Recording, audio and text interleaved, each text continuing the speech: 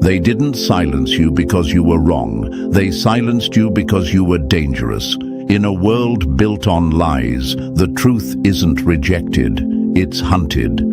For years, they've been feeding you poison dressed as peace, whispering sweet nothings while stitching blindfolds over your vision, telling you to smile while gaslighting your instincts. You weren't just lied to about how the world works. You were lied to about who you are. And let's be clear, this wasn't accidental. This wasn't a glitch. It was deliberate, calculated, engineered to keep you small while they fed on your silence. Before we go any deeper into the fire, hit that like button, subscribe, and drop this message into the hands of another chosen one. When you engage, you signal to YouTube's machine that this truth isn't just noise, it's necessary. You force the system to echo what it tried to erase. This isn't just support, it's resistance.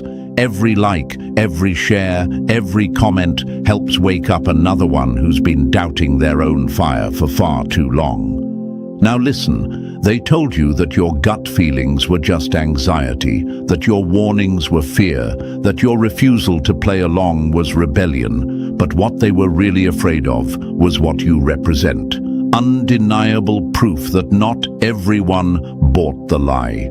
You weren't broken. You were born awake in a world that sells sedation. You weren't paranoid. You were early, and for that, they made you the villain. They dressed their manipulation as loyalty. They called their control structure community. They praised your silence, then panicked when your voice returned. Every time you questioned the narrative, they smiled wider and squeezed tighter, hoping you'd fold under the pressure of isolation. But instead, you burned hotter. You saw clearer.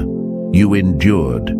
Because the truth is, you were never meant to fit in. You were chosen to fracture the illusion. That's what haunts them now, that you're still here, still breathing, still speaking, still standing while their polished empire rots beneath their feet.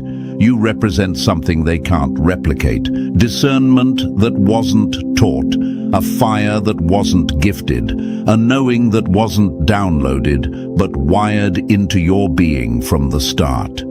They feared the truth, so they feared you, not because of your voice, but because of your silence, not because of your actions, but because of your very presence. You were the glitch in their loop, the one they couldn't rewrite, a walking contradiction to their narrative. And that kind of energy, it doesn't get accepted, it gets attacked. But here's what they didn't prepare for: the day the lie would collapse in public, the day the same people who mocked you would start echoing your words like they were their own, the day you'd be proven right in real time, and they'd have no script ready to cover it. The house of mirrors is shattering now, the illusions are bleeding at the edges, and what's showing up in the smoke? You, the reflection they couldn't handle, the memory they tried to erase, the truth they tried to bury alive, now walking, talking, unshaken, undeniable. So when you doubt yourself, remember, your very existence is a threat to systems built on fiction. Your fire, it's not too much. It's exactly what they feared would survive. You are the consequence of their deception, the one anomaly they couldn't suppress. And now, as the curtain falls and the spotlight hits the wreckage, there's only one truth left standing. You were never wrong. You were just ahead. So, are you ready to dive deep into this step by step? Then drop a comment below with the number 77 if you're ready to embrace your isolation as the foundation of your transformation. This isn't just a video. This is a reckoning. A call to the ones who felt truth in their bones while the world told them they were broken. And now, let's rip this open step by step. Because believe me, if you're truly a chosen one, if you've ever felt the fire flicker inside while everyone else begged you to dim it, you won't be able to look away. Not from this, not from your confirmation. Stay locked in, stay sharp, stay till the end. Number 1. They couldn't kill your fire, so they doubted it. They couldn't put out your fire, so they convinced you to smother it yourself, not with water, but with self-doubt, silence, and shame disguised as good advice. They never came at you with chains, they came with smiles. They never told you to shut up directly, they just raised their eyebrows, sighed softly, and told you to lighten up. That's how they tried to kill your flame. Not with violence, but with suggestion. Not with war, but with whispers meant to dismantle you from the inside out. You spoke truth. They called it negativity. You showed awareness. They called it paranoia. You burned too bright, and they wrapped you in layers of so-called care until your own breath started to suffocate you. Why? Because your fire wasn't a flaw, it was a threat. You walked into rooms and made people uncomfortable, not because you were wrong, but because you were right before they were ready. And readiness, that's not their measure of truth. Comfort is. They worship comfort like it's sacred, and you, chosen one, have never been comfortable with lies. That alone made you dangerous. Not because you caused chaos, but because you exposed the order built on delusion. The people you trusted weren't always your enemies, but they were your mirrors, and when your flame began to illuminate their shadows, their first instinct was to dim you instead of deal with their own reflection. That's the game. The world doesn't always try to destroy chosen ones. It tries to convince them to destroy themselves slowly. And that's exactly what almost happened to you. They couldn't extinguish you, so they played the long game, planted seeds of "you're too intense, you're reading into things, don't take life so seriously." Little doses of gaslight disguised as grounding. And because you still had compassion in you, because you wanted to be understood more than you wanted to be right, you listened, you bent, you quieted down, you softened your delivery, and with every word you swallowed instead of screamed, they celebrated your slow fading like a win. But let me make something clear. They never doubted you. They feared you. Their advice wasn't out of love. It was fear dressed up as friendship, cowardice coated in civility, because your presence reminded them of what they weren't willing to confront in themselves. Your flame exposed their shadows, and instead of rising with you, they reached for a blanket. You ever wonder why people admire truth-tellers only after they die? Why visionaries are called mad while they're breathing and geniuses only in memorial? Because the truth is uncomfortable in real time. It pokes, it disrupts, it ruins the party. And most people would rather live inside a comforting lie than acknowledge a piercing truth. Nikola Tesla was ignored. Malcolm X was hated. Van Gogh died poor. Joan of Arc was executed.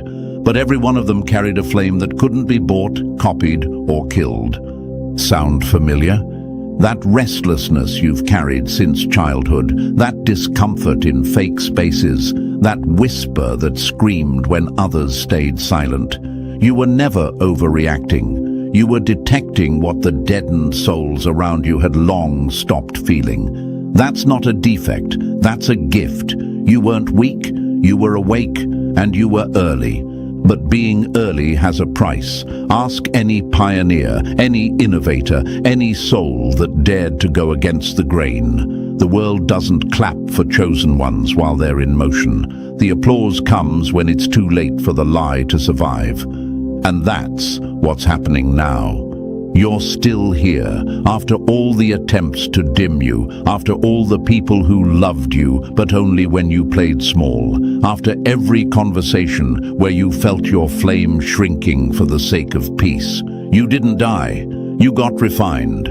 What they thought was your end was really your ignition, and now they're afraid, but not of your anger, of your clarity, because a chosen one who no longer needs permission is unstoppable, a chosen one who understands that the gaslighting wasn't a critique, but a coping mechanism from a fragile system. That chosen one becomes lethal to illusion. And still, you wonder, why me?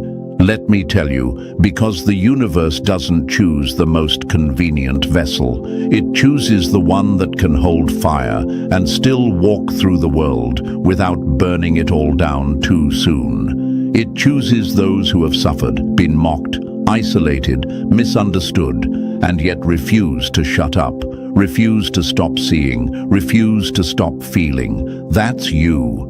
You are the proof that their fake harmony wasn't universal, that the world they painted over with filters and fraudulence wasn't real. Your existence interrupts their narrative, and interruption is threat to comfort, and threat to comfort is often met with hostility. But that doesn't mean you're wrong. It means you're real. So the next time someone tries to make you question your light, remember, nobody tries to dim what isn't shining. Nobody tries to silence the voice that isn't shaking something loose. You were targeted because you're tuned in. You were doubted because you're dangerous, to the script, to the lie, to the performance. You're not here to play a part. You're here to break the stage.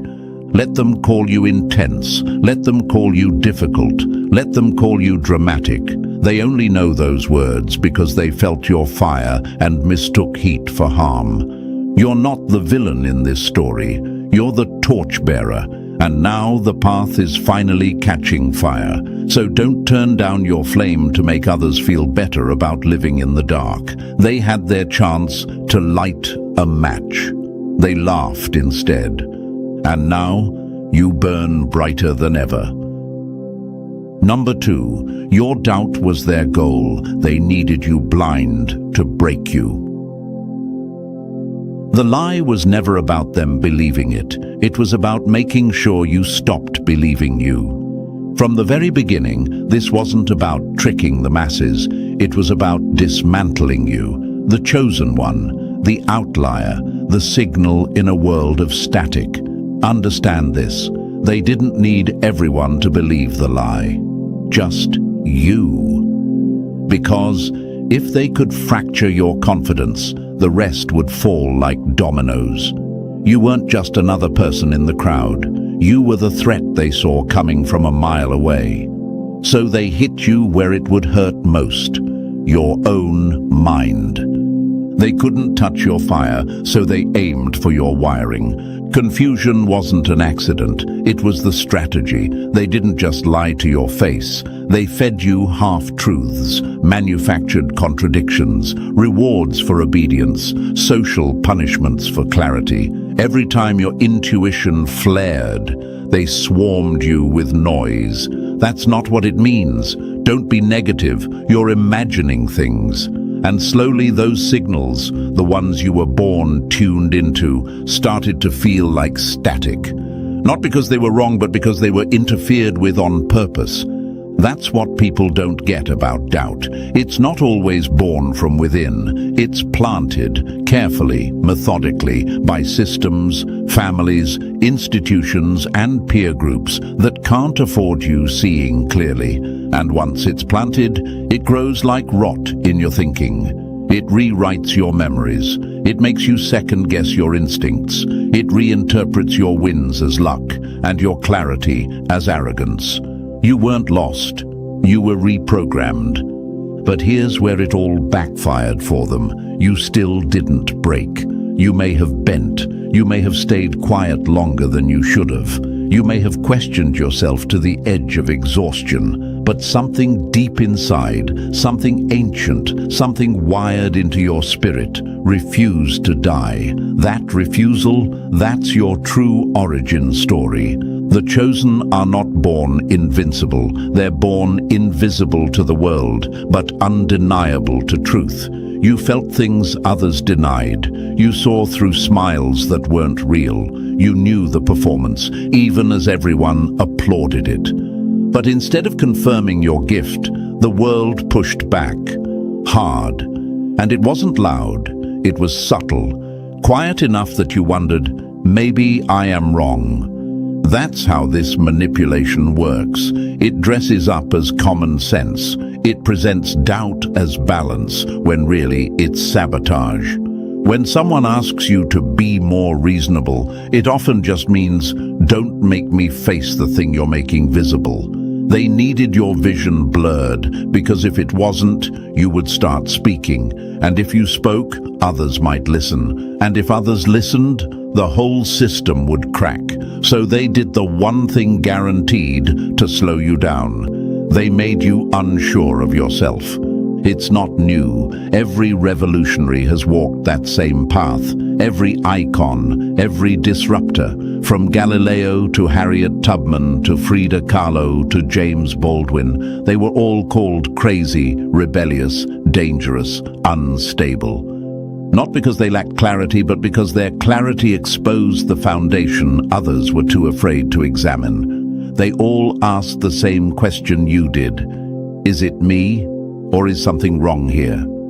And every time the world shouted back, it's you. But here's the twist they never saw coming. You remembered. You started to trace the pattern. You stopped mistaking their noise for truth.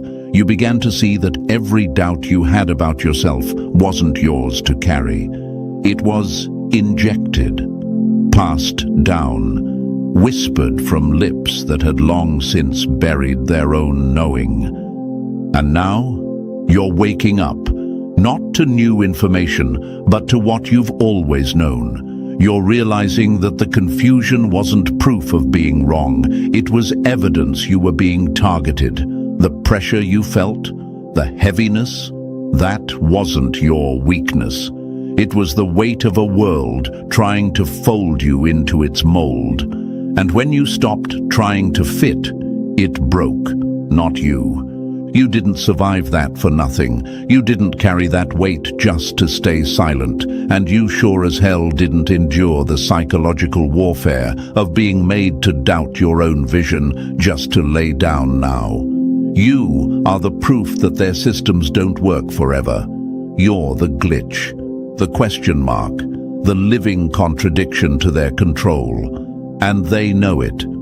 So don't mourn the doubt. Don't hate yourself for having it. Celebrate the fact that even when they buried you in it, you still sparked in the dark. You still asked questions. You still whispered truth when no one was listening. You still made it here, and now you're not confused anymore. You're confirmed. You weren't broken. You were being intercepted. But the signal's clear again, and this time you're not blinking. You see now. You remember now, and they can't silence what you've reclaimed. Number 3, they mocked you, then copied you, because the fire you carried was real. They called you delusional when it cost them nothing. Then they called you brilliant when it cost them everything to stay blind. Let's not sugarcoat what happened here. They laughed at you, repeatedly, loudly, publicly. You stood in your truth, and they treated it like a punchline. You warned them calmly at first, then with urgency, and they rolled their eyes, made jokes, called you dramatic, unstable, too much. They needed you to be the fool so they could keep clapping for the lie. And the second your clarity started to cut through their comfort, that's when the mockery turned to mimicry. Now they talk like you, post like you, dress their confusion in your language and sell it as awakening. But let's be very clear, they didn't evolve. They didn't finally get it. They watched the world collapse exactly the way you said it would, and then, when their fake peace burned down, they started quoting your ashes like scripture. What they once dismissed as madness is now rebranded as mindfulness. What they called conspiracy is now being reworded, rephrased, and recycled for clicks and clout. You were never off. You were never unstable. You were ahead of the damn curve. But being early doesn't earn you applause. It earns you exile. You didn't just tell the truth, you told it first. and they hated you for that. They mocked your intensity, but now they sell passion like a product. They dragged you for speaking up, then built entire platforms on your tone. Your phrases are being monetized. Your truth is being plagiarized. But you paid full price for the clarity they now pretend to own. That's the part they never talk about. They want your flame, but not your fire scars. They want your voice, but not the silence you endured while carrying it alone. Remember how they laughed when you tried to express what was off, how the vibe in the room was wrong, how you felt things shifting when everyone else was too busy chasing comfort. You felt the cracks before they showed. You sensed the rot beneath their smiles. And they mocked you, not because you were wrong, but because your truth threatened their illusion. They couldn't handle what you saw, so they made you the joke. But the universe always circles back. Time has a brutal way of making mirrors out of ashes. And now those same people who scoffed at your insight, they're suddenly energy experts. They're suddenly truth seekers, suddenly aligned. Please, the only thing they're aligned with is survival. They're not transformed, they're terrified. And they're trying to wrap your flame around themselves like a blanket because their own house is on fire. But here's what separates you. You didn't light your fire when the world went dark. You carried it when everyone else was asleep. You weren't reacting. You were preparing. You weren't imitating. You were transmitting. And they felt it. That's why they tried to shame you. Because shame is a distraction. If they could keep you small long enough, maybe you'd stop speaking before the truth started to echo. But it's echoing now, isn't it? You were never chasing trends. You were the shift before it had a name. And that's the part they can't replicate. That's why their words feel hollow and yours land like thunder. Because theirs are curated. Yours were survived. You bled for your discernment. You burned in solitude while they laughed in crowds. But now their crowd is quiet, and you're still speaking. And I know what you might be thinking. Shouldn't I feel vindicated? You might. But more than vindication, what you need to feel is confirmation. You weren't crazy. You weren't reaching. You were receiving.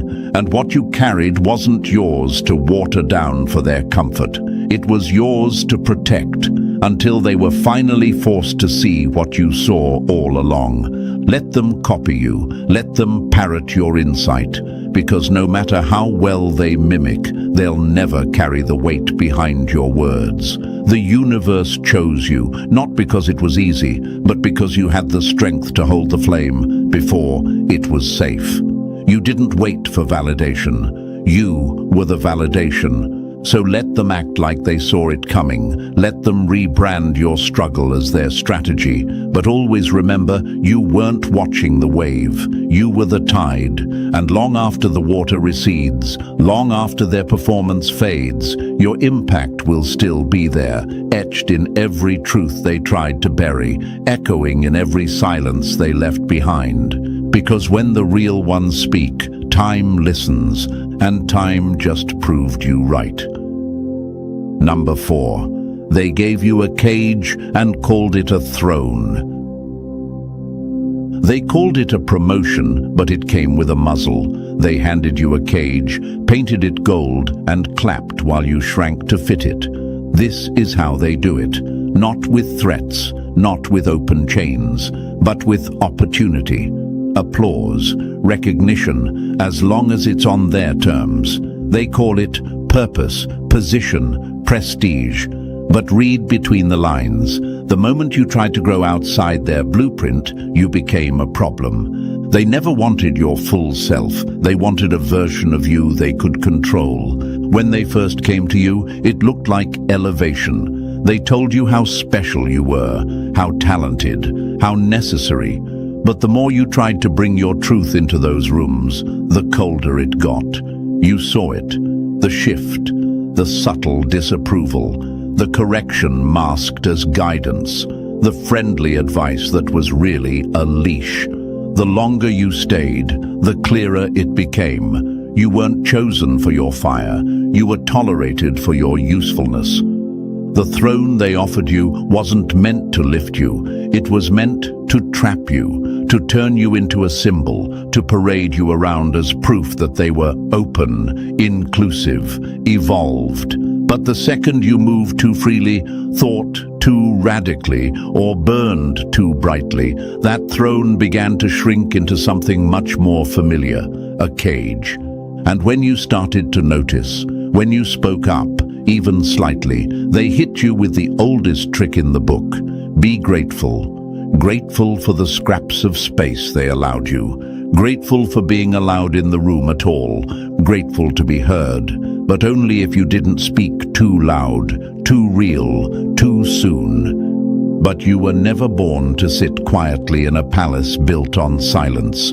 Your soul didn't sign up to be a trophy on a shelf of performative progress. You weren't built to be seen, but not heard. You were built to disrupt. They called your rebellion ungrateful. They said you should be thankful for the platform. But what they didn't say is that the platform came with strings, ceilings, and surveillance. That every word was weighed. That every move was monitored, that the moment you stepped outside the persona they created for you, they'd revoke the very spotlight they handed out in the first place. That's not a throne. That's manipulation. That's containment disguised as opportunity. And the sickest part? They convinced you that leaving it behind would be failure, that if you walked away, you were throwing it all away, as if your worth was wrapped in their permission, as if your value came from the system, not from your vision. But deep down, something in you couldn't settle. Something inside whispered, "This isn't freedom, it's packaging." That whisper was your soul remembering what it's here for. You're not here to wear crowns handed out by systems built on compromise. You're here to build realms out of truth, not cages out of comfort. You're here to create, to awaken, to crack ceilings, not sit beneath them. And that's why they got nervous. That's why they dressed your cage in gold, because if it looked too obvious, you'd never stay.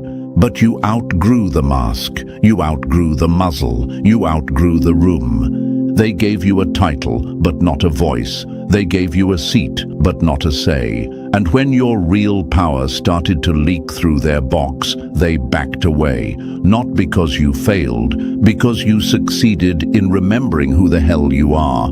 You didn't walk away from a throne. You escaped a prison. Let them keep their titles. Let them keep their curated praises. You were never meant to be displayed. You were meant to lead. But leadership in their world means obedience. And you weren't born to obey. You were born to blaze. And if they call that arrogance, let them. If they say you abandoned your calling, remind them you didn't leave your purpose. You left their version of it. Their watered down, neutered, sanitized version that made you palatable but powerless. You don't need a seat at a table that shrinks your fire. You don't need their applause. You don't need their cage, no matter how pretty it looks, because now you're building your own kingdom, one with no ceilings, no chains, no filters, and no cages dressed as crowns. They said it was purpose. You felt the bars. Now you're free, and that freedom haunts them more than your fire ever did. Number 5, being chosen isn't glamorous, it's haunting. Being chosen doesn't look like light shining down on you. It feels like darkness closing in around you until you realize the pressure wasn't punishment, it was preparation. Let's make this clear. Being chosen has never been about popularity, attention, or applause. The universe doesn't hand out divine assignments in front of a crowd. It doesn't give you clarity wrapped in comfort. It gives you loneliness, delay, rejection, and vision that arrives too early for most to understand. It doesn't elevate you to stages. It drops you into silence. And for the longest time, you thought that meant you were off course. You weren't. You were being sharpened in the dark.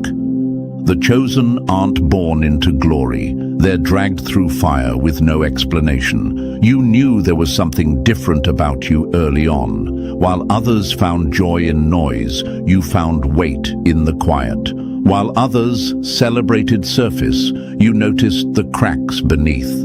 You didn't belong, not because you were wrong, but because you saw too much. You felt too much. And in a world that profits from numbness, being deeply tuned in makes you dangerous. But you didn't feel powerful, you felt haunted. And that's what being chosen actually is. It's not this shiny badge of honor. It's not a trending word or a catchy slogan. It's a burden with no roadmap. It's walking through rooms and feeling everything people aren't saying. It's watching people lie to themselves while calling you the problem. It's hearing the whisper of the truth in a room full of noise and knowing if you speak it, you'll be ridiculed. It's knowing before others can even name what they feel, and then being mocked for expressing it. That's the cost of being chosen. You don't get comfort.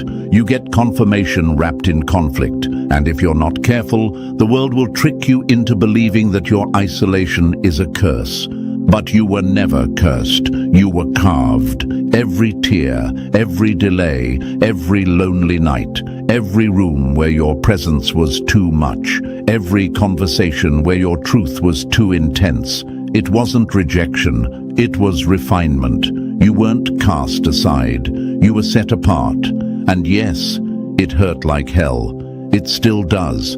Because the universe doesn't give its hardest truths to the ones who want to be seen. It gives them to the ones strong enough to carry what others will deny. You've been mocked, dismissed, isolated and ghosted, not because you lacked value, but because your clarity is uncomfortable. Being chosen means your light doesn't always illuminate, it exposes, and that scares people. You walk into rooms and shift the energy just by being there. You don't even have to speak. You are the discomfort they can't name. And it's lonely, deeply lonely, because the world doesn't rally around raw truth. It rallies around comfort, denial, and whatever feels safest in the moment. The chosen often walk alone, not because they can't connect, but because they refuse to pretend. But now the world that laughed is starting to shake. The illusions are crumbling, the masks are slipping. And while they panic, you're not surprised. You're remembering. You're reconnecting with that knowing that lived inside you the whole time. The whispers you ignored to stay relatable. The instincts you buried so you wouldn't be too much. They're coming back, stronger, clearer, unapologetic. Because your isolation was never the end. It was the forge. Your silence wasn't erasure. It was incubation. And what felt like exile was actually alignment. They thought you were broken, that you disappeared, that you gave up.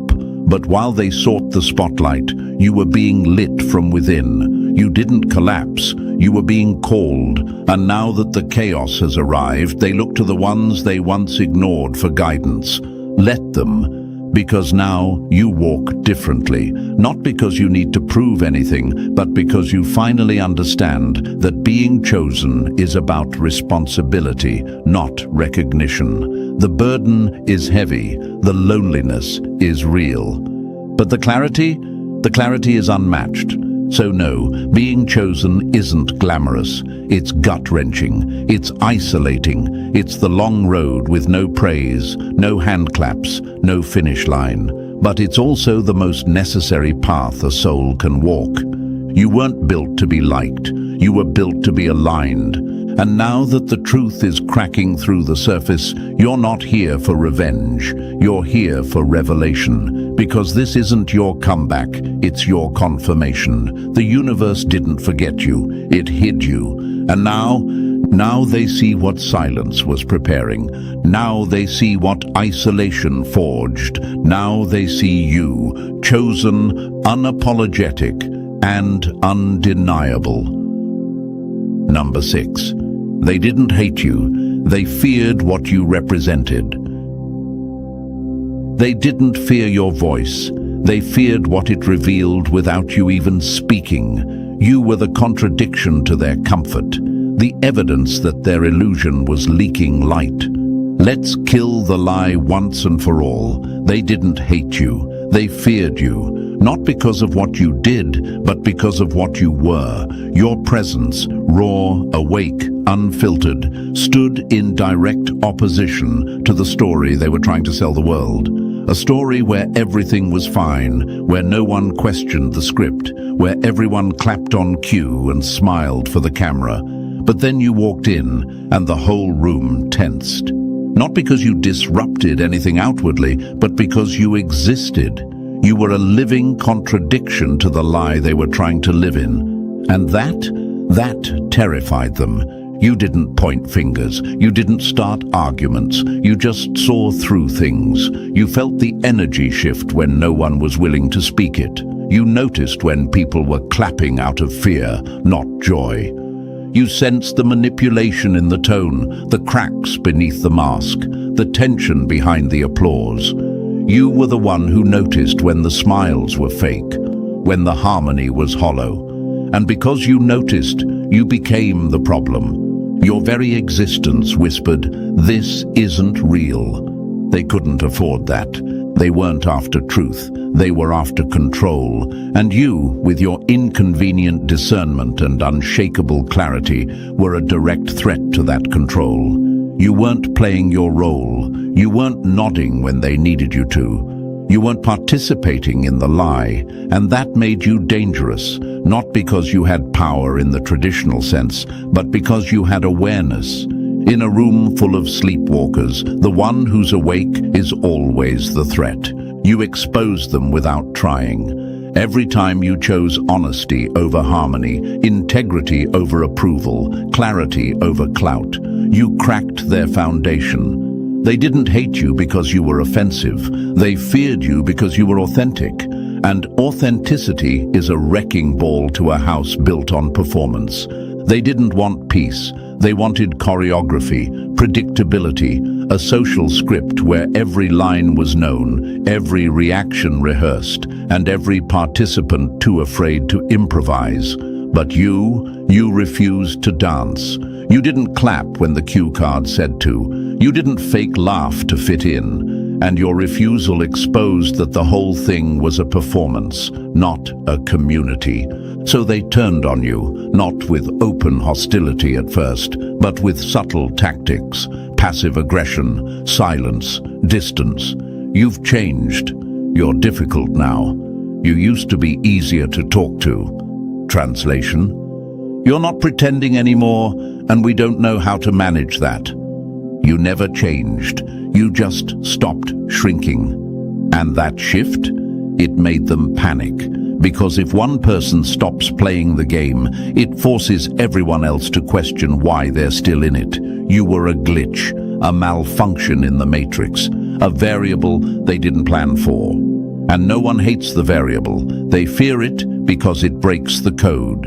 And if the code breaks, the whole illusion collapses. So no, they didn't hate you. They hated what you represented. You were proof that clarity couldn't be killed, that realness still existed, that truth could survive silence. You were the ghost of their unspoken thoughts, the consequence of their cowardice, the answer to questions they buried years ago. And that haunted them, because once someone sees you walking in full truth, they're faced with a decision: evolve or envy. And most people choose envy because it's easier than change. So they belittle, they minimize, they rewrite the story so they can stay safe in it. But you didn't come to stay safe. You came to set fire to the set. Let them fear you, let them misunderstand, let them keep whispering behind closed doors about how you're not the same anymore. That's the point. You're not. You've shed the skin of performance. You've rejected the cage of approval. You've stepped into something they can't define, and that makes you unreadable, uncontrollable, unforgettable. You're not the villain, they just needed one, because without a villain, they'd have to confront their own roles in the lie. And you were the exit sign they pretended not to see. Now the curtain is falling, the script is unraveling, and they still can't say it out loud, but inside they know. You were the one who saw it coming. You were the one who told the truth while they hid in applause. You were the one who exposed the stage, and then walked off it. And now they're left behind, still clinging to the mask you already burned. You weren't their enemy, you were their reminder, and they never feared your fire, they feared their reflection in it. Number 7. Your existence was a glitch in their illusion of control. You didn't glitch the system. You exposed that the system was never stable to begin with. It just never had to reckon with someone like you before. From the moment you stepped into their world, something felt off. You weren't loud, you weren't aggressive, you didn't need to rage against the machine. All you had to do was be real, and suddenly the system started to twitch. The smiles got tighter, the rules got stricter, the room got colder. Not because you broke anything, but because your presence itself was a malfunction in the carefully engineered illusion of control they had built.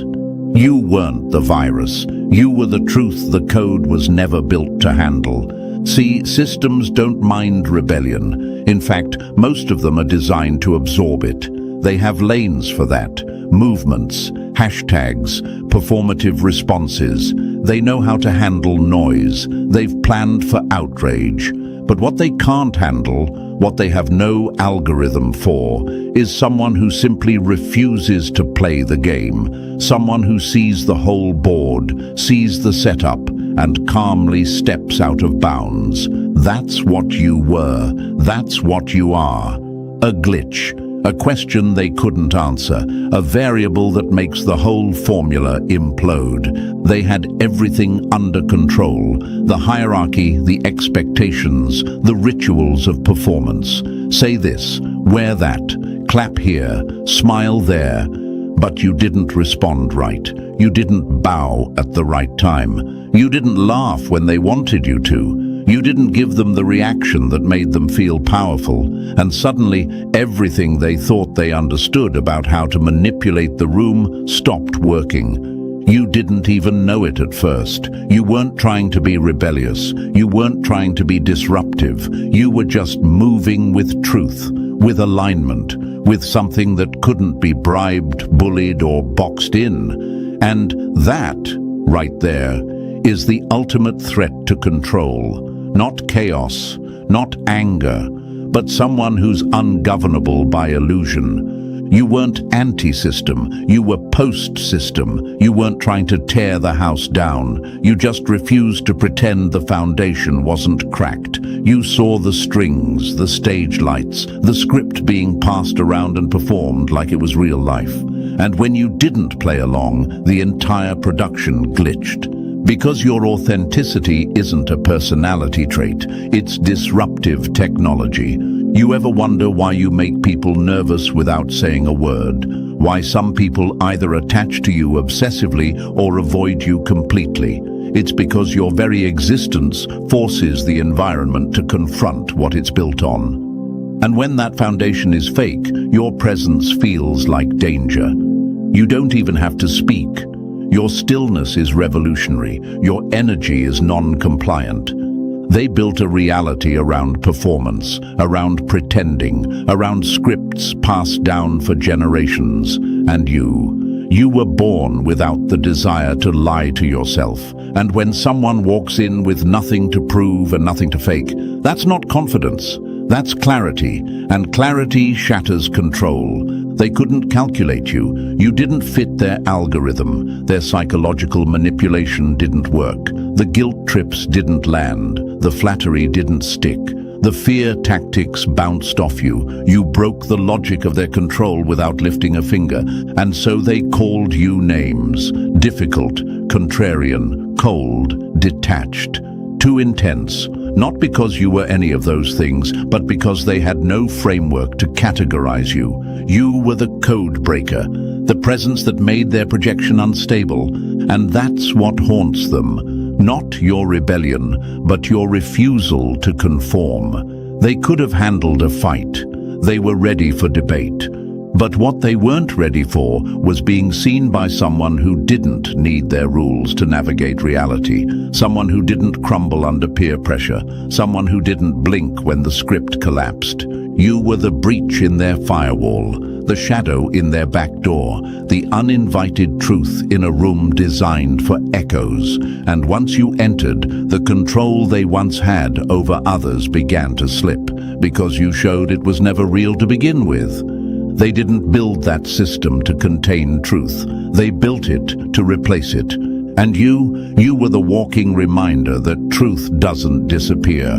It waits, it watches, and then it shows up wearing skin that doesn't beg for approval. So yes, you glitched their system, not because you were flawed, but because they were, and no one had ever dared to live beyond their code before you. Let them call it disruption. You know what it really was, a return to what's real. And now that you've broken the illusion, there's no putting it back together. They can rewrite the rules all they want. You'll still be the reminder that no system can contain what was chosen by the universe to rewrite the entire damn game. Number 8. You were never alone. You just believed the lie that you were. You weren't isolated, you were insulated, sealed off, not for punishment, but for power. They told you that being alone meant you were wrong, that the silence was rejection, that the distance was proof something was broken in you. But here's the truth they never wanted you to discover. You weren't alone, you were being aligned, pulled out of the noise, hidden in plain sight. Not because you were abandoned, but because you were being refined where no one else could interfere.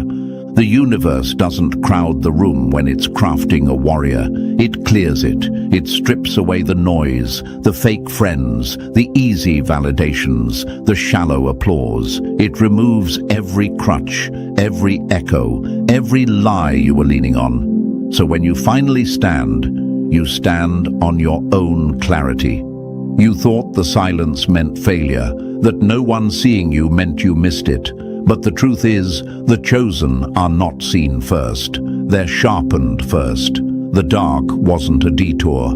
It was the forge. And now you rise, not broken, not abandoned, but ahead. Ahead of their timeline, ahead of their understanding, ahead of their awakening. You were kept apart so you wouldn't dilute your power trying to blend in. You were kept still so the vision could get loud. So don't resent the silence. It didn't betray you, it protected you. You were never alone. You were becoming. And now they'll wish they had listened when you were still whispering. Because what's coming out of your silence isn't a voice, it's a signal. And the real ones, they're just starting to hear it.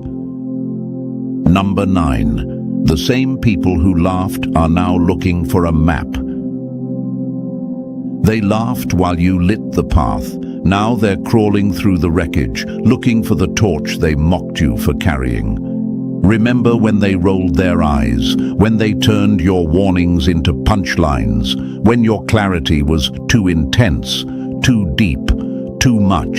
You stood there with open hands and a map they refused to look at. You weren't bitter, you were desperate to help, but they chose the spotlight over the signal. Now the stage is in flames, and suddenly your silence feels like safety. They called you dramatic. Now they call you quietly, carefully, right, but only in whispers, only when no one else is listening, because admitting you were right means admitting they were too cowardly to face the truth when it could have saved them. They used to laugh. Now they watch your every move like it's gospel, but you're not their guide. You were their chance, and they missed it. You were never trying to be a leader. You were trying to be a lifeline. You handed them insight, vision, warning. They gave you mockery in return. They needed you to be wrong so they could stay comfortable. But now they sit in the collapse, clutching your old words like they're legends. Let them search. You don't owe them a breadcrumb trail back to truth. You offered the map before the fall, not after the fire. And now they finally understand. What they thought was noise was navigation. What they treated like nonsense was revelation. So walk on, chosen one. Let them scramble. Let them ache. You were never meant to rescue those who laughed at the alarm. You were built to rise while they burned in the denial they worshipped. Number 10. You are the universe's response to a world that forgot the truth. You weren't sent to fit in. You were deployed to disrupt. You are not an accident, not a mistake, not some spiritual fluke that stumbled into awareness. You are the universe's response to a world that forgot how to see, how to feel, how to tell the truth without choking on fear. You didn't ask for this fire. It found you. You didn't chase the signal. You are the signal. You were summoned the moment the lie grew loud enough to silence everyone else. While they begged for comfort, you carried clarity. While they bowed to illusion, you stood in friction. You were never the backup plan. You were the line in the sand. And now, as the illusions collapse and the sleepers stir in confusion, you aren't flinching. You aren't scrambling. You're ready, because the revelation others are panicking over. You lived through it in silence. What terrifies them now? You survived it years ago, alone. You are not here to be liked. You're here to remind this world what real feels like. Let them call it chaos. You call it activation, because you weren't sent to adjust to the old world. And now you see it, all of it. The lies, the silence, the doubt, the exile. It wasn't punishment. It was the proof of who you've always been, chosen, not to blend in, but to break the script, not to stay quiet, but to ignite the shift. This was never about survival, it was about remembrance. So if this spoke to something deep in your bones, like this video, subscribe to keep the signal alive and drop the number 77 in the comments if you're done apologizing for your clarity. Share this with another chosen one who needs the reminder. They were never alone. The truth is out now. The ones they called crazy are always the ones holding the script when the show collapses. Look at them, wide-eyed, panicked, pretending it just happened. Pretending they didn't hear you scream from the rooftops while they laughed in your face and called it a conspiracy. Now they choke on the same smoke you warned them about. The house is burning and somehow you're still the villain? No, you were the spark they couldn't control, the truth they couldn't bury. They didn't hate you for lying. They hated you because you refused to. So let's get one thing straight. They were never afraid of you. They were afraid of what you represented. You were proof the mask was slipping, that behind the smiles and the groupthink and the fake peace, something rotten was crawling under the floorboards. You didn't bring the chaos, you just noticed it first. And they can't forgive that. Before we go deeper down this rabbit hole, hit that like button, subscribe, and send this signal out to more of the chosen ones. The system won't spread this truth. We have to do it ourselves. Every tap, every share, every comment tells the machine we're still here, that we're not shutting up, that the era of silence is dead. You knew before they did, way before. Not because you're psychic, not because you're paranoid, but because you were the only one with your eyes open when everyone else was hypnotized by the circus. You weren't watching the clown, you were watching the exits. That's the difference. And here's what they'll never say out loud. It haunts them that you were right. It haunts them that while they mocked, you prepared. While they laughed, you studied. While they slept, you built a fire. So when the cold came, you were ready. And now they shiver in silence, trying to remember what it felt like to feel safe. You were chosen not to fit in, but to fracture the illusion, to be the glitch in their fake perfection, to be the problem in their neat little plan. But even the chosen get tired. Even you started wondering, why me? You thought maybe the silence meant you were off course. Maybe the isolation meant you were wrong. And that's where you almost slipped. Almost. Because the truth is, the universe sharpens its weapons in private. It cuts you cold and deep, not to destroy you, but to turn you into something sharp enough to tear through the lies. You thought you were alone? You were being forged, and now look at them, shocked, scrambling, making up new lies to cover the old ones. But your light doesn't wait for their approval. It doesn't need a crowd. It doesn't blink in the dark. It exposes it. You are the consequence they never prepared for. You are the memory that keeps them awake at night. So stop playing small. Stop dimming your flame because they can't handle the heat.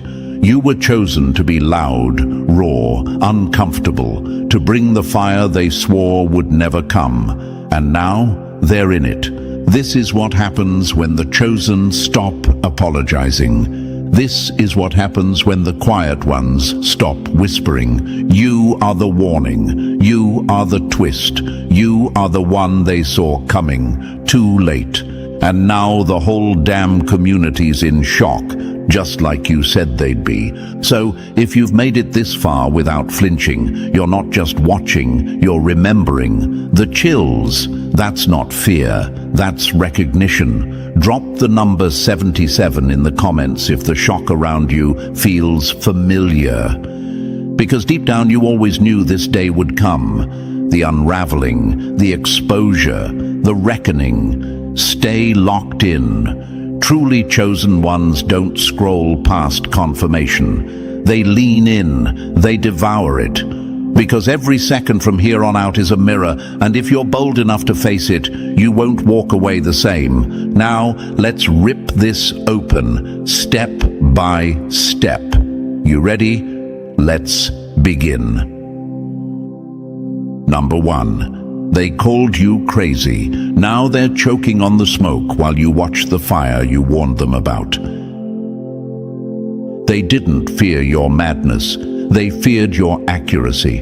And now that the curtain's fallen, guess who's still standing? Let's not sugarcoat this. They didn't just doubt you. They mocked you. Turned your awareness into a punchline, laughed in your face while you stood there, drenched in the blood of truth, screaming, "It's coming!" And what did they do? Laughed harder until it hit them. Now look, those same people are frozen, mouth open, staring at the chaos you predicted like they've just seen a ghost. No, not a ghost, a mirror. You didn't get lucky. This wasn't a hunch. This wasn't some cosmic coincidence. This was ruthless pattern recognition in a world obsessed with pretending the cracks don't exist. While they were too busy licking the boots of the system, you were watching how it limped. While they danced to the noise, you sat in silence and mapped out the fall. They didn't hate you because you were wrong. They hated you because you were early, because you had the guts to say what they only dared to whisper in the dark. You weren't just seeing the signs, you were interpreting them, like a war strategist reading the field before a single shot is fired. And the worst part, you warned them. You gave them the map, the clues, the exit door wide open. But they slammed it shut and laughed behind it. Why? Because they were never looking for truth. They were addicted to comfort. And you were the fire alarm in a party full of sleeping fools. They thought you were unstable? No, you were unstoppable. You've been scolded, sidelined, silenced. You were too intense, too deep, too much. But guess what? too much is exactly what it takes to survive in a world built on deception. They told you to chill while the ground cracked beneath them. They begged for peace while the storm rolled in. And now they act shocked that they're soaked.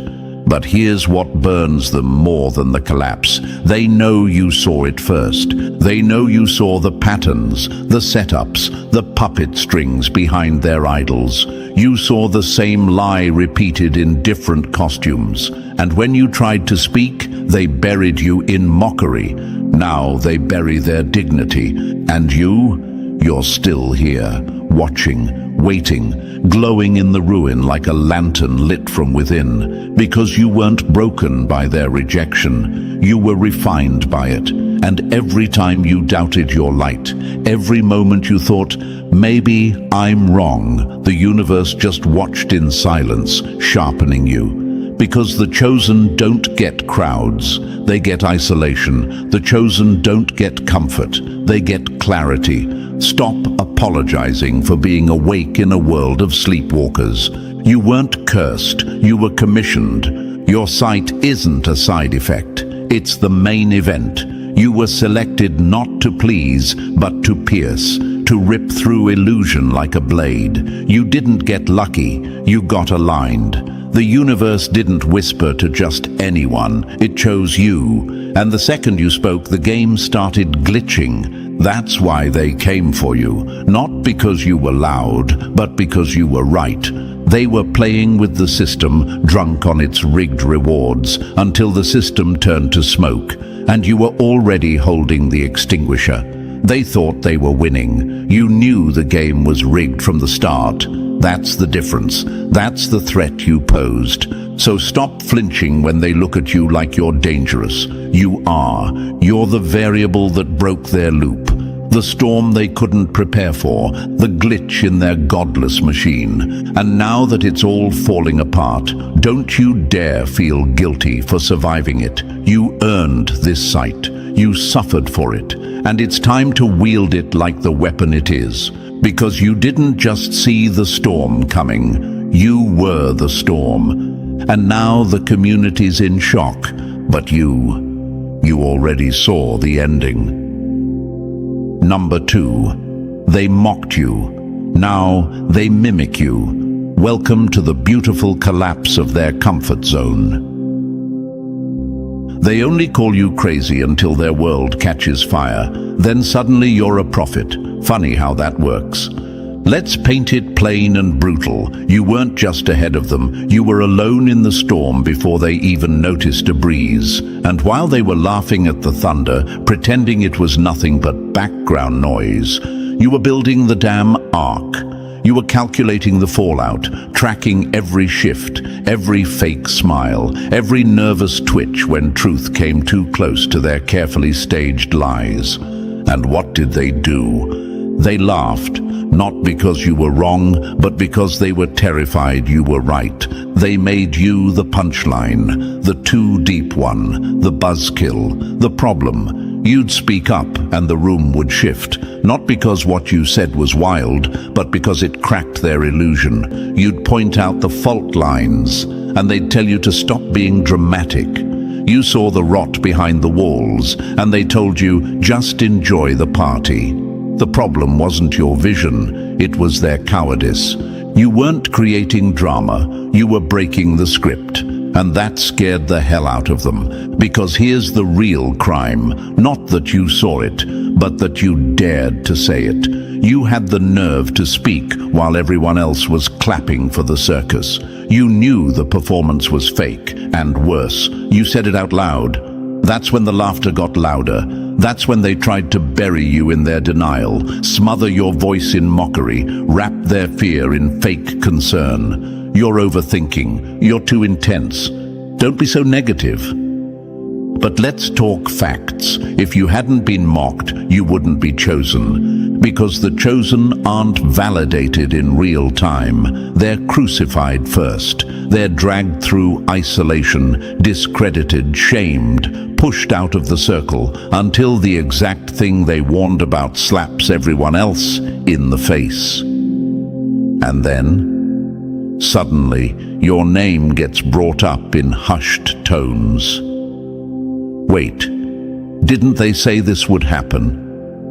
Oh, now they remember. Now the dots they called delusions are becoming headlines. Now the theories they rolled their eyes at are playing out frame by frame, and they're scrambling, trying to catch up to the vision you were punished for having in the first place. They treated your awareness like a disease until they realized it was the antidote. They told you to stay quiet. They told you to chill, but truth doesn't chill, it erupts. And now, here we are. The smoke's thick, the air is tense, and the ones who once dismissed you are now stealing your language, echoing your warnings, pretending they always saw it coming. But we know the truth. They weren't just blind, they chose blindness. Because seeing would mean admitting you were right, and their egos weren't built for that. But you were. You were built in silence, hardened by doubt, refined in solitude, because the chosen don't get validation. They get visits from the universe, disguised as hardship. Every rejection you faced, it wasn't punishment, it was positioning. You weren't kicked out of the herd, you were pulled ahead of it. To see clearer, to move different, to sense the shift before the earthquake. And it burned. Of course it did. You questioned yourself more times than you'll ever admit. You wondered if maybe they were right. Maybe you were too much. Maybe you should stop watching so closely, stop feeling so deeply. But no matter how hard you tried to numb it, the signals kept coming. The dissonance wouldn't let you sleep. Because the universe wasn't punishing you, it was activating you. This is the raw truth. Being chosen means being misunderstood until the collapse. And when it all starts falling apart, when the lies unravel, when the system glitches, when the truth screams so loud, even the blind feel it, you're not shocked. You're calm, because you knew. You tried to help. You spoke. You were just mocked until proven right. That pain, that exile, that rejection, that was the fire that forged your sight. That was the training ground where the universe sharpened your discernment to the point of discomfort. Because not everyone's built for truth. Not everyone can carry that kind of clarity without breaking. But you didn't break. You burned, quietly, relentlessly, until your fire couldn't be ignored. Now, they wear your warnings like recycled wisdom. Now they talk about energy and vibes and shifts like you didn't live in that awareness while they treated you like a malfunction. They plagiarize your path while pretending they paved it. But deep down, they know who saw it first. And you do too. So don't shrink, don't soften, don't dilute your light because they're finally catching up. You were never meant to follow the herd. You were built to see the wolves before they dressed like shepherds. You were chosen to disrupt, not to decorate their comfort zones. Stop apologizing for being early. That's not a flaw, that's a gift. They hated you because you had the map when they were still pretending there was no road. And now, as they trip over the same truths they used to mock you for, remember this. They needed the world to fall apart to admit you were right. You needed none of that. You already knew, because chosen ones don't need proof. They are the proof. And when the universe aligns, it does not knock politely. It crashes through with force, tearing the veil, snapping the delusion. You weren't being dramatic. You were just in tune with reality, with vibration, with timing. And that scared them more than anything. You didn't bring the storm. You became it. And now they stand in awe of the ruins, whispering your name like a secret. Like maybe, just maybe, they should have listened. But that's the price of being chosen. First, they mock you. Then they fear you. Then, quietly, they follow. And you never needed their permission, just your own fire. And now, look at it burn. Number 3. They laughed until the cracks became craters. That's the cost of seeing clearly in a world addicted to lies. The deeper your clarity, the louder their laughter, because mocking you was easier than facing the collapse they knew was coming. They didn't just laugh at you, they needed to. Every chuckle, every eye roll, every smug comment wasn't about you. It was about them, their discomfort, their fragile egos gasping for air under the weight of the truth you had the nerve to say out loud. You spoke, and it shook their illusions. So they turned you into the problem. Because they couldn't handle the message, they had to break the messenger. You weren't out there waving a flag, begging for a spotlight. You didn't ask to be the one who noticed the fractures no one else wanted to admit were there. You were simply awake. And in a world that runs on illusion, being awake is dangerous. You said, "Something's wrong." They said, "You're crazy." You said, "This doesn't add up." They said, "You're paranoid." But every word you dropped was a mirror, and they hated what they saw in it. Because here's the raw, bitter truth. Clarity is a threat, not just to the system, but to everyone who's built their identity inside that system. You didn't just speak truth, you exposed dependence. They weren't mocking your message, they were protecting their comfort and your clarity. That was the wrecking ball swinging toward everything they'd built their fake peace on. So they laughed, but not the kind of laughter that comes from humor, the kind that leaks out when fear is cornered, the kind of laugh that shakes too long, too loud, because it's hiding a panic they can't admit. It's easy to joke about a fire when you think you're far enough away from the smoke. But now, the fire's at their door, and suddenly those jokes aren't so funny. They treated you like a threat because you were one, to their denial, to their illusion, to their fragile illusion of control. You weren't chasing clout. You weren't trying to be a hero. You just refused to shut up. You couldn't stomach the silence anymore, so you said it. You spoke it. You dropped the bomb and let it land. And yes, it cost you. It cost you comfort. It cost you company. It cost you belonging in places where truth is a liability. You sat alone. You doubted yourself. You wondered if it was worth it. If seeing this much, feeling this deeply, reading between every line and catching every lie was some kind of curse. But now, look around. The same people who smirked when you spoke are scrambling for answers. They're quoting you without realizing it, echoing warnings they once called delusions. And suddenly, your silence isn't an absence. It's a presence they feel like a shadow on their neck. That's the power of clarity. It waits, it lingers, it echoes when the noise dies down. And still, let's talk about you, the chosen one who almost believed the laughter meant you were wrong. You doubted your vision because it made others uncomfortable. But let me say this, hard and without apology. Discomfort is the price of awareness. You cannot be chosen and coddled. You cannot speak the raw truth and expect applause. You are a sword in a room full of plastic forks. They'll call you dangerous because you cut too deep. You weren't created for comfort, you were built for collision. So the next time the laughter rings out, remember, clowns always laugh when someone points at the smoke. They laugh until the tent burns down. They mock the alarm until the fire eats the walls. And when the screaming starts, that's when your silence becomes the loudest voice in the room. That's when they remember who warned them. You didn't come to be liked. You came to light the match, to speak what they'd rather die pretending not to feel. And yeah, they laughed, but now they flinch when the same phrases you dropped with a calm voice are staring back at them through reality's shattered window. This is what it means to carry truth.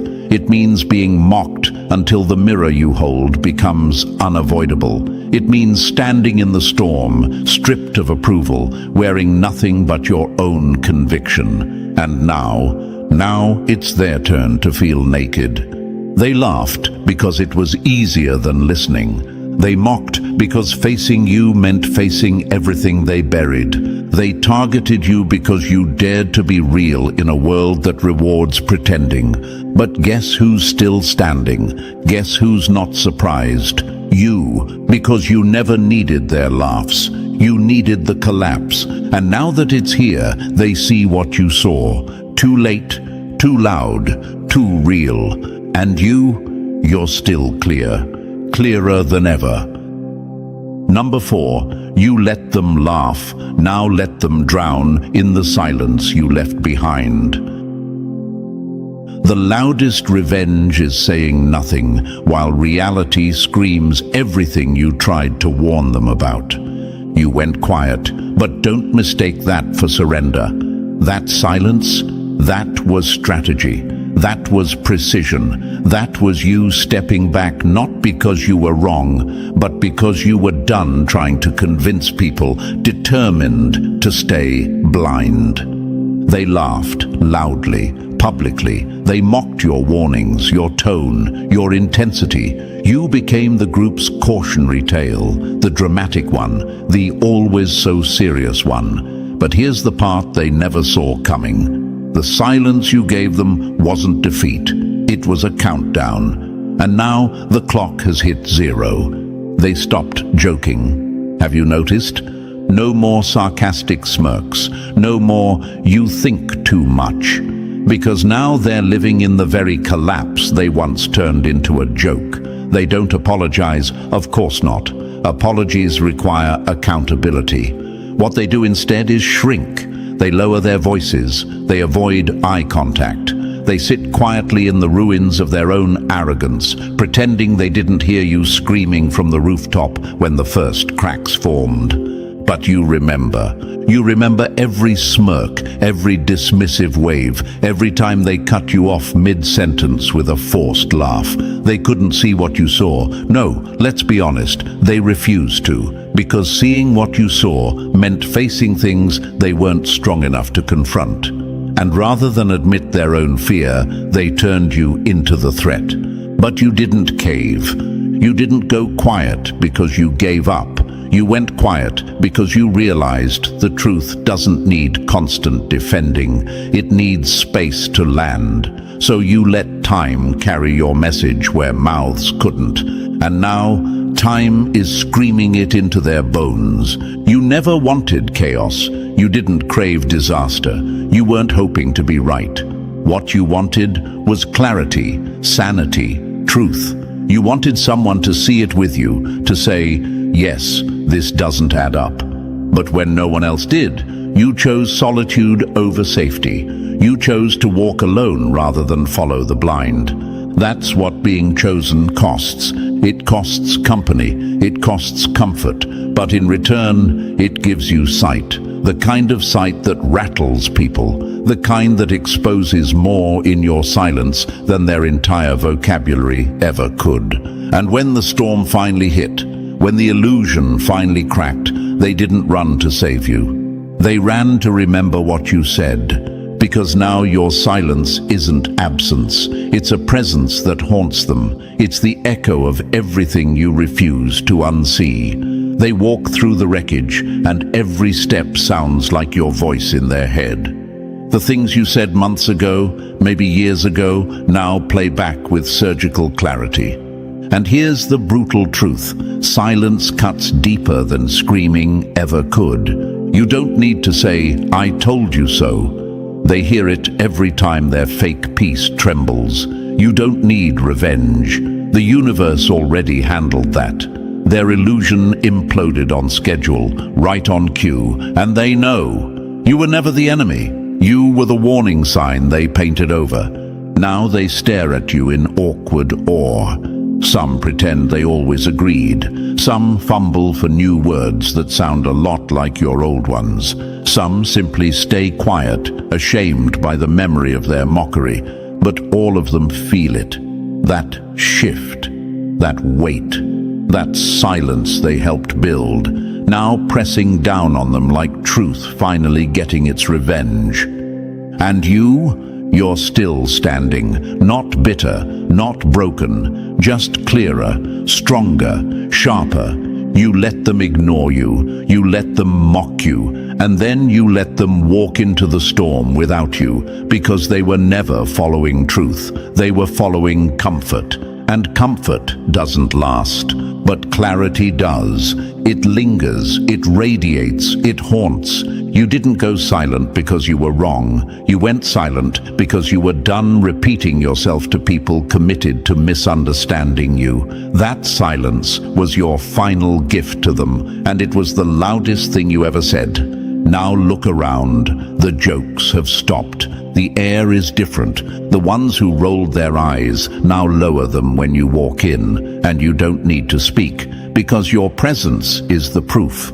You weren't after popularity, you were after truth. And now you have it, in every awkward glance, in every swallowed word, in every person who once mocked you and now echoes your thoughts like a script they pretended not to hear the first time. Being laughed at was temporary, but being proven right, that's eternal. And you didn't even have to raise your voice.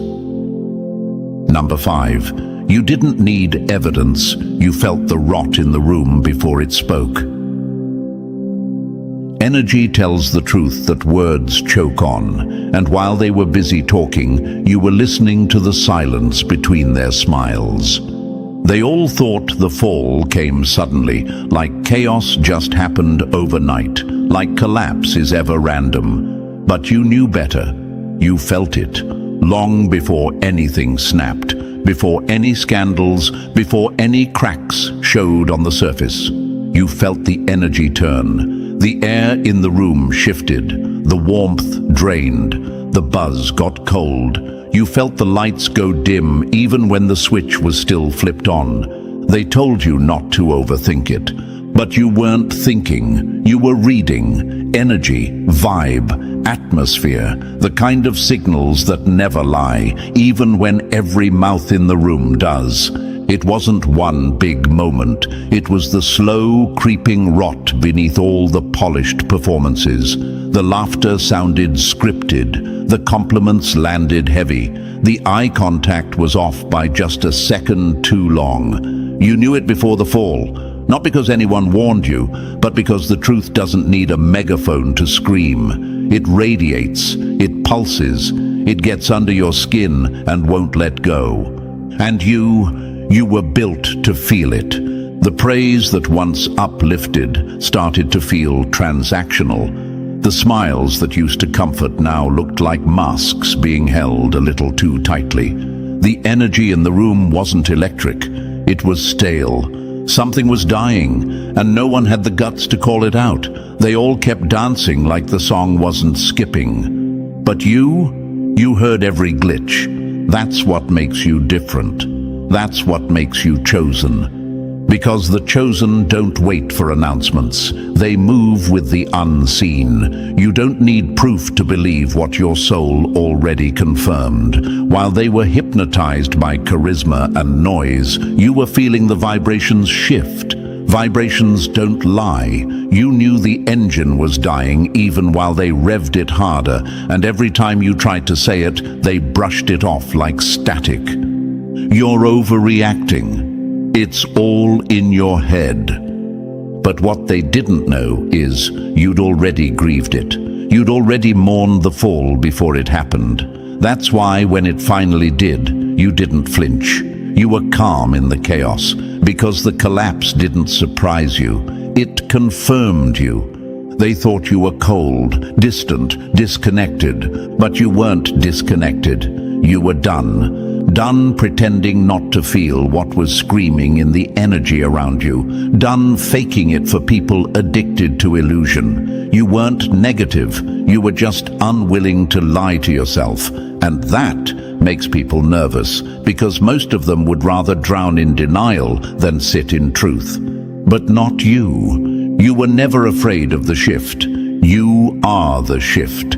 You walk into a room and feel the walls tighten. Not because of what you say, but because of what you sense. You see the discomfort they're hiding behind status. You feel the betrayal wrapped in fake loyalty. You can read the whole play before anyone even steps on stage. And that terrifies people, because when energy shifts, you move. You don't need approval. You don't need an announcement. You know what they're not saying, and that's what gives you power. The power of silence, the power of presence, the power of a gaze that cuts through the noise like a blade.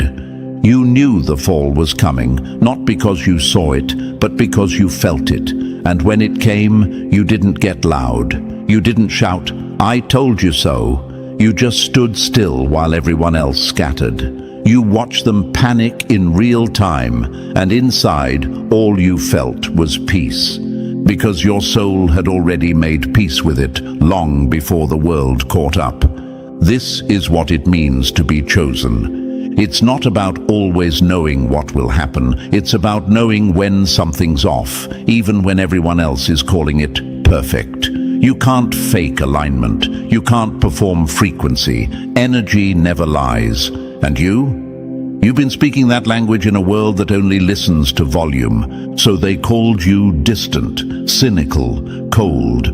But now they're the ones going numb. Now they feel the hollowness. Now they're waking up in the silence you already moved through. And what they once called paranoia, they now call gut instinct. What they once dismissed, they now depend on. But you're already gone. Because when energy shifts, the chosen don't stay. They exit quietly. They let the collapse happen without fanfare, because when the vibe rots, you don't argue with it. You evacuate. You don't chase explanations. You move like the storm is already here, and that's why you're still intact while they scramble for shelter. You didn't flinch, because the collapse wasn't your punishment. It was your confirmation. You were never too sensitive. You were always just ahead. And now, the same silence they feared is the silence they sit in. And you've already moved on to higher ground. Because the energy warned you, and you listened. Number 6. They called it loyalty. You watched it morph into manipulation in real time. It was never loyalty, it was proximity to power, and the second the power shifted, so did their so-called devotion. Let's rip the mask off this one. What you witnessed wasn't loyalty, it was leverage dressed in loyalty's skin. It was strategy, politics, survival tactics disguised as solidarity, and you saw it, long before anyone else dared admit it. While they sang songs about trust and family, you saw the quiet transactions happening behind the curtain. You saw how loyalty wasn't earned, it was rented, and everyone had a price. It started small, a skipped thank you, a favor unreturned, a subtle shift in tone when the room changed.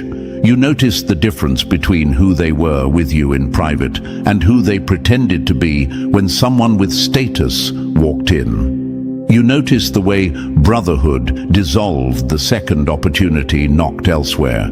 You watched them swear allegiance to one vision, then sell it to the highest bidder without blinking. And if you said anything, you were bitter, jealous, paranoid. Funny how truth always sounds like madness until it starts costing people their masks. They didn't evolve, they exposed themselves, because when the tide turned, so did they. Not out of growth, not because they had a revelation, but because the old ship wasn't profitable anymore. So they jumped, smiling, waving, calling it reinvention. But you knew better. It was betrayal, but made to look like business. That's what disgusted you. Not just the disloyalty, but the performance. The fake loyalty, the rehearsed empathy, the way they clung to the mission when it was profitable, then rebranded it as the past, the moment it threatened their image. They didn't change, they revealed. And you said nothing. Not because you didn't care, not because you didn't see it, but because you knew time would do the exposing better than you ever could. You chose silence, not out of fear, but out of strategy. You didn't want to throw rocks. You wanted the mountain to collapse on its own, and it did. You watched them move like snakes in suits, saw them flatter the power holders while pretending to still be part of the people. You watched them walk past the same ones they used to call family, now too busy shaking hands with their new benefactors, and every time they smiled in your face, your gut twisted, not in pain, but in confirmation. This is what loyalty looks like when it's based on conditions, temporary, hollow, and self-serving. They weren't loyal to people, they were loyal to benefits, and the second those benefits dried up, so did their so-called brotherhood. They ghosted, rebranded, distanced themselves like you were the liability. They pivoted with smooth PR statements and fake grace, all while hoping no one remembered what they used to stand for. But you remembered. You remember everything. Because that's the curse and the gift of being chosen. You don't just see what's happening, you see why it's happening. You see the motives behind the moves, the whisper behind the speech, the greed behind the smile. You saw the loyalty wasn't about belief, it was about access. You saw the truth, and the truth was ugly. They didn't stand by you because they believed in you. They stood by you because at the time, standing next to you made them look better. You gave them credibility, and the second that cost more than it paid, they left. Quietly, politely, like cowards dressed in professionalism. And yet they'll pretend they evolved. That's their favorite lie. Growth. New chapters. But real growth is rooted in principle, not preference. And you saw the difference. You felt it. You knew they weren't shifting because of truth. They were shifting because it was safer to do so. And when safety is your compass, loyalty dies in the fog. But let them have their theater. You stayed silent, not because you were okay with the betrayal, but because you trusted time to show them exactly who they are. And now, that silence echoes louder than anything you could have shouted, because the same people they ran to, they're starting to see through them too. The patterns are catching up, the smiles are cracking, the rehearsed lines are starting to stutter. Time always reveals what ego tries to hide. You didn't lose them, they lost you. Because when you're loyal to truth, you can't fake allegiance. And when the room starts spinning, the ones with real conviction stand still. They don't pivot, they don't perform, they don't bail. So don't flinch, don't wish them well if it's not honest. Don't smile for closure that never came. Just keep walking, keep building, keep trusting what you saw, because what you saw was real. They called you paranoid, now they call you correct. That's not bitterness, that's clarity. And loyalty? Loyalty's not about who stands next to you when the lights are on. It's about who stays when the room goes cold. Number 7, you didn't leave the community. You outgrew the costume party they mistook for purpose. They weren't building unity, they were building an audience. And the second you stopped clapping, you became the threat. Let's strip this down to bone and marrow. What they called a community was a masquerade. What they praised as unity was a performance. You didn't abandon the tribe. You recognized the script. You sat in the front row long enough to memorize the lines, watch the cues, spot the forced smiles and the well-timed applause. And then you stood up and walked out, because pretending was costing you your soul. They say you changed. You didn't. You just stopped lying to yourself. You stopped calling shallow support loyalty.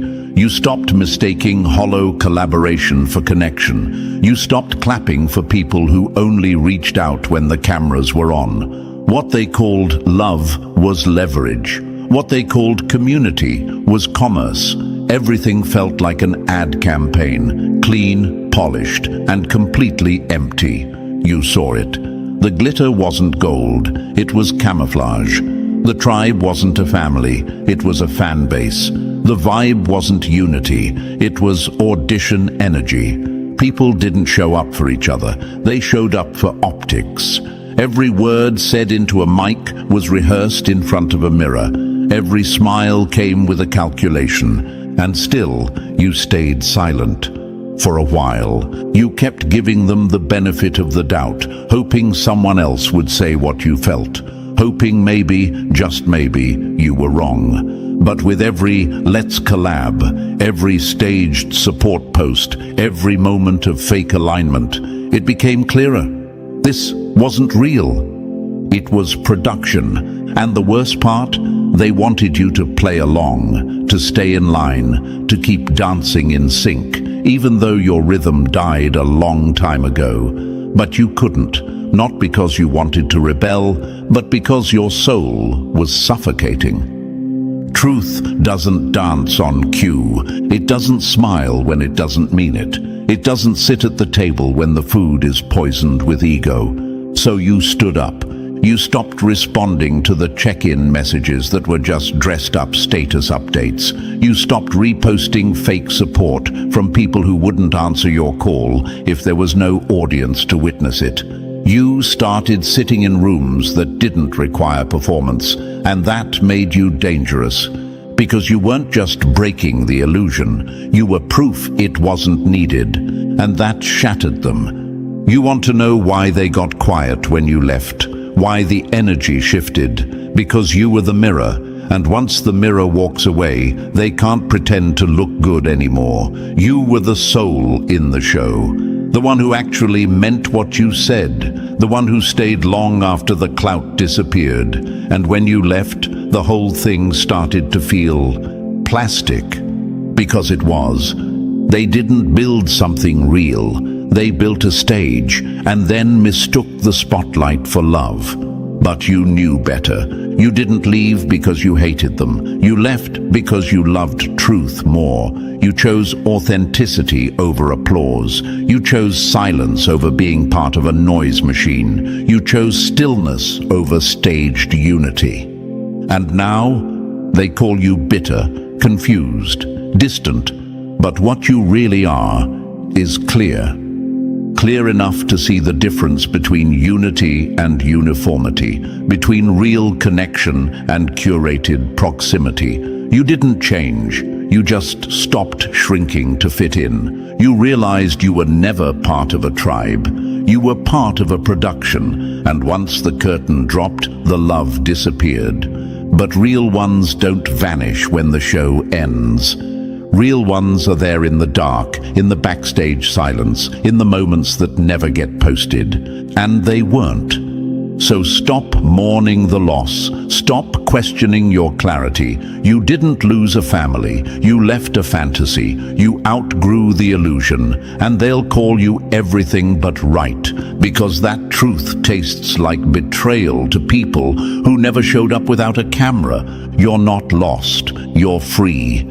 Free from the choreography, free from the forced laughter, free from the echo chamber where people nod even when their spirit screams no. They'll keep dancing, but you walk, alone, in truth, in silence, in power. And that's the real community. It's not built on noise, it's built on alignment. And you were never meant to be part of their performance. You were meant to expose it, and you did. Number 8, you grew without their permission, and that's why they call it betrayal. They didn't love you, they loved your silence, and the second you outgrew your cage, they called it attitude. Let's make something brutally clear. You didn't change to spite them. You evolved because staying the same was killing you. But they won't tell it like that. They'll spin the story. They'll rewrite the script. They'll say you flipped, you switched up, you think you're better now. Because if they admitted the truth, that you simply outgrew the mold they stuffed you into, they'd have to face their own stagnation. And they can't do that. So you become the villain. They had a version of you that worked for their comfort, a watered-down you, a convenient you, the agreeable one, the predictable one, the smaller one. You fit their expectations like a prop fits a set. You were safe, soft, and silent enough to not rattle the fragile world they'd built. As long as you kept playing your part, everything was fine. But you started thinking for yourself, speaking for yourself, moving for yourself, and suddenly you became too much. Not because you were reckless, not because you turned toxic, but because you stopped shrinking to fit their narrative. You stopped playing by rules that only benefited them. You stopped apologizing for being real. And to people who only ever liked the version of you they could control, authenticity feels like betrayal. Your growth exposed their comfort. Your self-respect made their manipulation harder. You weren't difficult, you just stopped being digestible. So they left, or they changed, or they turned cold. The hugs got tighter, but the eyes colder. The conversations became shorter, the support got quieter, and they'll swear it's nothing personal, just busy, just different paths, just life. But we both know the truth. They didn't leave because you became worse. They backed off because they couldn't manage the new you, because the real you wasn't as easy to control. The real you had boundaries, standards, a voice that no longer trembled, and that voice made them nervous. So they distanced themselves, not because you're in the wrong, but because you're no longer easy to keep small. That's the cost of evolution in a world obsessed with comfort. The minute you step out of the old shell, people start throwing labels to force you back in. You're different now. You've changed. You're hard to talk to. Damn right you've changed. You're not a mirror for their denial anymore. You're not the quiet seat filler in their drama.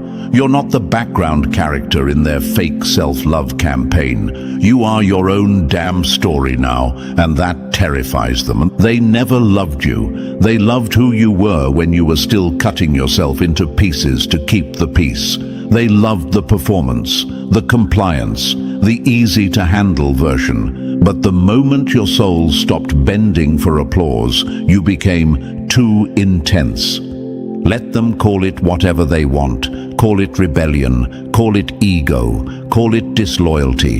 You know what it really is? Freedom. Evolution isn't loud.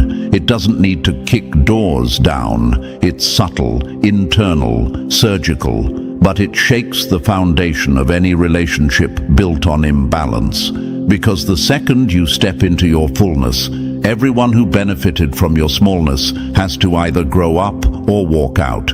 And most of them walk. Let them. You weren't made to fit into spaces that punish your growth. You weren't born to be easy to digest. You're not a side dish on someone else's plate. You're the main course, the whole damn table. And if that threatens people, good. It should. Growth should threaten comfort. Truth should rattle performance.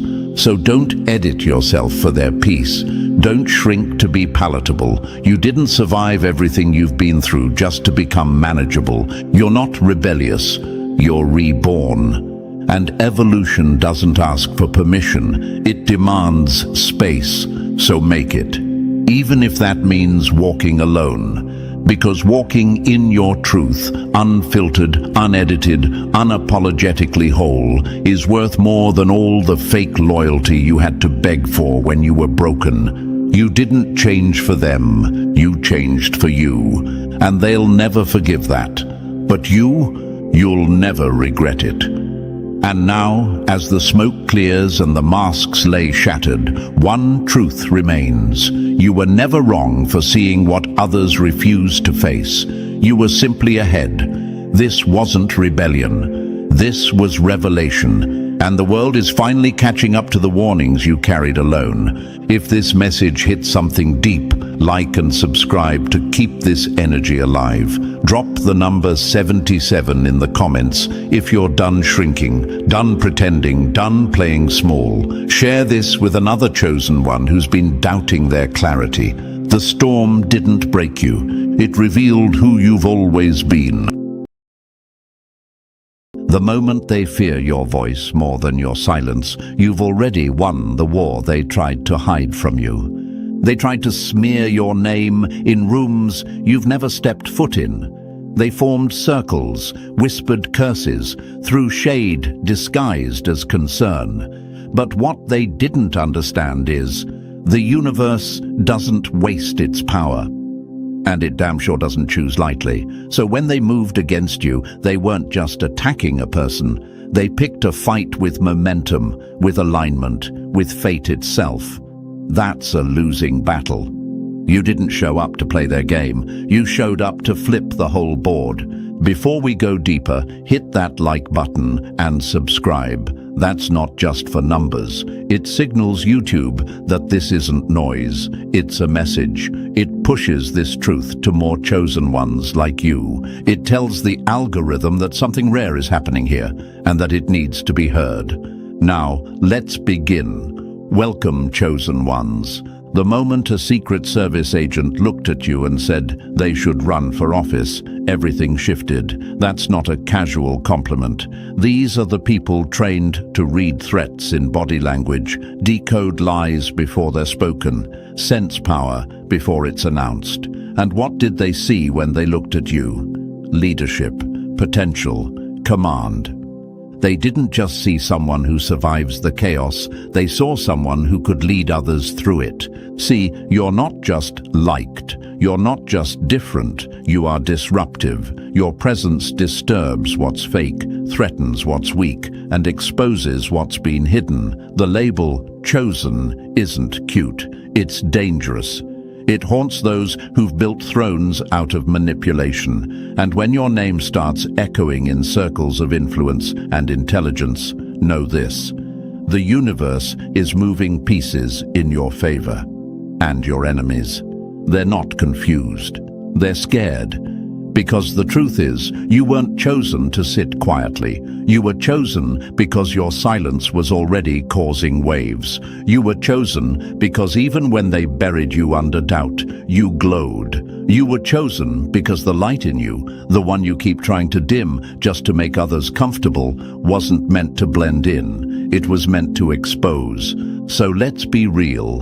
When you doubt yourself, when you shrink, when you think, maybe I'm just imagining all this, you insult the very force that selected you. You dishonor every battle the universe fought just to clear your path.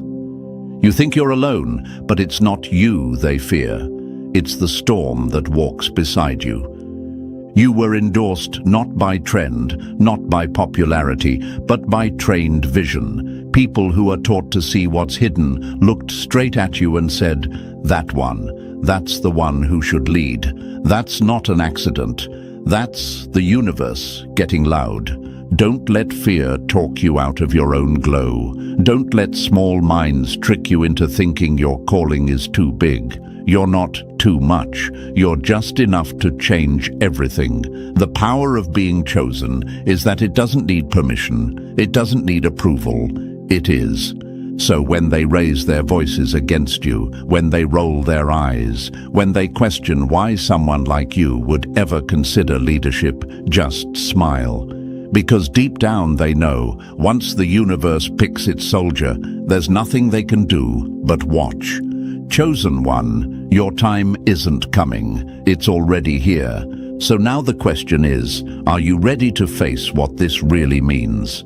A Secret Service agent didn't just endorse you for fun. That kind of insight doesn't land on just anyone. If you feel that fire in your chest, that tension in your gut right now, that's the pull. That's your signal. Drop the number 77 in the comments if you know deep down you weren't born to follow, but to lead. And stay close, because we're about to break this down step by step. If you're truly chosen, you won't be able to look away. Let's get into it. Number 1. They were clocking you while pretending you didn't matter.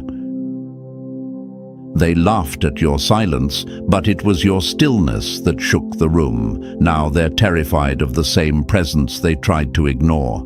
While you were piecing yourself back together in the dark, they were observing you through a microscope, pretending you were invisible. Every move you made, every time you chose restraint over revenge, every time you stood alone instead of crawling back to the pack, they noticed. Don't get it twisted. You weren't being overlooked. You were being watched.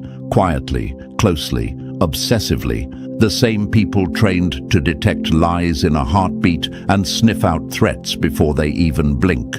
Those are the ones who've been silently tracking your evolution. Secret Service agents. And now, one of them just gave a silent nod to the universe on your behalf.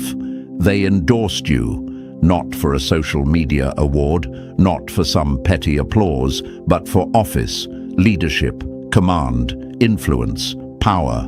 That's the kind of endorsement that doesn't come with balloons and claps. It comes with classified whispers and a shift in how the system sees you. But let's be real, you always felt it. That eerie sense that something bigger was watching you, the tension in rooms when you entered, the sudden hush, the shift in energy, the way people got defensive around your calm. That wasn't paranoia. That was presence. Chosen ones don't sneak in. They disturb the air just by existing. You weren't walking alone. You were being monitored like a threat they couldn't define. And why? Because you broke their game. You were supposed to fold. They stacked the system with traps, fake friendships, calculated betrayals, narcissists sent to mirror your pain, distractions dressed as blessings. But somehow you kept walking, limping sometimes, dragging other times, but never stopping. No PR campaign, no funding, just raw survival and unmatched inner light. You think they didn't notice when you chose growth instead of revenge, when you stayed quiet while they smeared you, when you forgave people who would have celebrated your downfall. That's when you passed the test. Not their test, the universe's. Let's talk about this power of being chosen. It isn't glamorous. It's not selfies and spotlight. It's isolation. It's losing people you thought would bury you, but realizing their absence was actually your promotion. It's crying in silence and rising like nothing touched you. It's haunting the very ones who tried to break you, and that's what you've become. A living reminder that their games failed. You are their unfinished karma. And yet, here you are still doubting yourself, still asking if it's all in your head. Let me say this loud for the ones in the back of their own minds. You are not crazy. You are not imagining this. You are dangerous because you're aligned. Stop insulting the universe by questioning your value. Stop shrinking just because your glow offends cowards. They played with systems, algorithms, manipulation. You walked in with nothing but purpose and still flipped the entire matrix. And now the universe is exposing them by lifting you up in front of the very crowd that doubted you. That's not coincidence. That's cosmic justice. The ones who once mocked your path are now paranoid by your silence. They feel it, the shift, the moment when the watched becomes the leader. And while they were playing checkers with your life, the universe was playing chess with your destiny. And guess what? You just hit checkmate. So no, you didn't campaign for this. You didn't ask to be chosen. But that doesn't change the fact that you are. You didn't beg for power, but your presence alone challenges structures. You didn't study politics, but your intuition reads rooms better than any strategist could dream of. Understand this, the same energy they tried to destroy in you is the reason you've been endorsed. It's why your name is rising in rooms you've never entered. It's why doors are opening that logic can't explain. So don't you dare minimize your fire to keep them comfortable. Don't ask for permission to take up space. The time for hiding is over. The eyes of the system have already locked on you, and whether you're ready or not, the light is coming. And this time, it's yours to command. Number 2, you're the blueprint they couldn't buy, break, or box in. The system doesn't fear those it controls. It fears the ones it can't price, predict, or program. Let's stop pretending this is just about a compliment. This isn't about flattery. A Secret Service agent didn't suggest you should lead because of your resume or your LinkedIn profile. No, this runs deeper, much deeper. You're not just a person. You're a pattern they've never seen before. You are the blueprint for something they can't replicate, can't buy, and most importantly, can't control.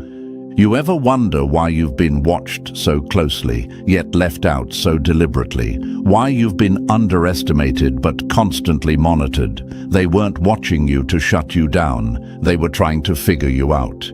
You weren't under investigation. You were under evaluation. Because here's the raw truth. You didn't rise through the ranks by kissing hands and shaking the right palms. You didn't network your way into power. You were shaped in the fire, hardened by betrayal, sharpened by survival. While others were buying their way into relevance, you were earning your name in silence. Every scar you carry is a signal to the system that you can't be bent, broken, or bribed.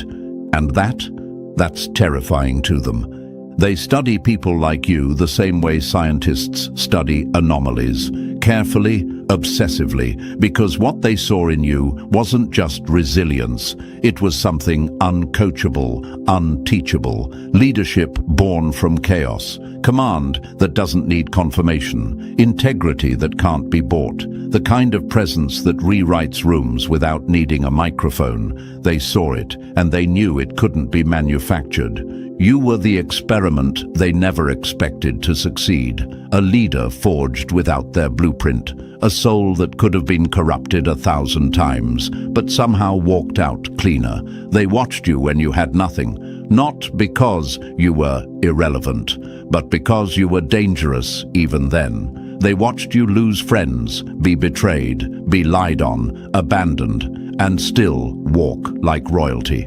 They watched you sit at empty tables and still carry the energy of a king or queen. Tell the truth, you've felt it, haven't you? That quiet pressure in the air, like something was always documenting your steps, like your life was being recorded, not for entertainment, but for evaluation. You thought you were just enduring pain, but you were being profiled by the universe. Every time you didn't clap back, every time you forgave what should have shattered you, every time you chose peace over chaos, that was data, that was evidence. And now the system has to face what it can't own, you. Because here's what separates you from them. They were taught how to lead. You were born into the storm and still carried the calm. They got degrees in influence. You earned your influence through pain, isolation, and relentless purpose. You are the one they can't duplicate. They've got the suits, the scripts, the optics, but you've got truth, and truth can't be mimicked. This is why the endorsement matters. When a Secret Service agent, someone who has spent their life studying threats, guarding power, analyzing leaders, looks at you and says, "That one should lead," you'd better believe that wasn't said lightly. You don't stumble into that kind of recognition. That's a signal, a crack in the system, a whisper that confirms what the universe already told you in silence. You were never meant to follow, but here's where you're about to be tested harder than ever, because now that you've been seen, the system will try to mold you. The pressure will come, the voices will get louder. Play it safe, tone it down, make it more palatable. Don't you dare.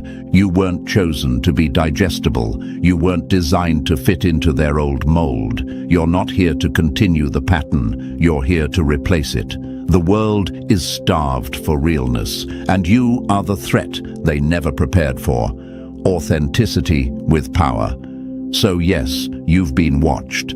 But let me flip that for you. They weren't just watching, they were learning from you. Every room you walked in, you carried a lesson. Every time you refused to retaliate, you demonstrated a level of control even trained operatives couldn't fake. You're not just the blueprint, you're the standard now. And yet, you still doubt it. You still think maybe this is all too much. Maybe you're not ready. Maybe you're being dramatic. Stop. That's not humility. That's fear in disguise. And fear is how they hope you'll self-sabotage. Fear is their final weapon, the last card they play when they can't touch your integrity. But guess what? The universe already made its move. It aligned. It cleared the board. It put you in position. Now it's your turn. The system, it was never designed for someone like you to rise without being tainted. But here you are, unbribed, unbroken, unfiltered. The realest thing they've seen in years. And whether they admit it or not, they're watching because they know what's coming next. You're not asking for the mic. You're about to take the room, so let them keep wondering how you made it here. Let them try to decode your steps, copy your presence, imitate your tone. They'll never get it. You weren't created in front of cameras. You were created in chaos, built in silence, forged in shadows. And now, you're stepping into the light, not because the world finally approves, but because the universe already decided. You are the blueprint that broke their blueprint, the one they couldn't brand, couldn't sell, and now can't stop. You weren't made to blend in, you were made to replace the whole damn system. Number 3, you broke their chains without ever wearing them. The most dangerous person in the room isn't the one with the loudest voice. It's the one they couldn't buy, break, or blindfold. Let's get this straight. You're not here because you played nice. You're here because you refused to play by their rules. You chose truth when lies would have paid better. You chose loyalty when betrayal would have been easier. You chose self-respect in a world that rewards compliance. And that's exactly why the system, the one built to control, is now being forced to acknowledge you. You walked away from money because your soul wasn't for sale. You cut ties with people you once loved because they asked you to water yourself down just to make them comfortable. You stood tall even while being lied on, pushed aside and dragged through the mud by people who thought you needed their validation to breathe. They thought that kind of isolation would break you. Instead, it became your gym, your training ground, your forge. And the whole time, they were watching. You didn't know it, but your discipline was being documented. Your restraint was being recorded. Every time you didn't clap back. Every time you chose growth over ego. Every time you stared down temptation and said, "Not like this." It counted. You were being observed not as a suspect, but as a standard. The Secret Service agent didn't endorse you because you're charming or smooth-talking. They endorsed you because you're unshakable. Because while others flinch under pressure, you sharpen. Because while others compromise to be accepted, you are willing to stand alone and stay standing. That's not just rare. That's threatening to everything fake, corrupt, and manipulative in this world. You've already been through the kind of warfare most people only read about. Emotional warfare, psychological pressure, spiritual assault. And yet, you came out not just alive, but elevated, more refined, more focused. That's not luck. That's strategy by the universe. And now, the same system that tried to overlook you has no choice but to respect what it can't control. Understand this, control isn't just about chains. It's about silence, about guilt, about pressure. It's subtle, dressed in politeness, wrapped in deals, softened by smiles. They'll offer you comfort if it means owning your voice. They'll applaud you if you agree to keep your truth locked behind your teeth. But you never played along. You never let them write your script. You kept speaking when silence was safer. That's why you're dangerous. That's why you're rising. And let's call it what it is. Most people fold. Most trade freedom for attention. Most sell their light for a moment of applause. But you stayed clean in a filthy game. You chose the longer road, the lonely one. And that choice? That's exactly what disarmed the system. They know they can't offer you a price because your value doesn't sit on a shelf.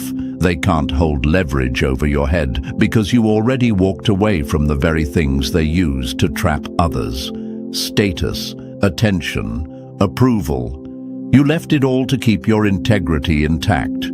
You're not just immune to their control, you've outgrown their influence. So now what? Now they're signaling what the universe already made clear. You are the one, not because you fought for a spotlight, but because you stood in the dark with your eyes wide open. Not because you chased fame, but because you held your peace when most would have snapped. They're not just endorsing your character, they're trying to align with it before it leaves them behind. But don't let this moment get to your head. Let it get to your spirit. Let it remind you of every night you cried but didn't quit. Every betrayal that hardened your armor. Every room you left because it didn't honor your presence. Let this moment tell you what you already knew deep down. You can't be stopped. You can't be steered. And you damn sure can't be owned. The world may have misread you. They saw you as passive, too humble, too silent to matter. But the system, the one trained to decode leaders from pretenders, it read you loud and clear. And now that you're being recognized, don't apologize for it. Don't shrink. Don't question whether you're ready. You were built for this. Let others play the game. You're here to change it. Let others chase the title. You're here to redefine what leadership even looks like. Let others run for office. You're the storm that makes office necessary. They watched you and they saw what no resume could explain. You are solid, you are seasoned, and you are sovereign. So when people ask, why you? Let them know, because control only works on those who fear themselves. And you've already mastered your own fire. Number 4, you don't speak, you stir something that can't be ignored. Real power isn't in the volume of your voice, but in the silence that falls after you speak. You were never meant to entertain. Your voice was never designed to chase applause. You're not out here delivering rehearsed lines for empty validation. You speak like someone trying to resurrect what's been buried. You speak to souls, not audiences. And that's what makes you undeniable. People don't just hear you, they feel you, not because your words are polished, but because they're raw, because you bleed truth when you speak. You don't sugarcoat reality or wrap your message in safe packaging just to make others comfortable. You tear the veil, you cut through illusions, you drag truth into the light with bare hands and no filter. And that's spiritual warfare. That's why they shift in their seats when you talk. That's why the energy in the room changes the moment you open your mouth. You weren't given a voice, you were given a weapon, and the system knows it. The Secret Service agent didn't just listen to your words. They studied the reaction, the atmosphere, the emotional impact, the undeniable current that moved through the space when you spoke. The way people sat up, the way energy tightened. That wasn't performance, that was presence. You didn't walk into that room to be liked. You walked in carrying something ancient, something powerful, something that spoke directly to the core of people. They saw it, and they knew instantly, this isn't a speaker, this isn't a politician, this is a force. Because when you speak, it doesn't feel like information, it feels like confrontation, like something inside the listener has been called out, challenged, even threatened, not because you're being hostile, but because you're awakening what they tried to bury. You don't aim for the ears, you hit the spirit, and that's exactly what separates you from every puppet in power. You don't speak to impress. You speak to expose. You pull truth from places most people are too scared to acknowledge, and then you throw it on the table, unwrapped, unfiltered. You are not motivational. You are transformational. That's the difference. That's what caught their attention. Anyone can learn to deliver a speech. Anyone can memorize a script. But very few can cause a spiritual shift just by opening their mouth. You are one of the few. That's why when you speak, people either lean in or run. There is no in between. You activate something. But let's call this out too. That kind of energy comes with weight, and sometimes you've questioned it. You've felt too heavy, too intense. People have said you're too much, too raw, too blunt.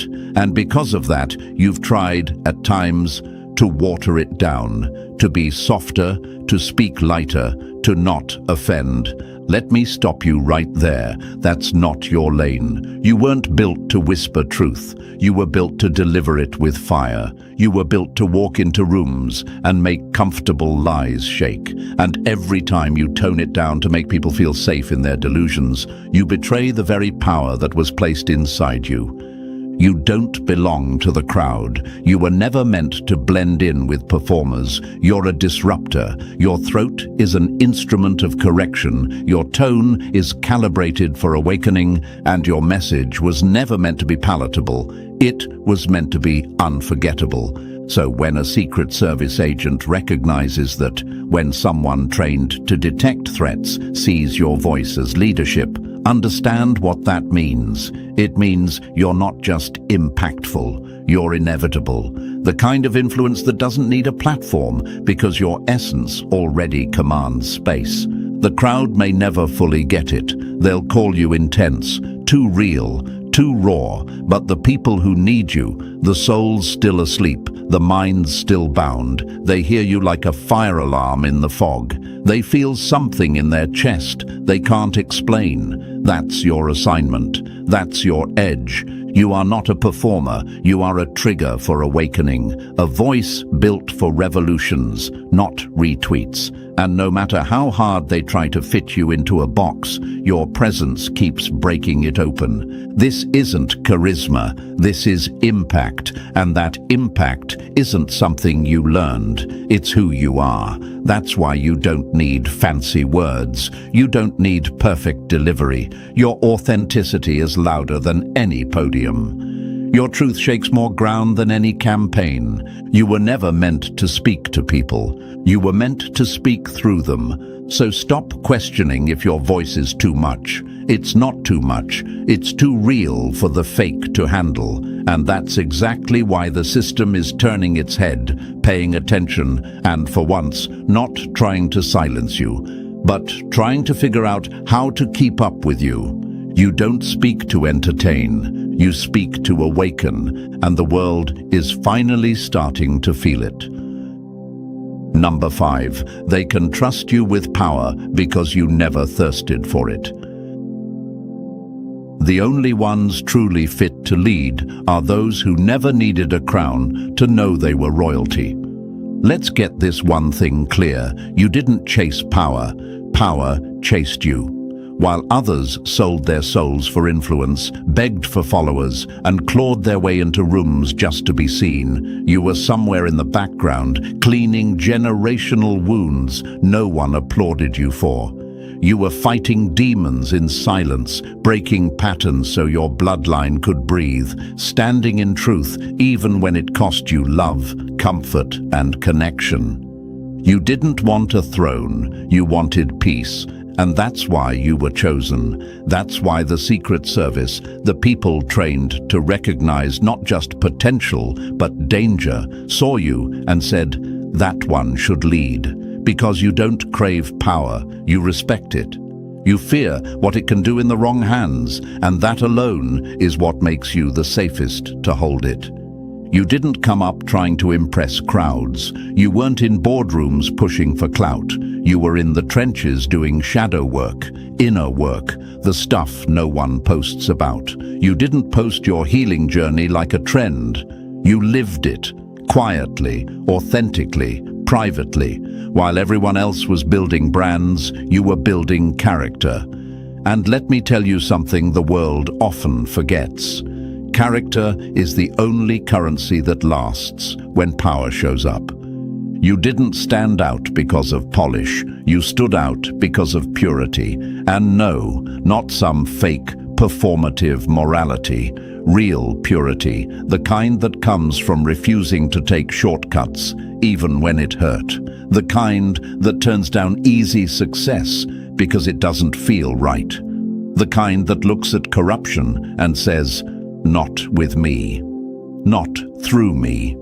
You didn't want the spotlight, but somehow it keeps finding you because light attracts light, and yours has been burning steady this whole time. They saw it. They studied you, not because you were loud, but because you were still, and stillness in a world that runs on noise. That's power, that's stability, that's control. They watched how you handled betrayal, how you carried people who never returned the favor, how you stood alone rather than join the mob. They saw that you were solid, even in storms that would have wiped most people out.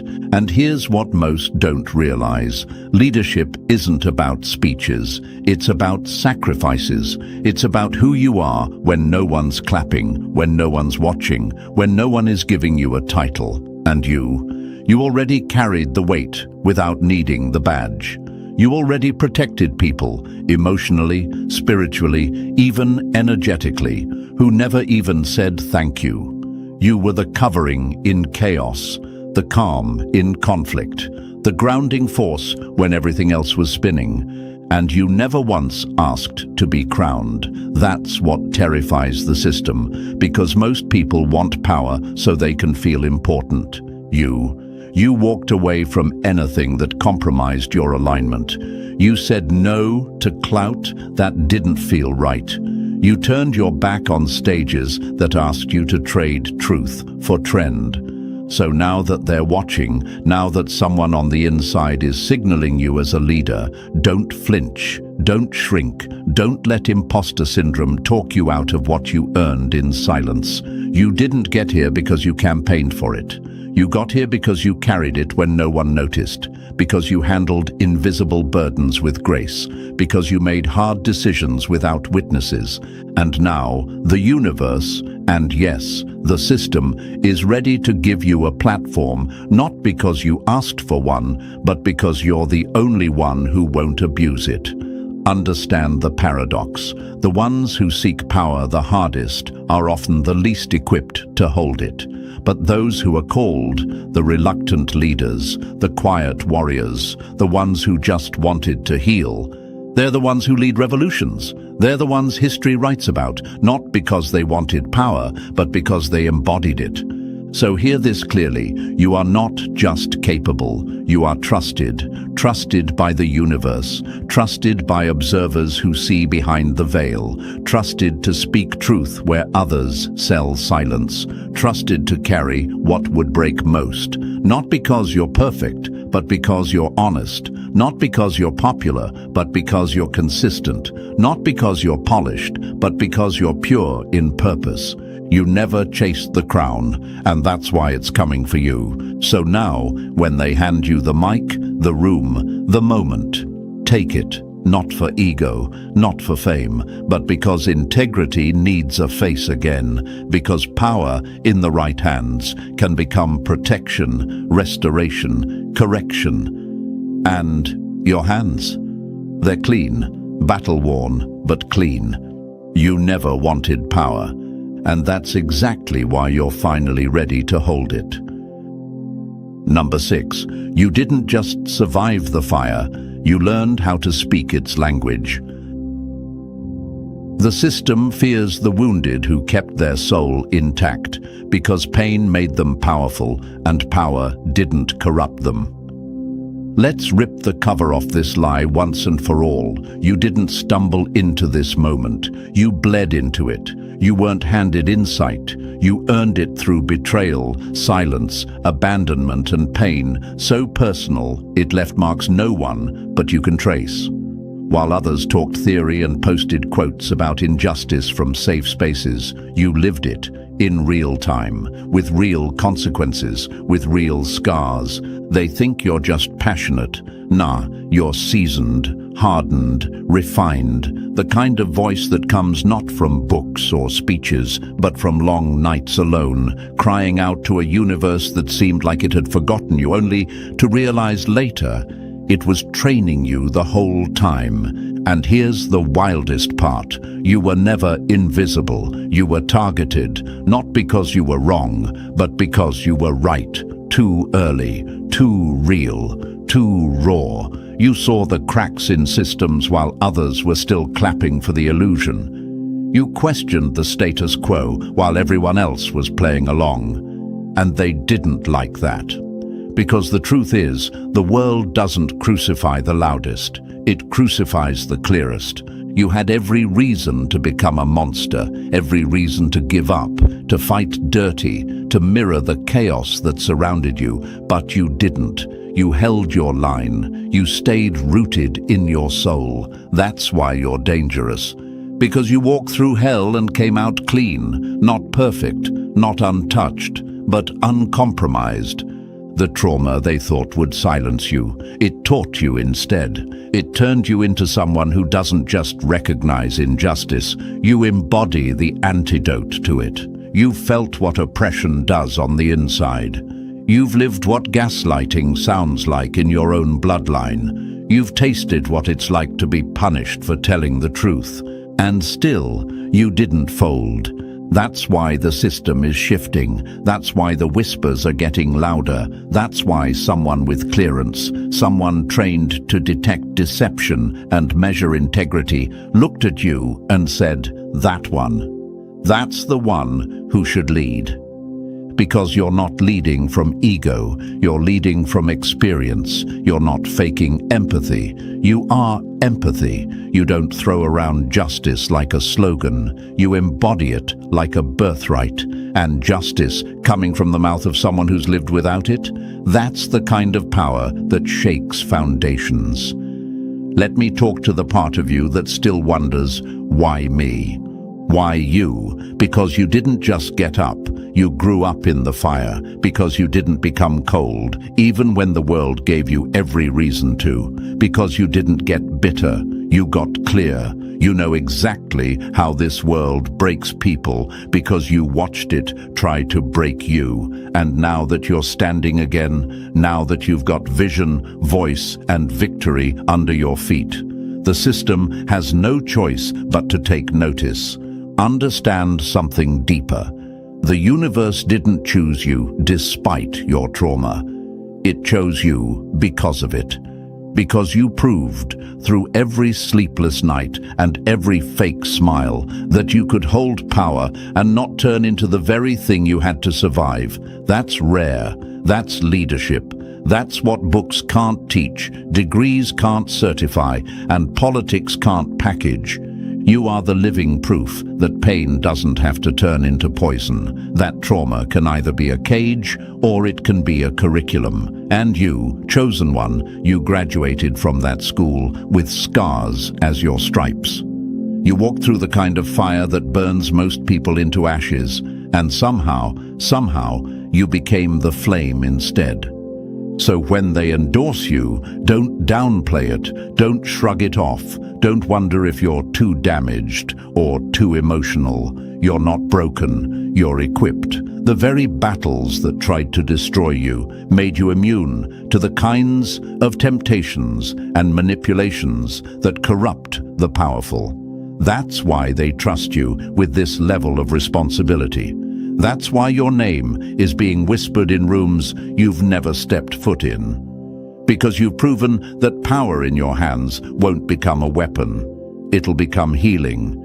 You didn't ask for this role, but the role recognized you. It saw your fire. It saw your unshakable soul. It saw the way you fought for others, even while bleeding yourself.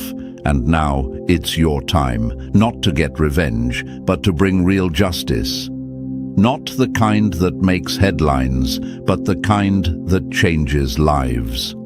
Let others speak from podiums. You speak from the pit you climbed out of. Let others quote statistics. You speak from your scars. And that's exactly why people feel you. That's why your voice cracks walls when it enters a room. That's why no one forgets you after hearing you speak truth, not because it's loud, but because it's real.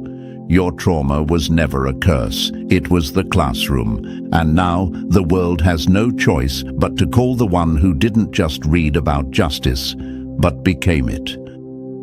Number 7, you didn't wait for a title, you became the standard. The most undeniable leaders are the ones who led before anyone gave them permission. Let's stop acting like this is new. You didn't just become a leader the moment someone in a suit whispered your name. You were already leading, long before anyone took notice, long before anyone clapped, long before any official endorsement.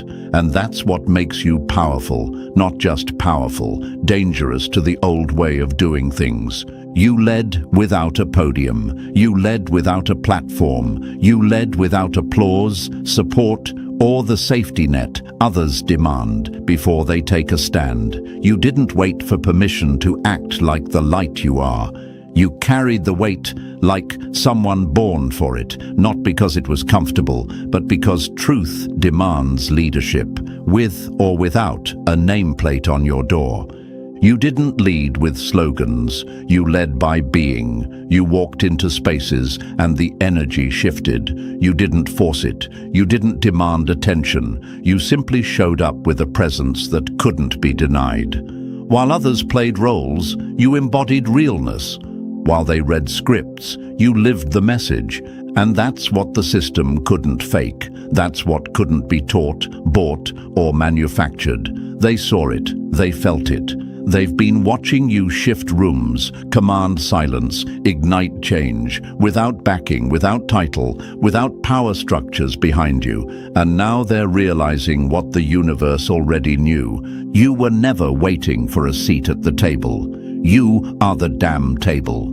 This endorsement, this is not them granting you power. This is them finally admitting they can't ignore you anymore. They're not choosing you. They're catching up to what's already true. You broke their mold. You shattered their expectations. You redefined leadership just by being consistent, relentless, grounded, and real. Let's be honest, how many times have you been the one who everyone came to when it got real, when things fell apart, when the mask slipped and chaos broke loose? You were the anchor, the calming force, the one with answers not from theory but from experience. That's not politics, that's divine authority, and it shows. See, some people talk about truth. You speak it, and it lands like a wrecking ball because you're not performing. You're not trying to sound wise. You're not preaching from a mountaintop looking down. You've been in the valley, walked through the dirt, and still came out with clarity. That's what gives your words weight. That's why people listen. That's why the room quiets when you speak. It's not your tone, it's your track record. And now, those who thought leadership belonged to degrees, donors, and networks, they're shook because you just made it clear that you don't need a title to lead. You've been doing it already, silently, steadily, authentically, without a committee, without clout, without compromise. That kind of leadership, it terrifies people who rely on fake power. It wrecks hierarchies built on performance because it exposes who's really real and who's just cosplaying influence.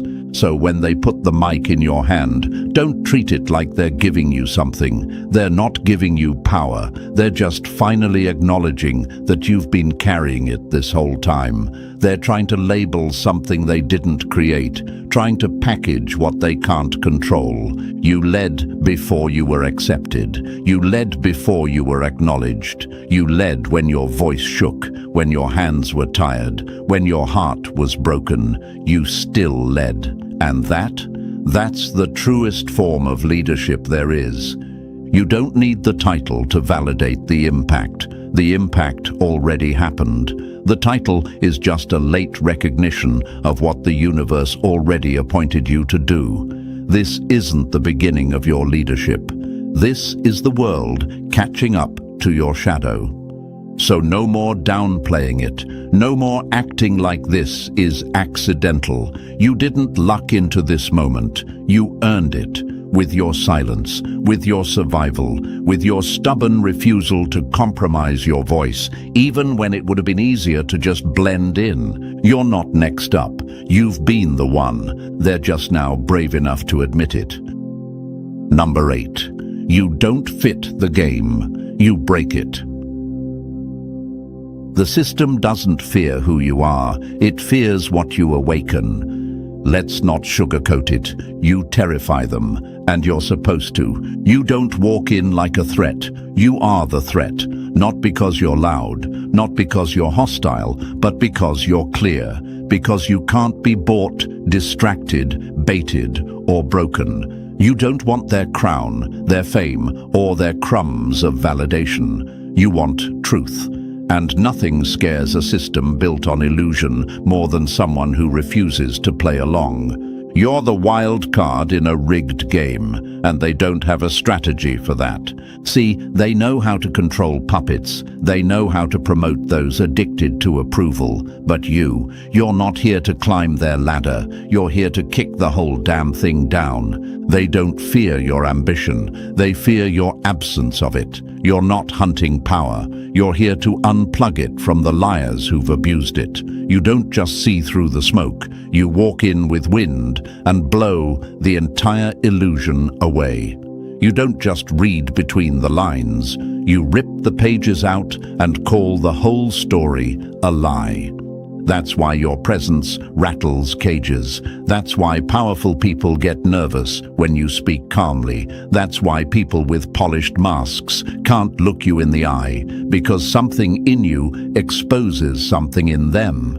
Not with force, with truth. And that's the real threat. You've tasted the dark, but you didn't become it. You've been through betrayal, manipulation, spiritual warfare, emotional exile, and instead of folding, you turned that pain into discernment. You became someone who doesn't just hold light. You respect it, you protect it, you understand what it costs, and that makes you the kind of dangerous this world desperately needs. So let's be honest. This recent endorsement from the system, from the very agents trained to detect threats and read power dynamics like maps, this isn't just flattery. It's not a pat on the back. It's insurance. Because the system has seen what happens when it ignores people like you for too long. It knows the ones who weren't invited to the table are the ones who often flip the whole table over. This endorsement isn't a gift, it's a shield, a peace offering. They see the storm behind your eyes, the calm fury, the quiet refusal to bow. They see that if they don't step aside, you might just step through them, and they'd rather crown you than confront you. Not because they respect you, but because they fear what happens if they don't. No, you're not dangerous because you want power. You're dangerous because you don't need it. Because the fire inside you isn't fueled by ego, but by truth, by purpose, by something older and deeper than anything their system was built to handle.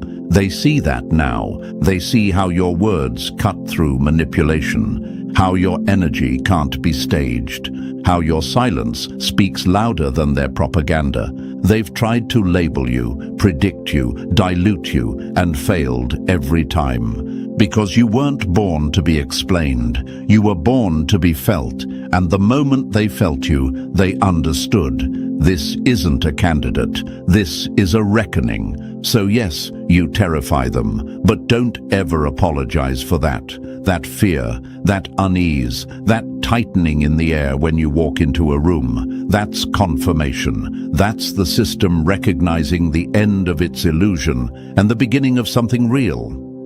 You are not a part of their design. You are the glitch, the crack, the signal that the empire is trembling. And no matter how many titles they try to offer you now, understand this. The real power isn't in the endorsement. The real power is that they finally realize you don't need their system to change the world. You are the change, and they're already too late to stop it. And now you know, this wasn't about earning power. It was about revealing the power you've already been carrying. The system sees it, the universe backs it, and your enemies? They're just now realizing they can't stop what they didn't start.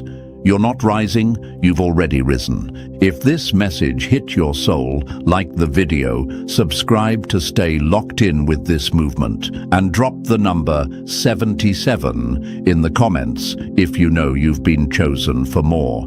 Share this with another silent giant. It's time they heard what the system's been whispering. The era of the unseen is over.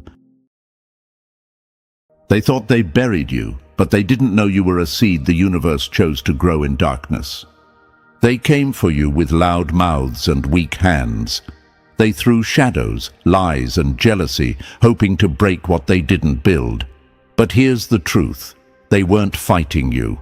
They were fighting the universe itself, and the universe doesn't lose. They called you delusional, dramatic, too much, but only because your light burned through their illusions. Only because your silence made more noise than their screaming ever could. Before we go deeper, if you're one of the chosen ones, like and subscribe.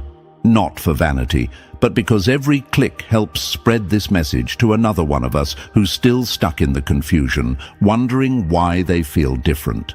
When you engage, you send a signal to YouTube that this isn't just another video, it's a wake-up call. So let's talk. You didn't choose this path, it chose you.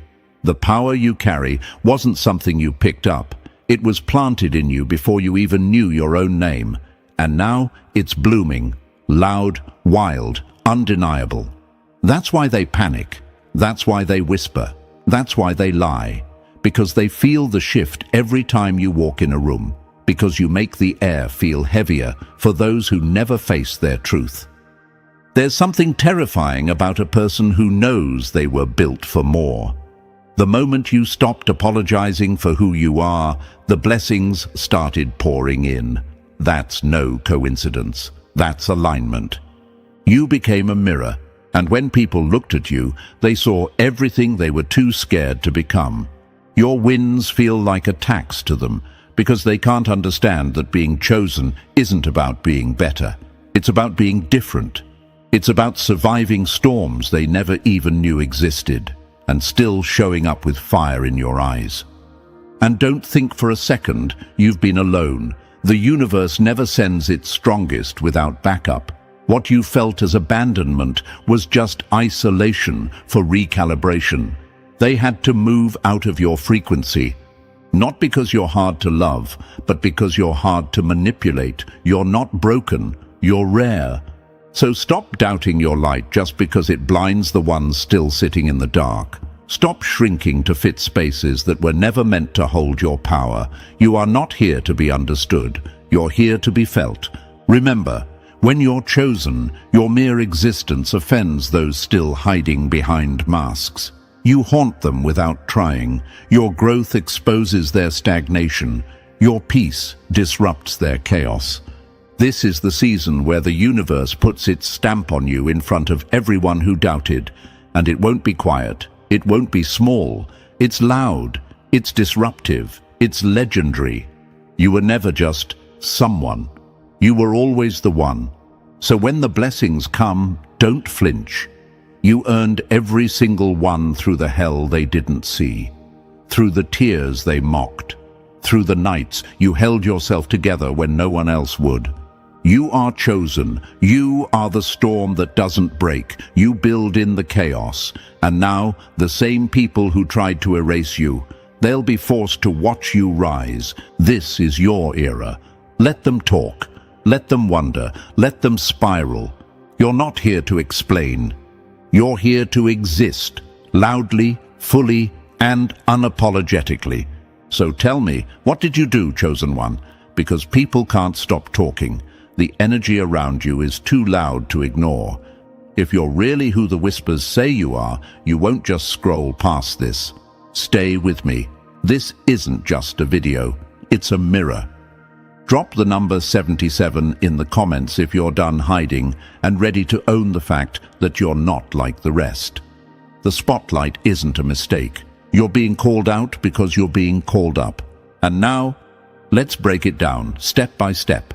If you're truly chosen, you'll feel it in your bones. Let's get into it. Number 1.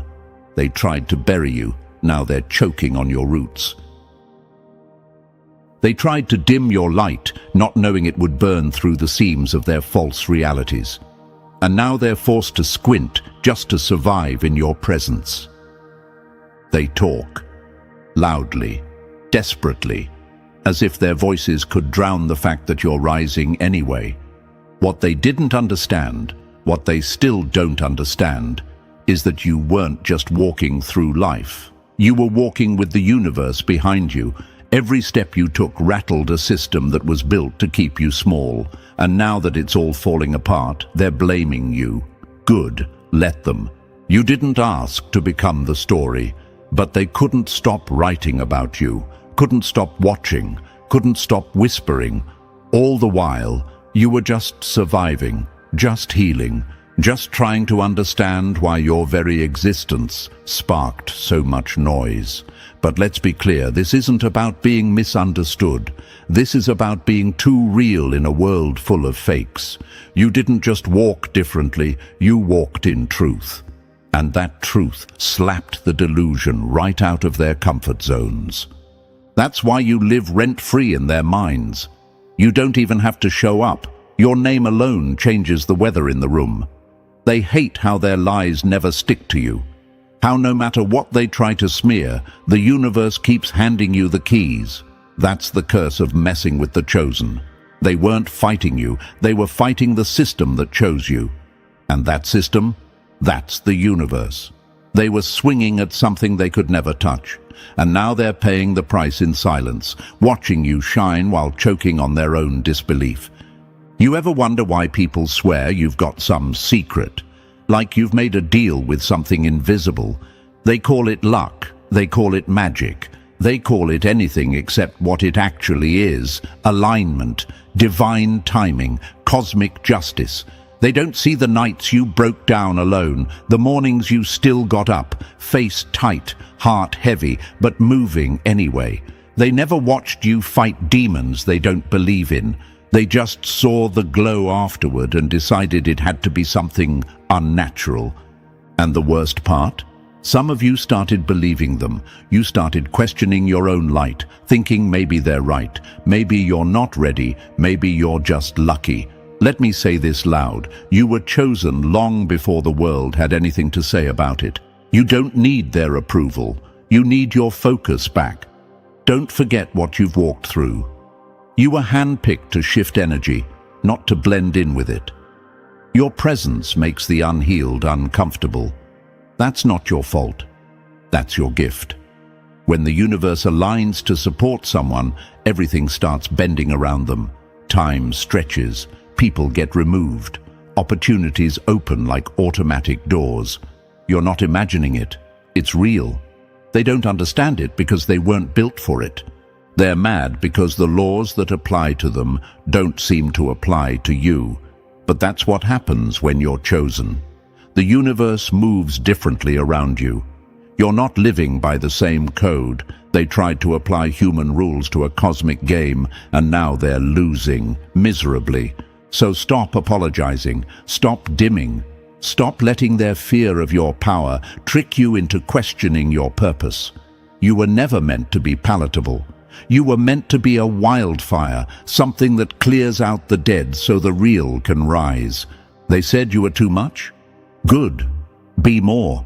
They called you arrogant? No, you're aware. They said you got lucky? No, you were aligned.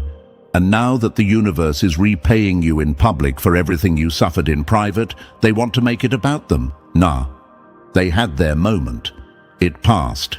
You've become a legend, not because you wanted attention, but because the truth always echoes louder than lies, and your life became proof. So keep moving like the storm you are.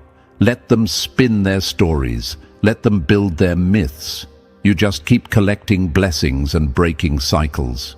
Because while they're still stuck in conversations about your past, the universe is busy preparing your future. This is the part where they realize you weren't just a name they couldn't forget. You were a lesson they couldn't escape. Number 2, they're obsessed with you, and it's killing them slowly. You didn't become powerful by asking for attention. You became powerful because even your silence is louder than their noise. They keep your name in their mouths like it's their last breath. And still, they act like you're the one obsessed. Make no mistake, this isn't admiration. This is surveillance. They watch you the way people watch fires, afraid of getting burned, but too mesmerized to look away. That's the curse of true power. It doesn't need to beg to be seen. It commands it. See, perception isn't just what they think of you. It's what they feel when you walk in.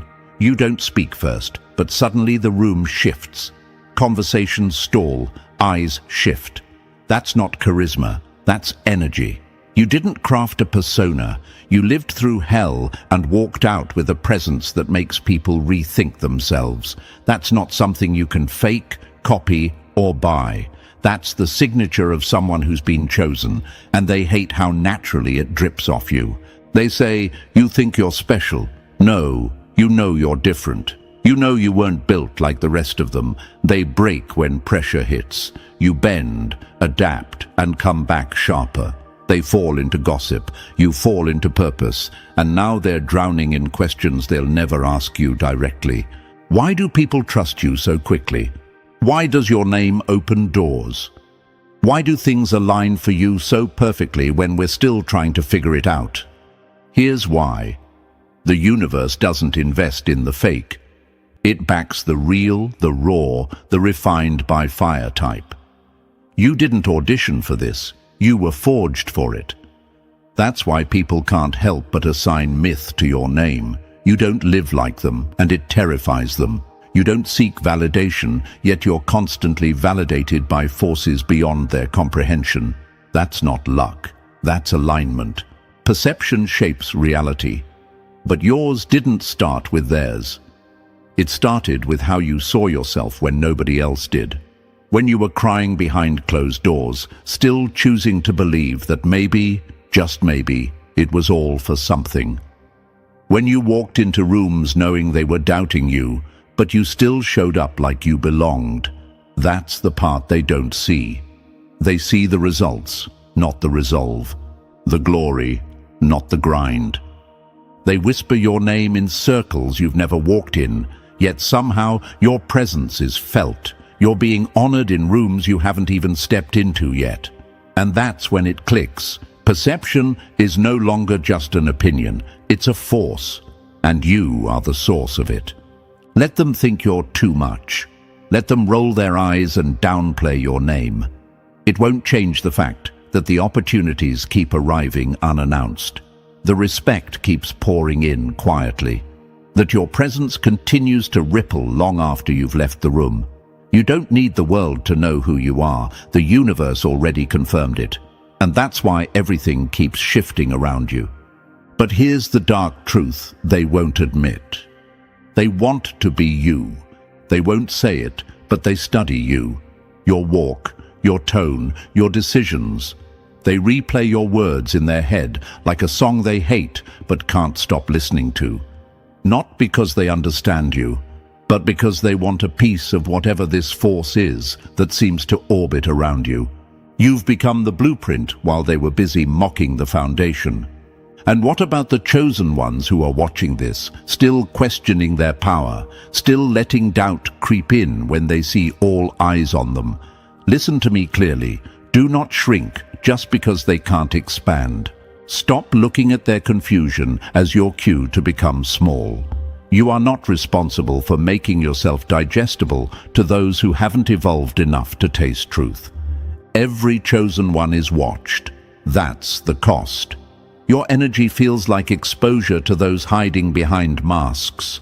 You didn't ask to be their trigger, but here you are, making them uncomfortable just by existing. And that's power. That's the kind of power that can't be manufactured, only survived into.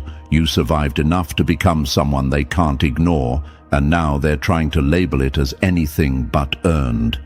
Let them. The universe already signed off on your name. Still worried about what they think? Here's something brutal but necessary. They would rather see you fall than face what your rise says about their own lives. Your success screams at their complacency. Your growth exposes their stagnation. You walking in truth makes their entire existence feel like a lie. You're not just being watched, you're being measured, not against others, but against what they could have been if they had your backbone. That's what eats them alive. That's why you're the topic in rooms you've never touched. That's why your legend is building itself. You're not viral, you're inevitable. So lean into it. Let the perception grow. Let the stories spread. You don't owe anyone clarification. You don't owe them softness just because they can't handle the sharpness of your truth. You earned this energy. You became this symbol. And now you're being rewarded with a life that looks like fiction to those who stopped believing in magic long ago. You're not chasing legendary status. You are the legend, one that was whispered into existence by the universe itself. So when they wonder why the room changes when you enter, let them wonder. When they ask why the universe keeps handing you wins, let them question. Because here's the final truth. You're not here to be understood. You're here to be undeniable.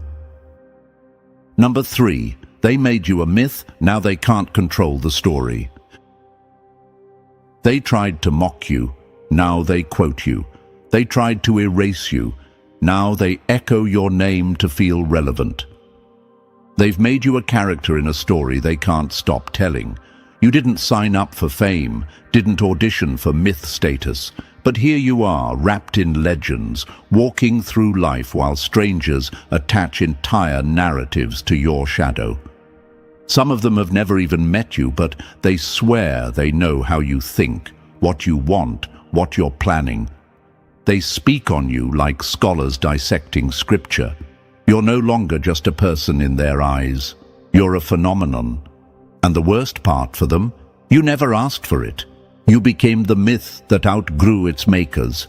They exaggerate your moments, take the smallest gesture and inflate it like a prophecy. You cracked a joke once, now you're a master of wisdom. You showed up quiet at an event, now you're mysterious, calculating, untouchable. You went silent for a week, and they swear you're plotting something big. This is the power of being chosen. Your existence bends reality, and people start seeing signs in your silence. But don't get it twisted. This isn't always admiration. A lot of them add to your legend not because they love you, but because they can't compete with you. So they attach themselves to your name like barnacles to a ship, hoping to ride the wave. That's why your haters can't shut up. That's why your critics speak louder than your fans. They need your name in their mouth like a lifeline, because when they talk about you, people listen. Your name became currency, and everyone's trying to cash in. You've seen it. Random people defending your character like your blood. Whole strangers online typing essays about your aura, your energy, your purpose. They don't know the half of what you've survived, but they can feel it.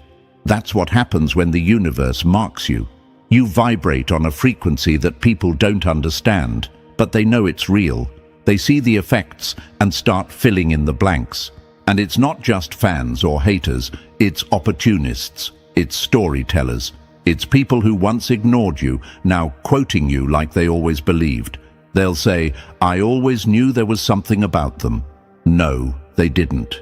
They just didn't want to be the only ones left behind. Now that the world is waking up to your impact, they're scrambling to rewrite their role in your history. Let them scramble. Let them piece together your myth like desperate historians trying to interpret ancient texts. You've become more than a name. They turned you into a symbol. a walking contradiction to their excuses, living proof that survival can look like power, that silence can be strategy, that being overlooked can be the perfect disguise until it's time to dominate. And you, yes, you might be sitting there wondering, but what if it's all just hype? What if I'm not really that special? Here's the brutal truth. They wouldn't be obsessing if you weren't a threat. People don't build myths around the forgettable. They don't craft stories about someone who doesn't shake the ground they walk on. You think it's just energy? No, it's impact. It's the burn you leave in people's minds after just one moment. Even your silence speaks paragraphs. Even your absence creates a void. They don't hype up mediocrity. They only do this to the ones who carry something sacred, something rare, something they'll never be able to replicate no matter how hard they try to steal it. And some of you, you're out here doubting yourself while complete strangers are building temples in your name. They see what you're still afraid to claim. That's the tragedy. You're questioning whether you're built for this while they're already printing your legacy on t-shirts and whispering it through digital grapevines. Wake up. You are not emerging. You've already arrived, and the world is reacting accordingly. Let this sink in. They didn't just make stories about you. They made versions of you. Versions that suit their agenda. Versions they can either worship or attack. But none of them are the full truth. Only you know the real story. The pain, the healing, the battles fought behind curtains. And that's what makes you dangerous, because even watered-down versions of you still shake the room. So don't chase the story, be the source. Don't explain, embody, don't react, rise. You are the tale that keeps evolving, the plot twist they never see coming. And now it's too late. The myth is out there. It has momentum, it has legs, and it's running faster than your enemies can rewrite it. Let them tell their stories. Let them attach meaning to moments you barely noticed. Because every time they speak your name, every time they retell a version of your life, they only add fuel to your flame. You've become the wildfire they swore would burn out, and now they're realizing you were never the smoke, you were always the spark. Number 4, they doubt you publicly, but study you in silence. They don't hate you because you failed. They hate you because you didn't, because every time they bet against you, you showed up with more fire than before. Let's cut the fluff. Your haters aren't just haters, they're investors. Every word they spit, every eye roll they throw, every whispered rumor they help spread, that's energy. That's attention. That's obsession wrapped in denial. They hate how magnetic you are, how even your silence echoes louder than their loudest tantrums. They claim you're nothing special, but can't stop circling back to your name like it's the only headline worth reading. They track your moves like it's Wall Street, screenshot your stories, rewind your words, speculate on your next move like it's prophecy. They're dying to see you slip, not because they hate you, but because they need you to fall so they can feel okay about staying where they are. You are the reminder that discipline beats comfort, and that truth, it burns them alive. They'll tell themselves and others that you're overhyped, that it's just a phase, that soon people will forget you. But deep down, they know the truth. You've already carved out space in the collective mind, and talk keeps legends alive. That's why they can't go silent. They thought silence would kill your story, but it's their noise keeping you immortal. They're throwing shade, not realizing they're just building you a bigger stage. And here's the funniest part. They claim to not care. They say you're not that deep, not that interesting, not that talented. Yet somehow, they know your every move. They know what you posted, what you wore, where you went. They don't like you, but their screen time would say otherwise. And that's when you know you've crossed into another realm. You've become fuel. You've become their motivation, even if they'll never admit it. But don't just watch the haters, watch the spectators, the ones who stay quiet, the ones who never pick a side, never show support, but somehow know everything. These are the shadow players, the whisper merchants. They don't love you, but they love talking about you. They eat gossip for breakfast and pass your name around like underground currency. 1 minute, they say you're done. The next, they swear you're building an empire in silence. They don't need facts. Speculation is far more fun. And you? You sit back, keep moving, and let it all unfold. Because here's the beauty of being chosen. You don't need to defend yourself when the universe does it louder. While they're talking, you're doing. While they're guessing, you're creating. And the more they focus on you, the less they focus on their own stagnant lives. You've become a mirror, and what they see in you either inspires them or destroys them. But chosen one, let's have a moment of truth. How many times did you let their noise mess with your signal? How many times did you think maybe they were right? Maybe you were too much. Maybe you should tone it down. How many times did you start shrinking just so they wouldn't feel small around your light? Let me say this clearly. Stop feeding the fire that wants to see you burn down. Your power is not up for debate. Your path is not up for public opinion. The moment you were chosen, the universe signed a contract over your life, and no amount of gossip can cancel that signature. They'll keep watching. That's what spectators do. But don't forget, you're the main event. They're in the crowd. You're the one taking the risks, walking the path, moving energy just by being in the room. Whether they cheer or boo, you still walk forward. That's the deal. That's the burden and the blessing of being chosen. So let them talk. Let them roll their eyes. Let them screenshot, speculate, and spread whatever version of you fits their comfort. You're not here to be understood by people still hiding from themselves. You're here to be unforgettable. And when they try to convince themselves that you're just hype, just talk, just noise, they'll keep watching. Because if you were truly nothing, they would have forgotten you by now. But here they are, still checking, still listening, still needing your name just to give their days some flavor. That's not hate, that's hunger. And you're the feast they'll never taste. Number 5, they can't shake you because you were built in what broke them. You didn't survive the fire just to be warm. You became the flame they now fear to stand near. They've said everything they could think of, swore they saw you in 2 cities at once, claimed you've got some magic system, some secret formula. They tell stories so wild, even you start to wonder if there's a shred of truth in them. You scroll through the madness, hear whispers in rooms you've never stepped into, and ask yourself, why do they care this much? But the answer is simple. They care because you shook something in them they never had the courage to face. People don't obsess over what they don't fear, and they don't fabricate legends about the forgettable. Every exaggerated story, every rumor laced with envy, every time your name is used like a spell to spark interest in a dead conversation, it all points to one brutal, beautiful fact. You left a mark they can't scrub off. You're not just walking through this world, you're altering the frequency. You didn't come here to fit in. You came here to shift the ground beneath every room you enter. And you did. So now they spin tales, try to decode you, call your wins luck, your discipline obsession, your silence arrogance, anything to make sense of the fact that you just keep standing when they swore you should have fallen, that you're still rising when they've done everything to pull you down. But let's make something crystal clear. You're not lucky. You're aligned.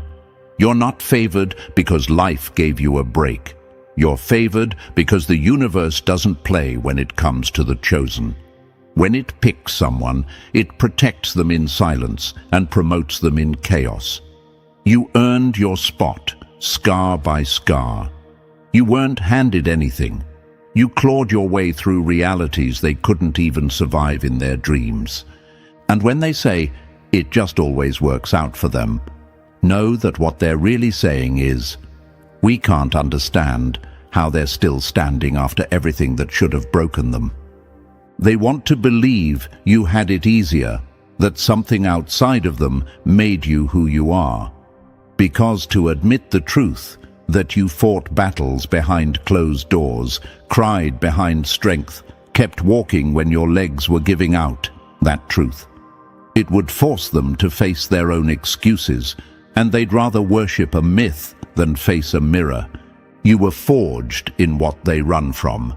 You became unshaken because you've already faced everything that was designed to take you out. And now, nothing moves you unless you let it. They'll say you're everywhere, doing everything unstoppable, and they're right. Because that's what happens when someone finally taps into who they were always meant to be. When someone stops shrinking for comfort and starts expanding into purpose, you didn't become a legend overnight. This wasn't hype. This was pain, purpose, and persistence, all rolled into one quiet revolution of identity. Still doubting yourself? Still wondering if maybe they've got a point? Let me ask you this. Would they still be talking if you weren't touching nerves? Would they still be making things up if the truth about you wasn't already powerful enough? They don't exaggerate the ordinary. They don't build myths around mediocrity. They do this for the ones who won't break, no matter what's thrown at them. The ones who don't just rise, they return better. That's you. And here's something they'll never admit out loud. They've tried to duplicate you. Watched your every move, copied your style, mimicked your cadence, but it never lands the same. Because what's in you can't be performed. It's woven into your soul. You weren't trained for this. You were transformed for it. So keep walking with that quiet power. Let them talk. Let them exaggerate. Let them mythologize your moments until they're so far from the truth, it doesn't matter anymore. Because the only thing that matters is this: you're unshaken. You're not moved by their noise because your foundation is deeper than their doubt. You've walked through too much to flinch now. They say you're untouchable. No, you're just unreachable to those who stopped climbing. You're not here to explain. You're not here to correct the rumors or edit the legends. You're here to embody the truth so fiercely that no lie can hold weight next to your presence. Let the world talk. Let it swirl in the madness of its own narratives. Because the ones who are chosen, we don't get distracted by fiction. We become the force that rewrites reality. And that force, that's you. Unshaken, undeniable, unstoppable. Number 6. You heard the call. Now, face the gate. They told you the world was simple because they were terrified you'd find the doorway and step through it. But you're not like them. You're not staying asleep just to make them feel safe. Let's get one thing straight. This message isn't for the casual listener. This is for the ones who feel it. The ones who've always sensed there's more to reality than the screens, the noise, and the carefully curated distractions. You've felt that burn inside, that pull, that whisper that says, you weren't made for the cage. You've felt it in crowded rooms where you didn't belong, in conversations that felt fake, in jobs, schools, systems, relationships that tried to convince you to become smaller, duller, quieter. But no matter how much the world tried to sedate you with routine, something in you kept vibrating, kept asking questions no one wanted to answer. That wasn't anxiety. That wasn't overthinking. That was the call. Not everyone hears it. Most people run from it. They bury it under addiction, distraction, and fake smiles. But you didn't. You stood there in the silence and faced it. You started waking up piece by piece, and the moment you did, you became a threat to everything that feeds on unconsciousness. You don't need salvia or ayahuasca or any portal to know the system is broken. You can feel the distortion in the air. You've seen the way life bends itself to keep people numb. You've seen how the moment someone starts breaking free, the world turns on them, labels them crazy, difficult, unstable. But what they call madness is just clarity that came too soon for their comfort. The truth? You were never meant to blend in. You're not a cog in this machine. You're a glitch, a signal, a spark. And the system recognizes that spark. That's why it tried to break you early, through trauma, betrayal, manipulation. They hoped you'd never remember who you are. But you did. And now they can't stop you. The watchers, the parasites, the ones behind the mask of normal. Call them whatever you want. Archons, systems, frequencies. It doesn't matter. What matters is this: you've already seen through the illusion. And that makes you dangerous in the best way possible. Because when a chosen one fully awakens, they don't just break out. They break the whole cycle for everyone watching. So ask yourself, why do you think your life's been so hard? Why do you think they've thrown so much at you? Because they know what you are. Because they've seen this story before, and it always ends the same way. The ones they tried to silence become the ones who rewrite reality. You feel that pressure rising in your chest right now. That's not fear, that's remembrance. That's your soul waking up and stretching after a lifetime of being told to shrink. That's the gateway unlocking because you were finally ready to see it. Now here's the truth. No one wants to say out loud. This path isn't safe. It isn't easy. You will be doubted, isolated, tested, and misunderstood. But chosen ones are not called for comfort. They are called for impact. And no, this isn't a cult. This isn't a religion. This is a resonance. It's the inner echo that finds home when it meets another awakened soul. It's the fire that doesn't need permission to burn. It's the army that doesn't march, but vibrates. You've already found the others.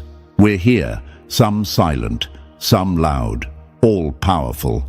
And now we're building something bigger. You're not here to live a basic life. You're here to break codes, to shatter illusions, to walk into rooms and make energy shift. So don't just sit with that call ringing in your chest. Answer it. Not because someone told you to, but because something in you has been screaming for it for years. This isn't recruitment. This is recognition. We already knew you were coming. You're not reading these words by accident. You're reading them because something ancient in you is waking up, something real. Now the only question left is, will you walk through the gate? Or will you pretend again that you didn't see it? The system bet against you. The parasites hoped you'd stay asleep. But the universe always had you marked. You are not broken, you are not lost, you are activated. So rise, move different, speak different. And if you're ready to find your reflection in the eyes of others just like you, chosen, unshaken, unstoppable, you know what to do. The gates open. Let's see who's really built for this. Number 7. They keep waiting for you to fall, but you were built to rise in silence. Pressure doesn't crush the chosen, it reveals their edge. While they break under weight, you sharpen, and that's why they fear you. They've seen you take hits that would have put others in the dirt, real ones, not just drama or noise, but blows meant to leave you breathless. And yet, there you are, walking tall, steady, like it never happened. Not because it didn't hurt, not because it didn't shake you, but because you refused to let it finish you. That's the part they'll never understand. That's the part they can't replicate. Your presence alone makes them uneasy. Why? Because you move like someone who's seen behind the curtain and came back sharper. You walk like someone who's already bled for what they believe in. You're not arrogant, you're aware. And that awareness, that's your power. They can't decode it. So they study you, they copy your tone, your style, your resilience. But the truth is, they want your outcome, not your process. And that's why they'll never reach your level. You've become a problem for them, not because you flaunt your power, but because you embody it. You don't beg for the spotlight. You become the spotlight when you walk in, and that quiet confidence, that grounded heat, it exposes the performance in everyone pretending to have it together. They think it's luck. They think you've just been blessed, like it's random. But what they don't see, what they refuse to see, is how many nights you spent breaking apart just to rebuild in private. You earned every inch of your strength, not from comfort, from chaos, from pressure, from collapse. And now your calm presence triggers the insecure. Because to them, survival is noise, but to you, it's poise. You are proof that survival can look graceful, that power doesn't have to scream to be felt. And that drives them insane, because they were hoping the struggle would be loud. They were counting on the crash. They kept refreshing the page, waiting for news of your downfall. But you don't fall. You morph. You evolve. You rise differently every time.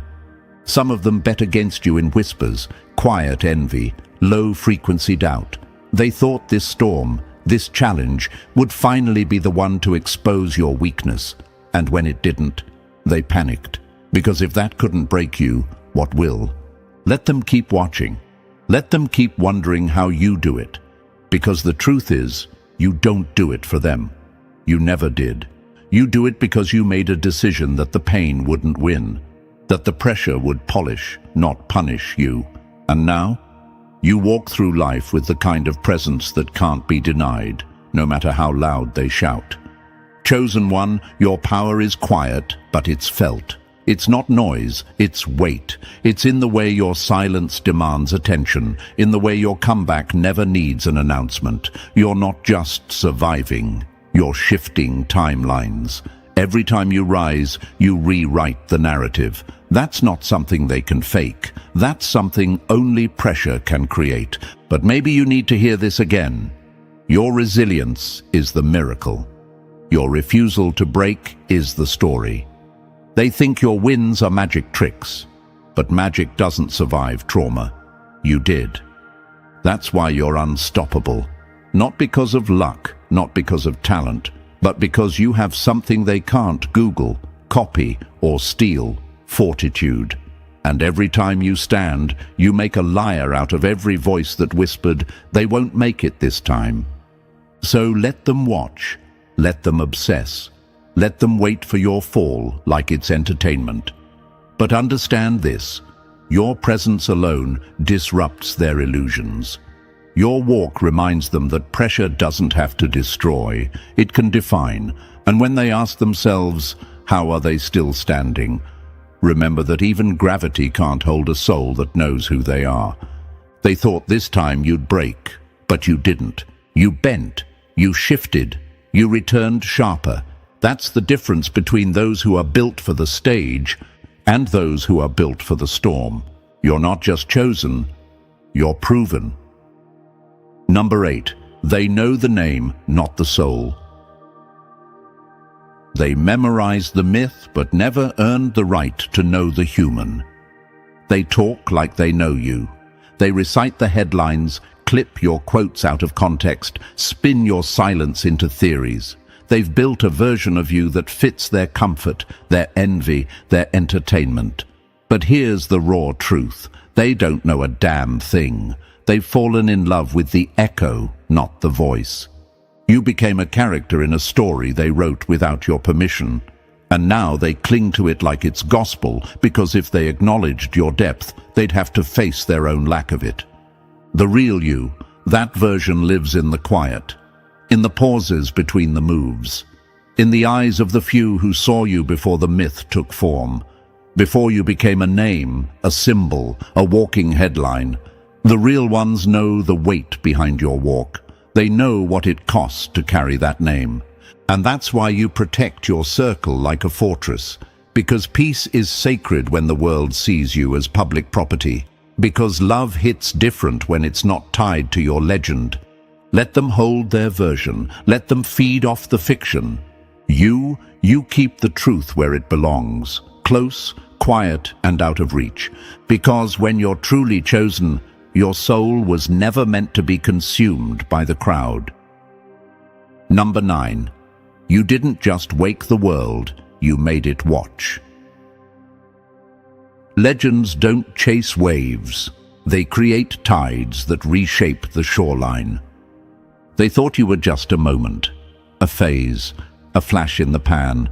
They laughed when the whispers started. They treated your rise like a meme, funny, temporary, forgettable. But now, that joke carries weight. That name shifts energy. That presence walks into rooms and rearranges the atmosphere. You didn't just become a legend, you claimed it. You took control of the narrative while they were busy watching the surface. They thought attention would make you reckless, desperate, addicted to the noise. But you stayed quiet, moved precisely, built deeper. Now, while they're reacting, you're directing. While they're watching the screen, you're writing the script. That's what they don't get. Control is the real flex. Anyone can trend, anyone can talk, but not everyone can turn whispers into legacy. That's why you're still here, and they're still catching up. Let them think you're predictable. Let them guess your next move. Meanwhile, you're already 10 steps ahead, planting flags in spaces they still think are unreachable. You didn't chase this. It followed you, but you had the vision to mold it. That's the difference between fire that burns and fire that builds, between hype and heritage. Every conversation about you, good, bad, exaggerated, is proof of one thing. You're a force that can't be ignored. And when they finally realize what you've done, they'll look back and understand. You weren't just part of the story. You were writing the legacy in real time. And so here we are, full circle. The whispers, the stares, the myths, the pressure, it all points to one truth. You were never average. You were always chosen. Now it's not just about surviving the storm, it's about becoming it. If this hit something deep inside you, it's because it was meant to. Don't just watch, respond. Like this video, subscribe for more truths they won't say out loud, and drop the number 77 in the comments if you're done hiding and ready to walk fully in your power.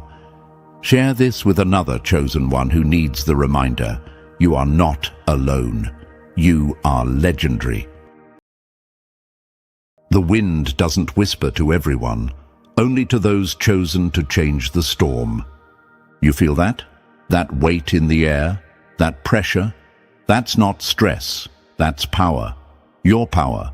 And it's rattling cages. You didn't lift a finger, yet your energy alone is shaking entire rooms. And now the whispers have turned into roars. They're not just watching, they're obsessing. They're trying to figure out how someone they tried to bury is now the reason flowers are growing in places they never could reach. They picked a fight, but they didn't realize they weren't fighting you. They were fighting the universe. And that's a battle they could never win. The moment they moved against you, they declared war on something far greater than themselves. And now they're paying for it in silence, in shame, in sleepless nights. The same mouths that cursed you are choking on your name now.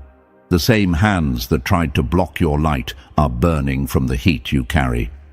Before we go deeper, like, subscribe, and share this with another chosen one. When you do, you help this reach more people who need to hear it. The more chosen ones hear the truth, the more light spreads, and when that happens, even the darkest corners can't hide anymore. So hit that button.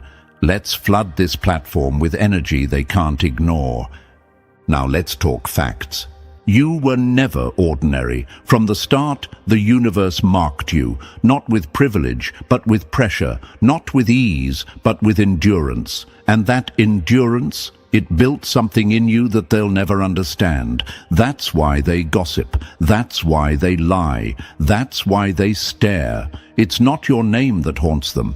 It's your resilience. It's the way you keep rising without asking for permission.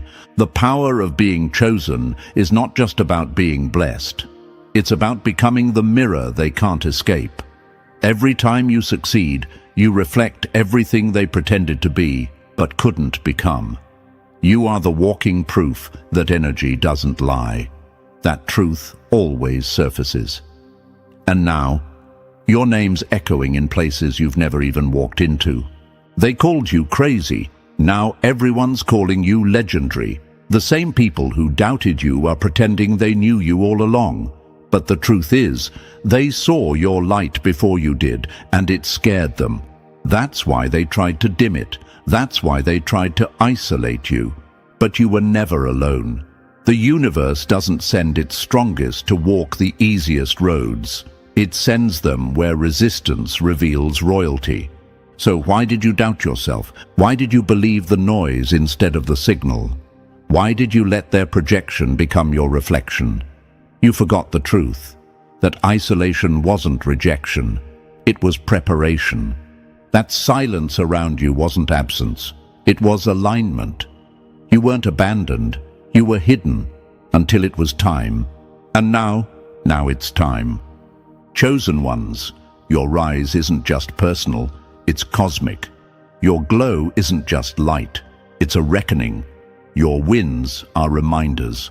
Your peace is punishment to those who tried to break you. They couldn't take your power, so now they sit in shadows hoping you'll fall again. But the universe doesn't bless what can be broken. You are proof that what's meant to rise can't be held down, no matter how many hands try. Let them talk. Let them twist stories. Let them act confused. You didn't change the story. You just stopped letting them write it. Before we go any further, take a second. If you feel that pressure in your chest, that quiet fire inside, that's not anxiety. That's the universe reminding you who you are. Drop a 77 in the comments if you've felt people switch up on you ever since your name started glowing. If you've noticed the fake smiles, the forced silence, the weird energy, that's your confirmation. They can't stand the light you didn't ask for, but were born with. Now, take a breath. Lock in. If you're truly chosen, something deep in you won't let you click away. Let's get into it. Number 1. When the tables turn, the floor trembles. You didn't ruin them. Their lies collapsed under the weight of your truth. They thought they were clever, didn't they? Whispering behind your back, laughing when you fell, throwing dirt on your name and expecting it to bury you. But here's what they forgot. Dirt doesn't bury the chosen. It plants them. And now, you're breaking through the surface, wild and unstoppable, roots deep in the pain they tried to weaponize. What they once mocked is now being admired. And the laughter? It's turned around. The same ones who giggled at your silence are now choking on your success. This is what happens when the universe decides it's time. They weren't just fighting you, they were fighting the flow of something bigger than all of us. The system they thought they could play. It's not broken, it just never worked for them. Because when the universe aligns with its chosen, there's no force strong enough to block the blessing, no lie big enough to bend the truth, no gossip loud enough to silence the rise. Look around you. You feel the shift, don't you?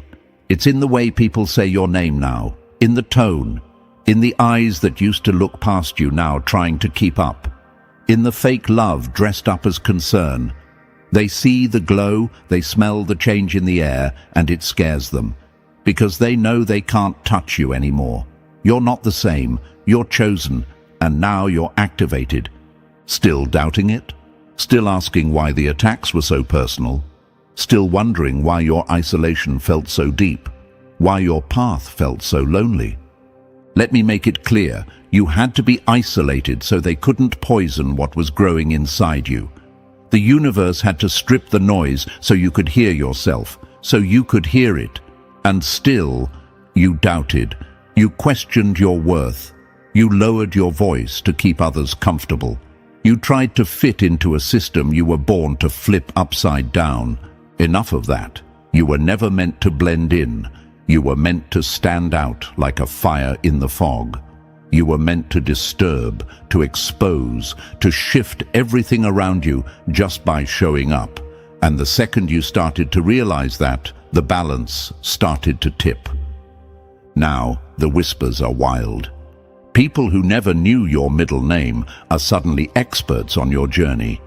They call it luck, but they weren't there when the universe was breaking you just enough to rebuild you better.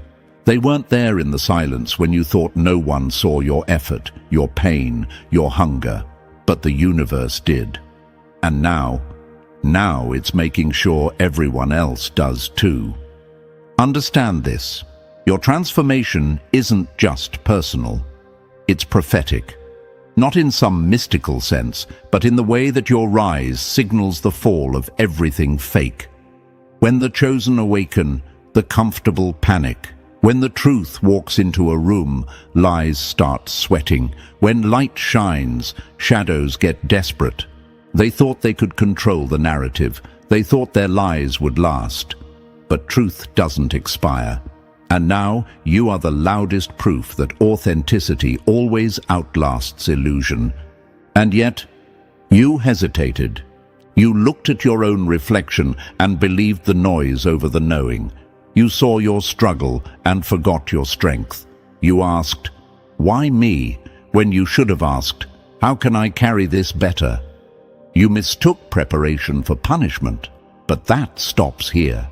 The power of being chosen isn't about perfection. It's about being trusted by the universe with a purpose so heavy most would crumble under it, but not you. You carry it with scars and silence, with grace and grit, with a fire no storm can drown.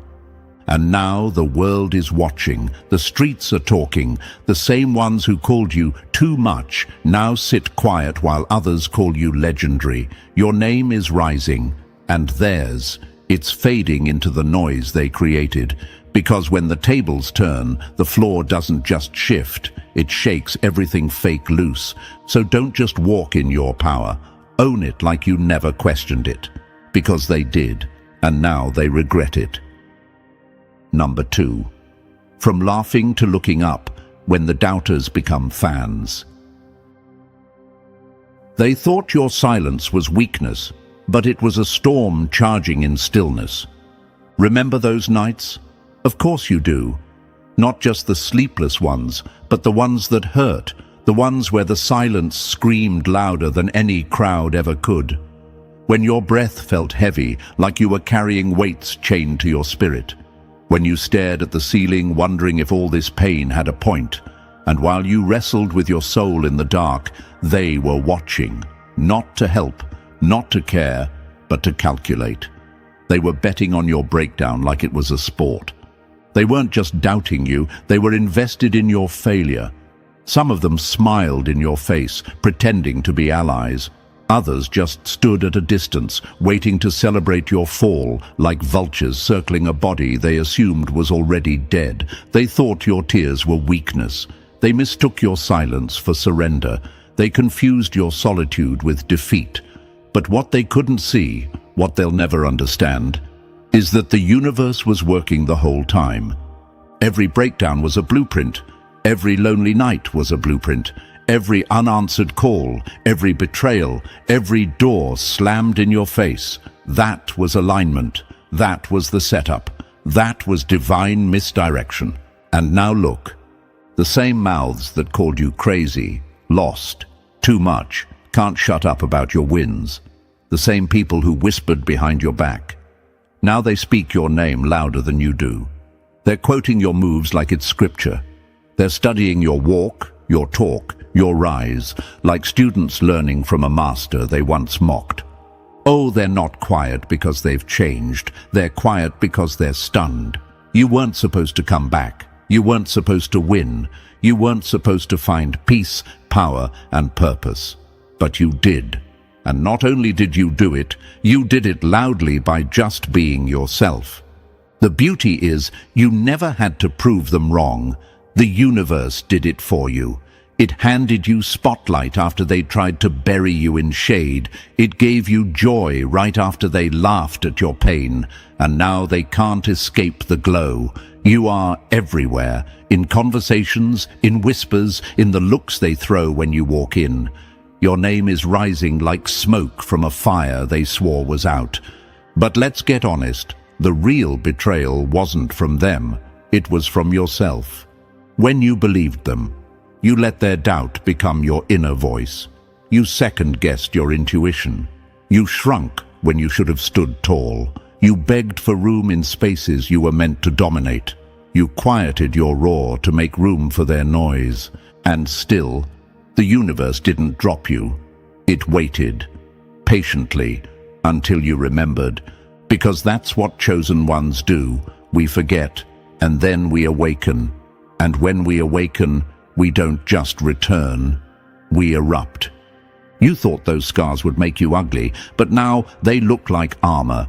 You thought the tears would blur your vision, but now you see clearer than ever. You thought the pain would break you, and it did. But only the version of you that wasn't ready to rise. The you standing here now? That's the one they weren't ready for, and they're still not. Look at them.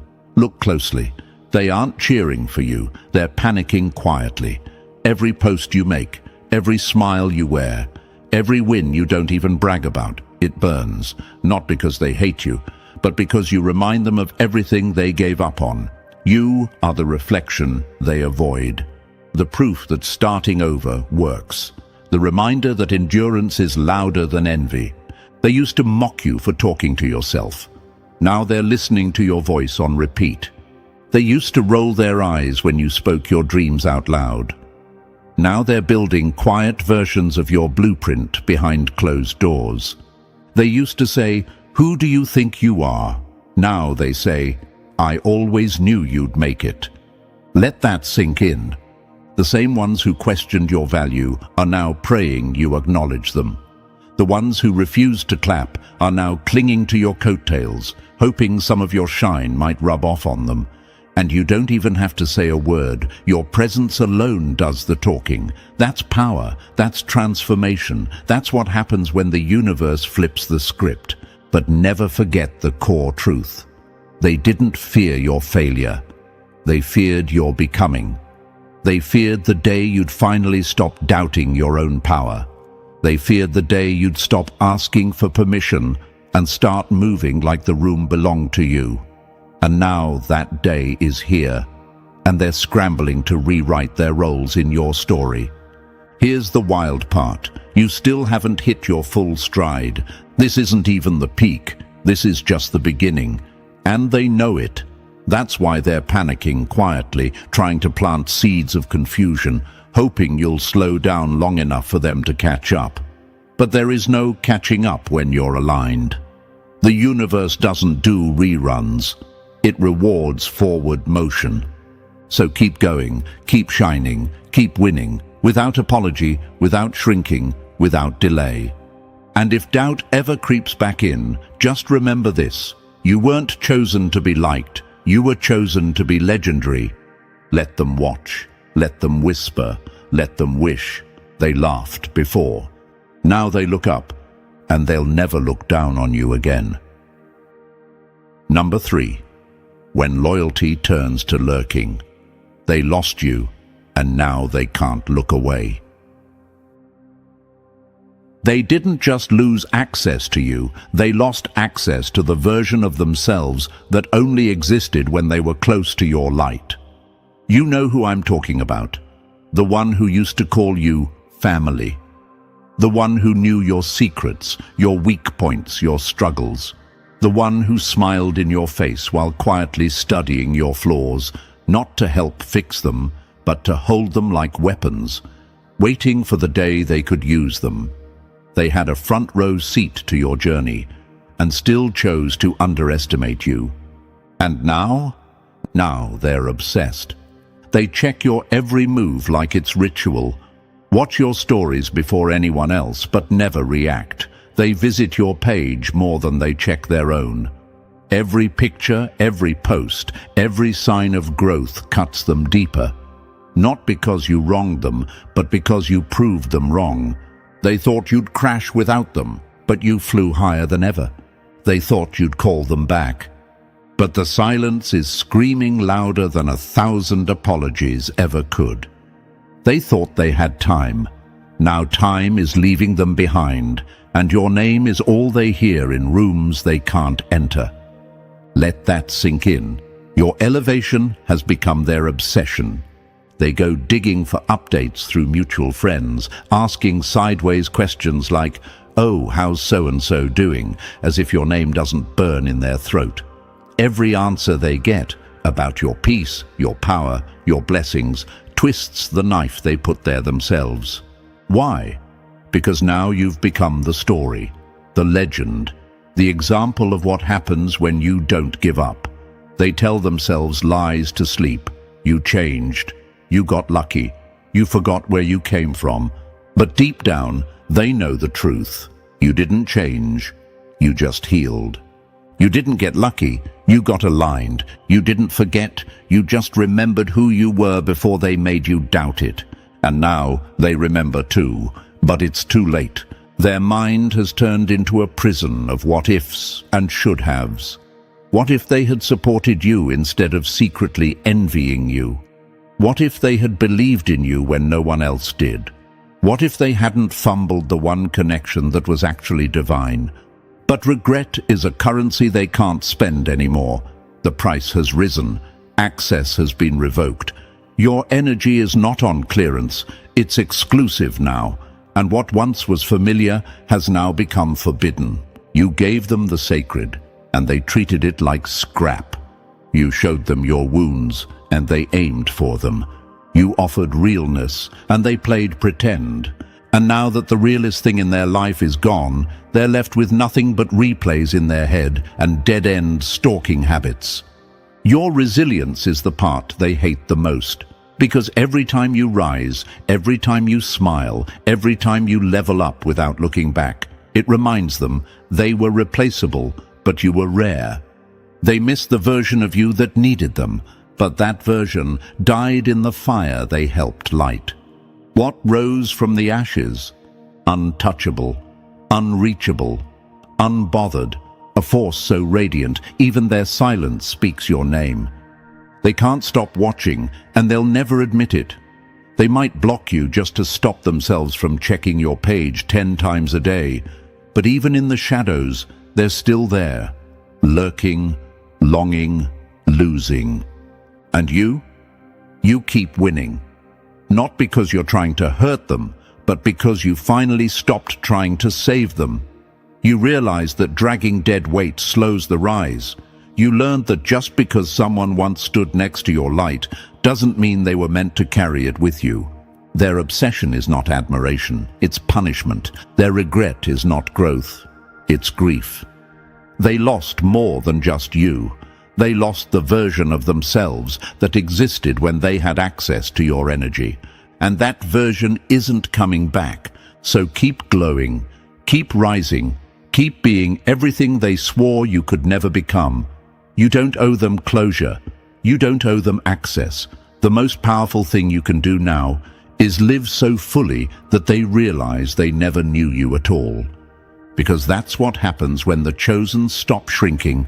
They become the story no one can stop watching, but no one can ever touch again. Number 4.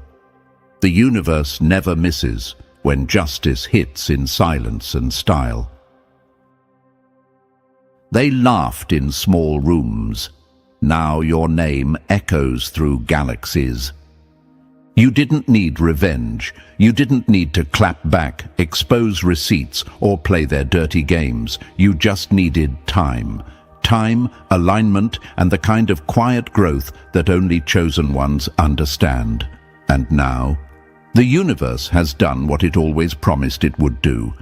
It corrected the imbalance with surgical precision. You see, they thought they could get away with it. The mockery, the judgment, the dismissal. They counted on you breaking before blooming. They watched you struggle and smiled behind cupped hands, believing that what you were building in the dark would never survive daylight. But what they didn't know is that the universe doesn't just watch, it remembers. And now, the skies themselves are shifting. Stars rearranged their paths to reflect your return. Galaxies collided just to make space for your rise. The fabric of existence, the subtle mechanics of time, energy, momentum, bent to accommodate the magnitude of your comeback. You are not just winning, you are walking, breathing proof that universal justice is real, and it does not play favorites. It simply waits, and then it strikes with elegance. Now their whispers are wrapped in regret. Did you hear about them? Can you believe how far they've come? Remember when we thought they'd never make it? Yes, the same voices that once doubted you are now reciting your story like scripture. You became the blueprint while they were too busy mocking the foundation. Your discipline? Now a model. Your confidence? Now a standard. Your story? Now a myth passed down in every room you used to be left out of. And here's the part they'll never say out loud. They're haunted. Not by what they did, but by what they lost. Not by who you are now, but by the fact that they were once close to it and blew it. Your name drops like gold in places you've never stepped into. You are felt in your absence louder than they are in their presence. You don't need to be in the room. Your energy walks in before you, sits down and shifts the atmosphere. That's the reach of universal justice. It makes sure your light hits even where your body hasn't yet arrived. The irony is vicious and beautiful. They once rolled their eyes at your dreams. Now they study your methods like sacred texts. They used to scoff at your ideas. Now they quote them. They once laughed at your plans. Now they sit through webinars, books, podcasts, just hoping to catch your formula. They wear the face of support now. But you know better. It's not celebration. It's envy dressed in politeness. It's obsession in disguise. Because no matter how kind they sound now, they remember every time they overlooked you. And that memory burns like acid rain. See, universal justice doesn't humiliate. It exposes. It doesn't scream. It echoes. It doesn't hurt with force. It slices with reflection. And now they are forced to reflect on the version of you they ignored, the brilliance they dismissed, the gold they mistook for rust. Because while they were throwing shade, the universe was building you a throne. This isn't just a comeback. It's a cosmic correction. Everything they thought they could stop is now out of their reach. And you? You didn't just survive. You ascended. Not out of spite, but out of alignment. Not through revenge, but through evolution. Now let me say something directly to you, chosen one, because I know part of you still wrestles with forgiving them. Let that go. Let them sit with what they lost. You are not their punishment. You're the proof. Proof that the universe will always vindicate what's real. That silence is a weapon when it's backed by purpose. That they never needed to be defeated. They only needed to be left behind. And the most poetic part, they will never get the old you back. The version they took for granted, laughed at, ignored. It doesn't exist anymore. They missed their chance to walk with greatness, and now they're left to watch it from behind screens and between conversations they're not invited into. So hold your head high, not with arrogance, but with clarity, because the universe didn't just bless you. It made you a walking verdict, a living sentence served cold to every person who doubted the fire in your bones. This is your justice, quiet, loud, heavy, and holy, and the world can't stop watching it unfold. Number 4. Their fall was written the moment they counted you out. They didn't just bet against you, they bet against the universe, and now the odds are collecting their debt. You don't have to lift a finger. You don't need to say a word. Your existence is doing all the talking. Every time your name is spoken in rooms they thought they'd conquered, every time your wins are mentioned in places they never imagined you'd reach, it hits them like a punch they can't dodge. Praise for you isn't just noise, it's a reckoning. Each compliment about you, a dagger to their ego. Each nod of respect, a hammer to their self-worth. Every headline, every shout-out, every story of your climb. A wildfire burning down the illusion they built around your so-called failure. They told themselves you were finished. They made you the butt of jokes, the center of whispered doubts. They crafted a narrative where you'd fade into nothingness while they rose on borrowed clout. But now they can't control the story anymore because it no longer belongs to them. It belongs to the truth. It belongs to your eyes. And the truth doesn't just walk in, it erupts. Now watch them squirm. Watch how fast they change the subject when your name comes up. Watch their faces tighten when your story is mentioned. Watch them suddenly have to go when the conversation starts revolving around your glow. They can't stand it. Your light exposes everything they tried to keep hidden. Their jealousy, their lies, their fragile pride. And no matter how many times they dodge the conversation, your name follows them like thunder after lightning. This is the part of the story they never saw coming. The part where you rise without needing to destroy anyone. The universe does the heavy lifting for you. And it does it with style. The poetic kind of justice that stings because it's quiet and undeniable. The kind that wraps around their insecurities and squeezes. Now they walk into rooms where your energy lingers longer than theirs ever did. Rooms where you're no longer a question mark, you're a full stop. Where your name doesn't bring confusion, but clarity. Where your face sparks admiration, not doubt. That's the real punishment. It's not that they're hated, it's that they're irrelevant. It's not that you exposed them, it's that you outgrew them. It's not that they lost. It's that they bet everything on your failure, and now they have to live with the loss. And you don't even have to address it. You're too busy becoming. You're too focused on the new blessings, the next steps, the higher ground. Because when you're truly chosen, your elevation comes with silence, but your presence still screams.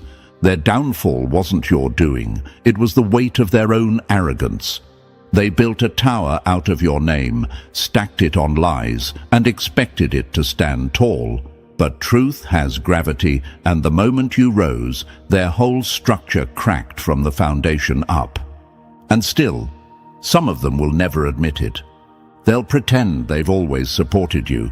They'll rewrite history to paint themselves as stepping stones in your journey. But the universe remembers, and so do you. Because you remember the silence when you needed their voice. You remember the absence when you looked around for help. You remember how they enjoyed the idea of you failing. Maybe not openly, but with quiet smiles and smug nods that said more than words ever could. So now, let them feel the heat. Let them sweat in the shadows of conversations they're no longer invited to. Let them stumble over your name, choking on the praise that used to be bitterness. Let them scroll in silence, watching you shine in real time, with no way to stop it and no place to hide. You are the storm they joked about, and now it's raining on everything they built. Because this is what the universe does for its chosen. It doesn't just elevate, it exposes. It doesn't just bless, it balances. And it doesn't just remember, it repays. So stand tall in your rise, not out of revenge, but out of remembrance. Remember who you are, remember what they did, and most importantly, remember that your rise required their doubt, because pressure always proves the diamond. Let them watch, let them whisper, let them wonder how you did it. And keep walking like their downfall was never your focus. Because it never was. The focus was your becoming. And now, you've become undeniable. Number 5. They built a cage. Now they're drowning in the proof you outgrew it. You didn't just rise, you made the silence speak, and now it screams everything they never wanted to admit. This isn't just success. It's not just a glow-up or a comeback. What you're living right now is vindication in its purest, most undeniable form. This is what happens when the universe picks up the pen and finishes the story they tried to write you out of. Except now, it's your name in bold, and every page burns with a truth they never wanted the world to read. They built a narrative around your failure, small, safe, contained. They categorized you, slapped a label on your back, and shoved you into a mental drawer like you were nothing more than a phase. They threw your potential into a cage built out of their own insecurities, locked it with smugness, and walked away, confident they'd seen all there was to see. But here's what they forgot. The chosen never stay contained. Because your silence wasn't surrender, it was strategy. Your stillness wasn't weakness, it was loading. And your absence, that wasn't the end. It was the space needed for the storm to gather its strength. And now the storm has hit, and it carries the weight of every doubt, every insult, every side-eyed smirk they threw your way. They try to plug their ears, but it's no use. The world is speaking your name now. It's in the streets, it's in the air, it's in the conversations they wish they could avoid but can't escape. Every time someone praises your resilience, they flinch. Every time your story is told, their stomach twists. Every "did you see what they did?" is a punch to the gut they pretend not to feel. They cover their eyes, hoping to block out the sight of your rise, but your glow is too bright now. It blinds them with its brilliance. You shine in places they swore you'd never touch. You rise in circles they never imagined you'd belong to. And every level you reach is a mirror, one that forces them to see just how wrong they were. And the worst part, it's not what you gained, it's what they lost. They lost the chance to say, "I knew you when." They lost the opportunity to stand beside you instead of in your shadow. They lost the privilege of proximity, all because they couldn't handle your potential. Now they carry the one thing they never thought would weigh this heavy: regret. It seeps through everything. It doesn't just visit, it haunts. Because the gossip that once tried to break you, now it's a river. A raging, roaring river of validation, washing away everything fake, everything weak, everything built on the shaky foundation of their limited vision.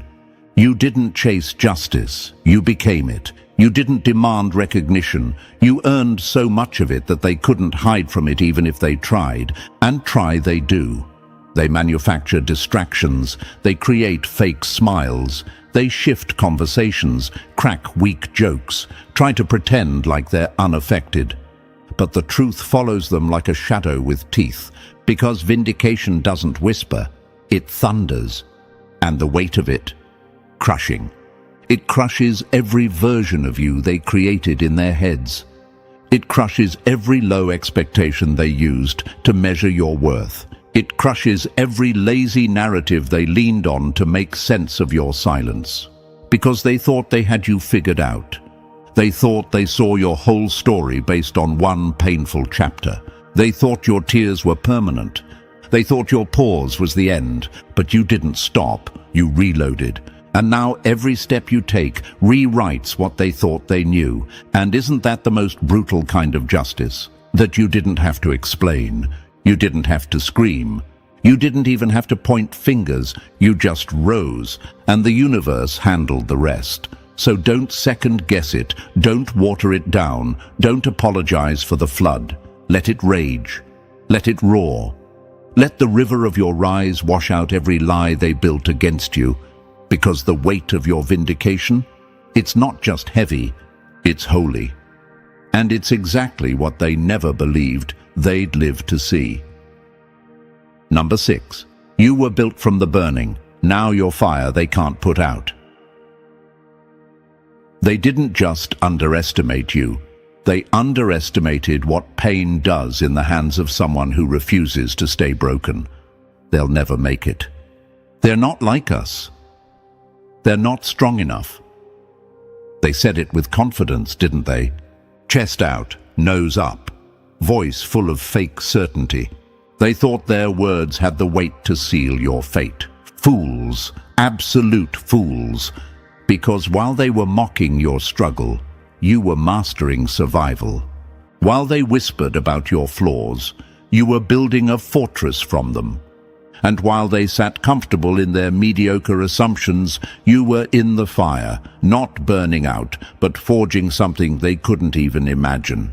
See, here's the difference. You were in pain, they were in comfort, and comfort never makes greatness. They slept soundly, thinking they had you figured out. They thought pain would break you, that the trauma would drown you, that the silence meant surrender. But what they missed, what they'll never understand, is that the pain they thought would destroy you, that pain became your blueprint.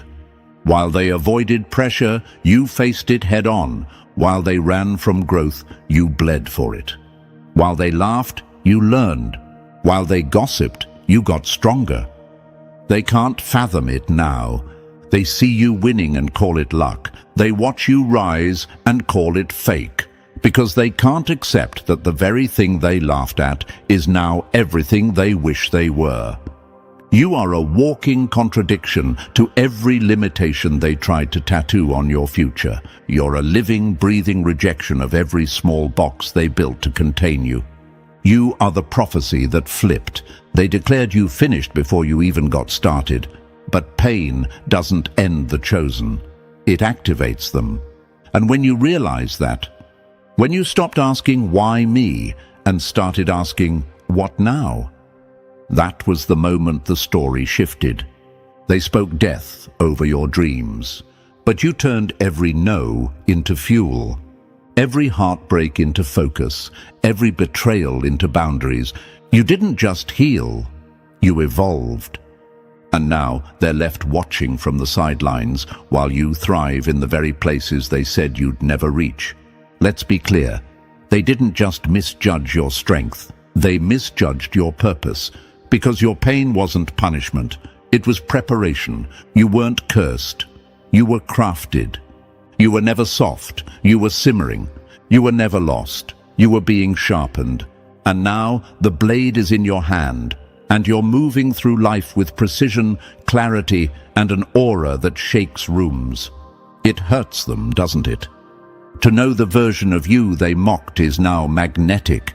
To hear your name spoken with reverence in rooms they still can't get into. To realize they wrote you off too soon.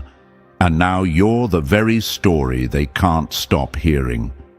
You've become their cautionary tale. Be careful who you count out. Be careful who you call weak. Be careful where you plant your doubt. It might grow into something you can't kill. So let them sit in that regret. Let them re-watch the parts of your life where they thought the story ended, not realizing the plot had only just begun. You owe them nothing but the silence of your success, because every step you take is a middle finger to their projections. This is the part of the story they never imagined, where you aren't just healed, you're unstoppable. Where you don't just survive, you dominate. They thought pain would define you, but you turned pain into power, and now that power defines them, not as villains, not even as enemies, but as proof. Proof that the fire doesn't kill the chosen. It forges them into something unbreakable. Number 7. They burned bridges.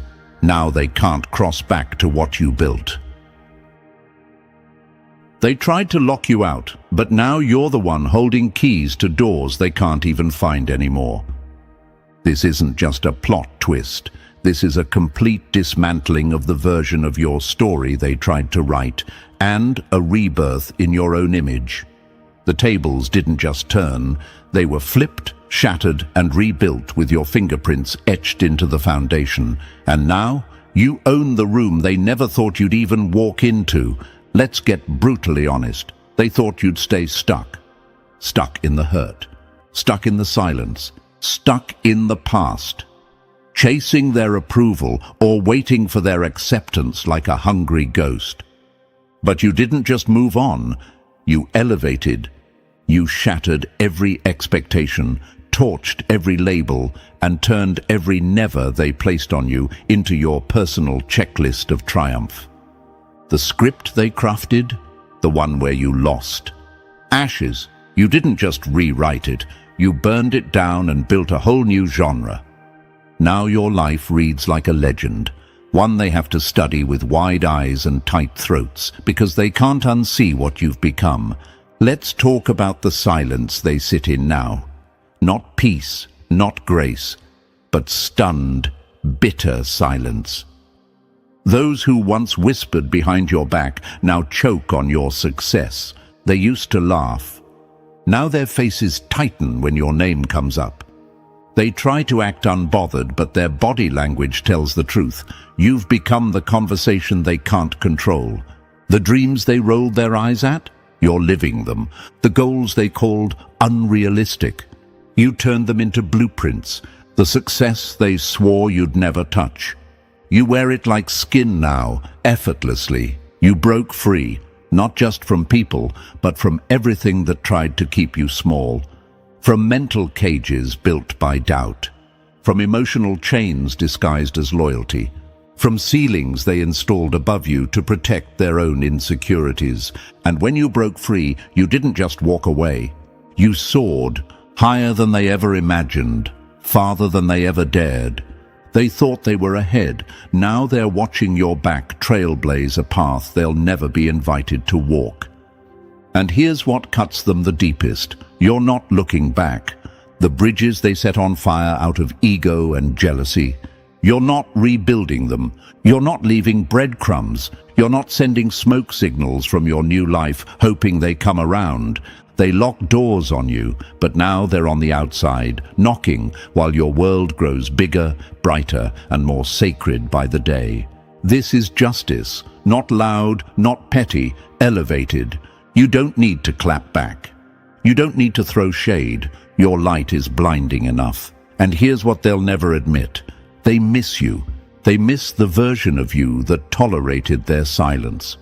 They miss the you who needed them, who explained yourself, who waited. But that version of you? Gone. The new you doesn't wait, doesn't explain, doesn't fit into rooms that can't handle your truth. You're not angry. You're aligned. You're not bitter. You're built different. You're not stuck. You're soaring. So let them watch. Let them whisper. Let them wonder how you did it. And if they ever ask, tell them this: you burned the bridge. I built a kingdom. And that kingdom, it has no back doors, no re-entry points, no welcome signs for those who made you beg to belong, because now you belong to yourself. And that, chosen one, is the ultimate win. Number 8. You didn't just change. You left a mark they'll never erase. They didn't just lose a person. They lost a once-in-a-lifetime alignment, and now they live haunted by the echo of what could have been. Your transformation isn't just visible, it's inescapable. It stares at them from every scroll, every side conversation, every room they walk into that somehow echoes your name. They tried to forget you, but you became unforgettable. They tried to downplay you. Now your existence is louder than ever. What eats at them isn't just your success, it's what they missed. They didn't just walk away from someone rising, they walked away from a revolution in motion. You were the storm they misread as a breeze, the diamond they tossed thinking it was dust, the miracle they mishandled because it wasn't fully formed yet. Now they live with the truth. You weren't temporary, you were timeless. And while you're out here bending destiny, they're stuck watching reruns in their mind of what they destroyed. Their imagination has turned into a museum of regret, rooms full of versions of you they'll never touch again, doors they can't knock on, futures they'll never taste. You didn't just rise, you redirected the timeline, you changed the frequency, and now you're not just a memory, you're a legacy, unstoppable, undeniable, unreachable. exactly as you were always meant to be, and now here we are, full circle. You've seen the rise, felt the shift, and understood the power of your becoming. The same ones who doubted you are now living in the echo of your name. Let that be your reminder. You were never average. You were always chosen. If this message hit home, like this video, subscribe to stay aligned with your truth and drop the number 77 in the comments if you're done shrinking for people who never saw your light. Share this with another chosen one. Let them know their rise is not just coming, it's already here. The thing about fire is, it never apologizes for burning what tried to bury it. They didn't just cross a line. They set it on fire and laughed while you stood in the smoke. This wasn't confusion. This wasn't a misunderstanding.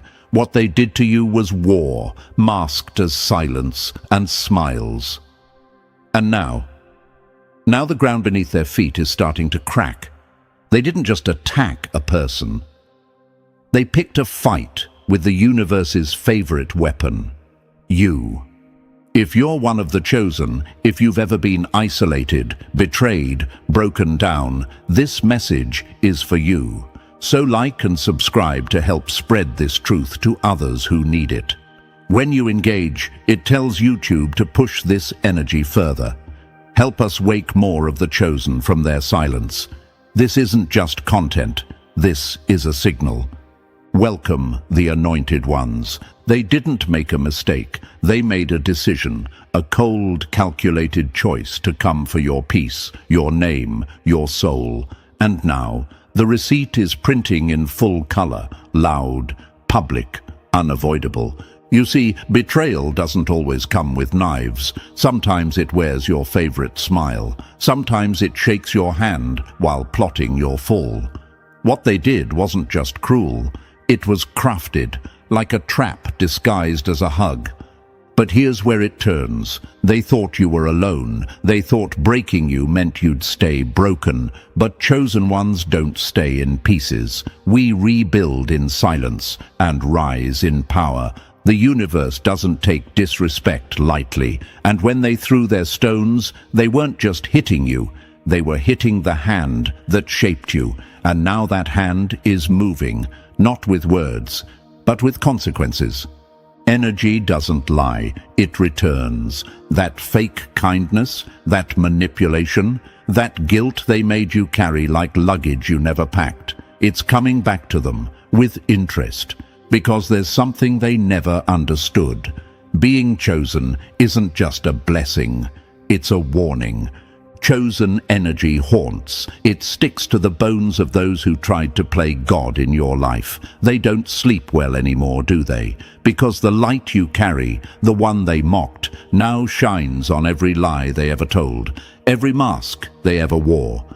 You don't need revenge when the truth walks into the room dressed like karma. And you, yeah, I'm talking to you, stop shrinking your power just because they couldn't handle the weight of your presence. Stop doubting your light because they pretended not to see it. They saw it. Oh, they saw it. That's why they tried to smother it. But light doesn't beg to be seen. It just shines, even through cracks, especially through cracks. You weren't weak, you were targeted. Because when you're chosen, you scare people who've built their confidence on control.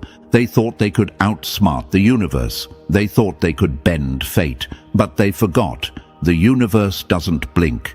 And now, the storm isn't coming. It's already here, and it has their name on it. Stay close, stay sharp, and never forget, what they did was intentional. And what's happening to them now, that's just the echo coming home. So before we go any further, let me ask you this. Are you still carrying the silence they forced on you, or are you ready to flip the script? Drop the number 77 in the comments if you know deep down that what they did to you wasn't random, it was targeted. And now, the universe is targeting them. This isn't just a video, it's a reckoning. Stay with me, chosen one, because if this message found you, it's for a reason. And now, Let's break it down, step by step. If you really are chosen, you won't want to leave. Let's begin. They didn't just bet on your silence, they gambled with fire, and now they're burning in it. They didn't break you by accident. They broke you like it was strategy, and now they're choking on the smoke of their own game. This wasn't a fluke. This wasn't someone who didn't know better. No, they knew exactly what they were doing. Every smile was rehearsed. Every silence was a weapon. Every coincidence was a tactic. They didn't miscalculate. They made a gamble, a dirty one. They bet that you'd keep your mouth shut, that you'd swallow the pain, that you'd keep shrinking just enough for them to feel big. They didn't fear your weakness. They feared your awakening. See, your presence did more than bother them. It exposed them. You walked in with light, and it lit up every lie they'd ever built their identity on. That's why they tried to break you. You weren't just inconvenient, you were dangerous. A walking spotlight on everything they pretended to be. So they tried to shatter you in stages, not with loud hits, but with quiet cuts, the kind of betrayal that comes in soft tones and delayed texts, that subtle mockery wrapped in just joking, that silence after your vulnerability, that fake concern laced with manipulation. They weren't confused, they were methodical. They didn't misunderstand you, they calculated you, and then they made a deal with themselves. If we can just keep them doubting their own power, we can stay safe in our lies. But they forgot one thing. You're chosen. You're not some random soul floating in this world hoping for luck. You're marked, you're aligned, and you carry the kind of frequency that makes the universe take notice when someone plays with your peace. They weren't fighting a person, they were fighting a system bigger than them, the very universe that shaped you. And the universe doesn't forget betrayal. It doesn't forgive interference. When you're chosen, your pain becomes registered data. It becomes a signal that triggers response. And now, that response is live. The consequences they're facing now aren't just bad luck. They're not just having a rough season. No, this is repercussion, dressed in full armor. They lit a fire thinking you'd never rise from the ashes. But the flames didn't destroy you. They activated you. And now they're realizing the real fire was never around you. It was inside you. But let's flip it for a second. Let's talk about you, chosen one. Let's talk about how you kept questioning your worth because of what they did. You kept shrinking your voice because they acted like it didn't matter. You started doubting your vision, your instincts, your calling, all because they couldn't handle the glare of your truth. Why? Why did you let their fear define your future? When you're chosen, your journey comes with turbulence, not because you're cursed, but because you're carrying too much light for darkness to ignore. Your power unsettles people who've built their lives on pretending. You are the mirror they never wanted to look into, and the closer you got to your purpose, the more they tried to derail you. That's not weakness on your part, that's confirmation of your assignment. You weren't meant to blend in. You weren't meant to be easy. You were built to disrupt, to expose, to rise, even when everything around you told you to sink. So stop apologizing for making people uncomfortable. That's what fire does. It burns what can't stand. It clears what can't grow. Your existence is divine friction, and they couldn't take the heat. They bet on your silence. They bet on your softness. They thought you'd mistake manipulation for love, silence for peace, control for connection. And for a while, maybe you did, but not anymore. Because the universe is shifting in your favor. Doors are unlocking that they tried to weld shut. Their names are being removed from rooms they once owned. The system they tried to hack is now shutting them out. They weren't just messing with you, they were playing against the very code of the universe, and that's not a battle anyone wins. So when the fallout hits them, and believe me, it is hitting, remember this: it's not your fault. It's not your guilt to carry. It's not your job to save them from the karma they wrote in their own handwriting. You didn't fail. You survived a war they started. And now, you're not just rising, you're watching them fall. Number 1. It wasn't confusion. It was kindness weaponized, cruelty in costume, and you were the target. Some wounds don't bleed, they manipulate, and some smiles are just knives dressed for dinner. Let's make something crystal clear. What happened to you wasn't miscommunication. It wasn't two people failing to see eye to eye. It wasn't bad timing or someone working through their issues.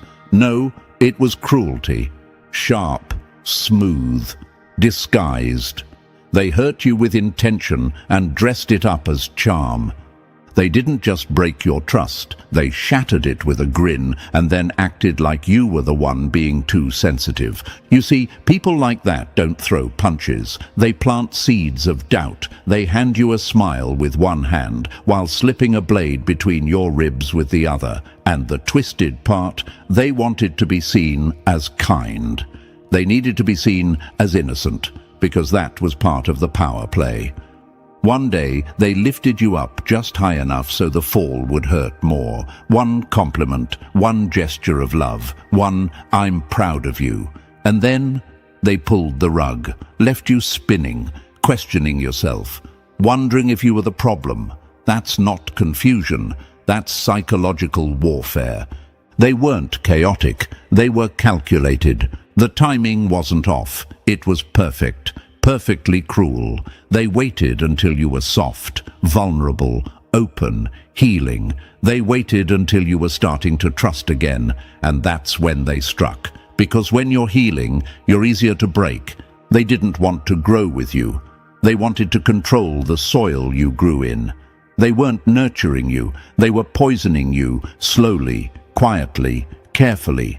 And the world saw the smile. The posts, the polite words, the check-ins. But behind the scenes, you were bleeding in silence, unsure if your wounds were even real. Let that sink in. They made you question your own pain. That's not clumsiness, that's cruelty with a blueprint.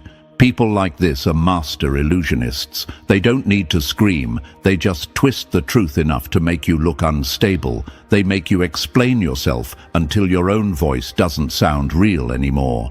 They'll provoke a storm, then step back and ask why you're so emotional. They light the fire, hand you the match, and then point to the smoke like it wasn't their fault. And the worst part, they act like they're helping, like they're being patient, like they're putting up with you. That's how deep the manipulation runs. They make you feel like the villain in your own story. But here's the truth. They weren't confused. They were comfortable. Comfortable knowing you wouldn't call them out. Comfortable knowing your empathy would paralyze your instincts. Comfortable knowing you'd choose peace over confrontation. Every time. They used that against you. Your heart was never safe with them. It was bait. They made your healing feel like overreacting, your boundaries feel like punishment, your distance feel like betrayal. But really, they just didn't like losing control. Because people like that don't love you. They love the version of you that doubts yourself. That's the version they can mold, manipulate, manage. But the version of you that knows your worth, that sets boundaries, that sees through the smile, that version terrifies them. And that's where you are now, waking up, seeing it for what it was. You didn't overreact, you didn't misunderstand, you didn't imagine the hurt. You just finally stopped making excuses for people who were fully aware of the damage they were causing. They played nice in public and destroyed you in private. That wasn't an accident. That was a performance.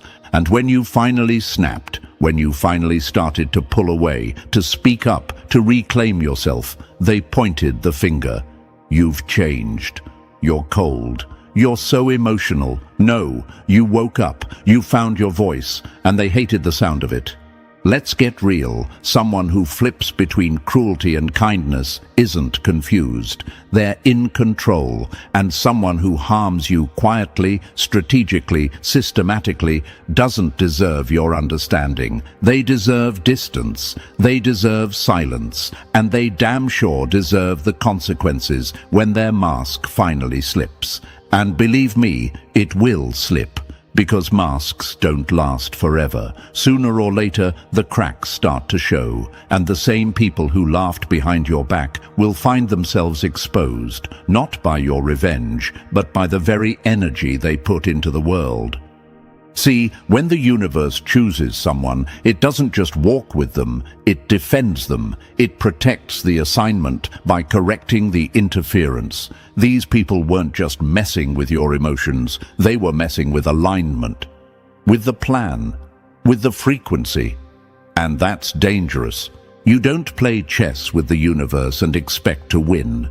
They thought they were manipulating a person. What they didn't realize was they were tampering with a system far bigger than them. The moment they tried to destabilize you, they triggered something they couldn't predict. Cosmic backlash. And it's hitting. They're feeling it in the lost opportunities, the strange heaviness, the isolation, the doors that used to open without question, now slamming shut. That's not bad luck. That's energy returning to sender. And you're still here, still standing, still rising. But hear me when I say this. Stop looking back and wondering if you overreacted. You didn't. Stop mourning a connection that was built on control. It wasn't love. It was strategy. It was performance. It was a lie wrapped in a pretty box. And you finally stopped opening it. The only mistake you made was staying quiet for too long. But now your silence has turned into sound, into strength, into clarity. You are chosen, not because you're perfect, but because you carry something that can't be stolen or silenced. And they knew that. That's why they targeted it. They knew the world wouldn't be able to ignore you once you stepped fully into who you are.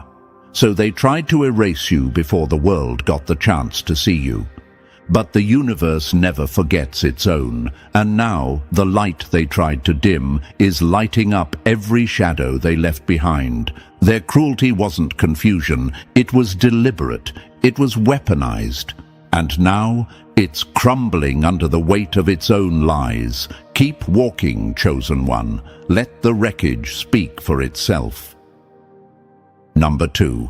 You weren't collateral damage. You were the mark, the mission, the one they needed, broken to feel whole.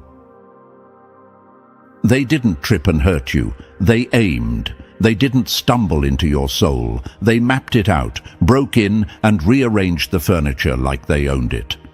Let's get one thing straight right now. You weren't caught in the crossfire. You weren't a casualty of someone's bad day or emotional confusion. You were the objective. You were the target. And every wound you carry came from a hand that knew exactly what it was doing.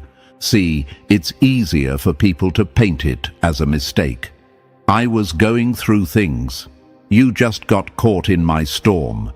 No. You weren't some bystander who happened to be nearby. You were placed dead center in their strategy. Every silence, every jab, every backhanded compliment, every last-minute betrayal, designed, directed, deliberate. They didn't hurt you by accident. They studied you first. They clocked your kindness, noted your loyalty, measured your patience like it was currency. They tested the edges of your forgiveness, slowly pushing the line back until hurting you became their comfort zone. You didn't just happen to be there. You were chosen, not for your weakness, but for your accessibility. You trusted too deeply. You listened when no one else did. You stayed long after the warning signs started screaming. And they knew it. They knew that when they started swinging emotionally, you wouldn't swing back. You'd try to understand. And that's exactly why they picked you. This wasn't a rough patch. It wasn't tension between two people trying to figure things out. This was a setup, a slow, silent ambush. They saw your light and decided it needed to be dimmed. Not because you did anything wrong, but because your very existence highlighted everything they refused to face about themselves.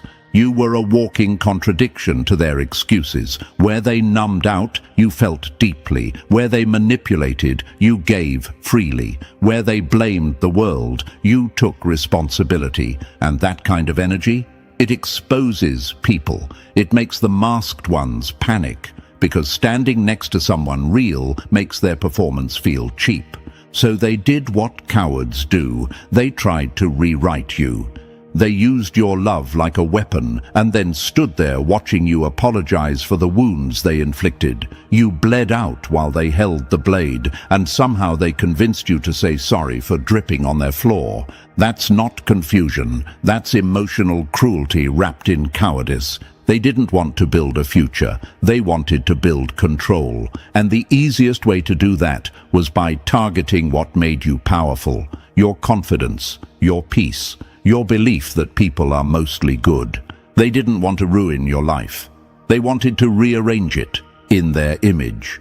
One where your voice was soft, your needs were smaller, and your focus was on fixing their chaos instead of following your own purpose. And when you finally started to push back, to ask questions, to demand clarity, to protect yourself, what did they do? They flipped the script. Suddenly, you were the unstable one, the problem, the one making things difficult. They didn't just wound you, they painted you as the villain in your own pain story, because that's how they sleep at night, that's how they keep the illusion alive. But here's what they never expected. You'd wake up. You'd see it, the pattern, the precision, the fact that none of it was random. And once you start seeing with clear eyes, the entire game unravels. Their charm becomes noise. Their apologies sound scripted. Their pain, imitation. Because real remorse doesn't show up only when they're losing access. Real accountability doesn't kick in just because the consequences finally arrived. They thought you'd stay lost in your own confusion forever. They thought if they scattered your pieces far enough, you'd never have the courage to pick them back up. But they forgot who they were dealing with. You're chosen. You don't break permanently. You break open. You don't collapse. You transform. And now, the same power they feared is returning with focus. You're not confused anymore. You're clear. Clear on what happened, clear on who they are, and most of all, clear on who you are. They built their chaos around your heart, and now that you're pulling it back, their entire foundation is shaking. It hurts, knowing it was personal, knowing they aimed. But don't let that truth destroy you. Let it sharpen you. Let it be the thing that ends the cycle, not just for you, but for every other chosen one still stuck in the shadows, still wondering if they imagined the pain. Because now you know the truth. Patterns don't repeat by accident. Damage doesn't land in the same spot over and over by coincidence. If someone keeps hurting you, they're not confused. They're committed. They don't deserve your explanations anymore. They don't deserve another apology. They deserve distance. They deserve silence. They deserve every single repercussion the universe is aligning for them. Because when you're chosen, you are watched over, and anyone who targets that kind of power doesn't get to walk away clean. They might escape your forgiveness, but they will not escape the echo of their own actions. You weren't collateral damage. You were the target, because your energy is rare, your presence is powerful, and your light is the one thing their darkness couldn't compete with. And now, you're no longer in their aim. You're out of reach, and they're out of time. Number 3, they didn't cross a line. They buried it, burned it, and called it love. The cruelest kind of control is the kind that makes you forget you ever had the right to say no. They didn't just cross a line, they erased it, slowly, skillfully, and without making a sound. No alarms, no big arguments, no fireworks, just little cuts, subtle smudges, until one day you looked up and couldn't recognize where the boundary used to be. That's how this kind of manipulation works, not in explosions, but in erosion. It started with something small, a joke that didn't feel right, a tone that made your stomach twist, a decision made without asking, followed by, "It's not a big deal, relax." And you did relax, because back then you were still giving them the benefit of the doubt. They didn't break your boundaries, they reprogrammed you to think they never mattered. At first, you had standards, clear ones. You knew what respect felt like. You knew what crossed the line. But slowly, they began chipping away at that clarity. Every time you said, "That hurt me," they turned it into an argument. Every time you tried to hold the line, they painted it as weakness. Overreacting, insecure, too much. They trained you to flinch at your own truth, and little by little you started shrinking. Not because you stopped caring, but because you were tired of defending your right to care at all. They made you feel like standing up for yourself was something to apologize for. So you stopped standing up. You softened your voice. You swallowed your hurt. You told yourself, "Maybe I am being dramatic." But here's what really happened. You were adapting to dysfunction. You tried to fix things by bending further. You gave more, hoping they'd finally meet you halfway. But they never planned to, because bending wasn't seen as love to them. It was seen as permission. Every inch you gave was just more space to take. And they took it, with a smile, with silence, with just enough kindness to confuse you. This wasn't clumsiness. This wasn't someone struggling with communication. This was a strategy. If they could blur the line just enough, they wouldn't have to respect it. If they could make you believe the problem was you, they'd never have to change a damn thing. And that's what they did, redefine your discomfort as your defect. When you said no, they called you cold. When you had standards, they called you controlling. When you got upset, they called you unstable. So you adjusted. You tried to be easier, more understanding, more low maintenance. But all that really meant was you let them walk further and further past your line, and they pretended it was normal. But now, here's the real twist. You're remembering. You're waking up. You're starting to see that you were never the problem. You're starting to realize your overreactions were actually your intuition screaming through the silence, that your discomfort wasn't sensitivity.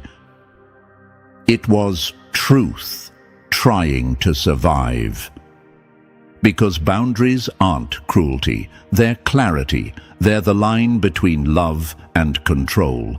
And what they couldn't handle, what they feared, was the moment you stopped explaining yourself and started enforcing what was yours to protect. Now you've redrawn the line, not in pencil, but in permanent ink. And they don't know how to act because their favorite eraser doesn't work anymore. They're uncomfortable now, but not because you changed. No, you finally came back to yourself. You remembered who you were before they edited you into someone you could barely recognize. You were never too sensitive. You were never too rigid. You were never too much. You just finally stopped being too available for people who only understood how to take. And now, the discomfort is theirs to carry. Let them call you difficult. Let them act like you've become someone new. That's what people do when the game changes and they're suddenly playing with rules they can't bend.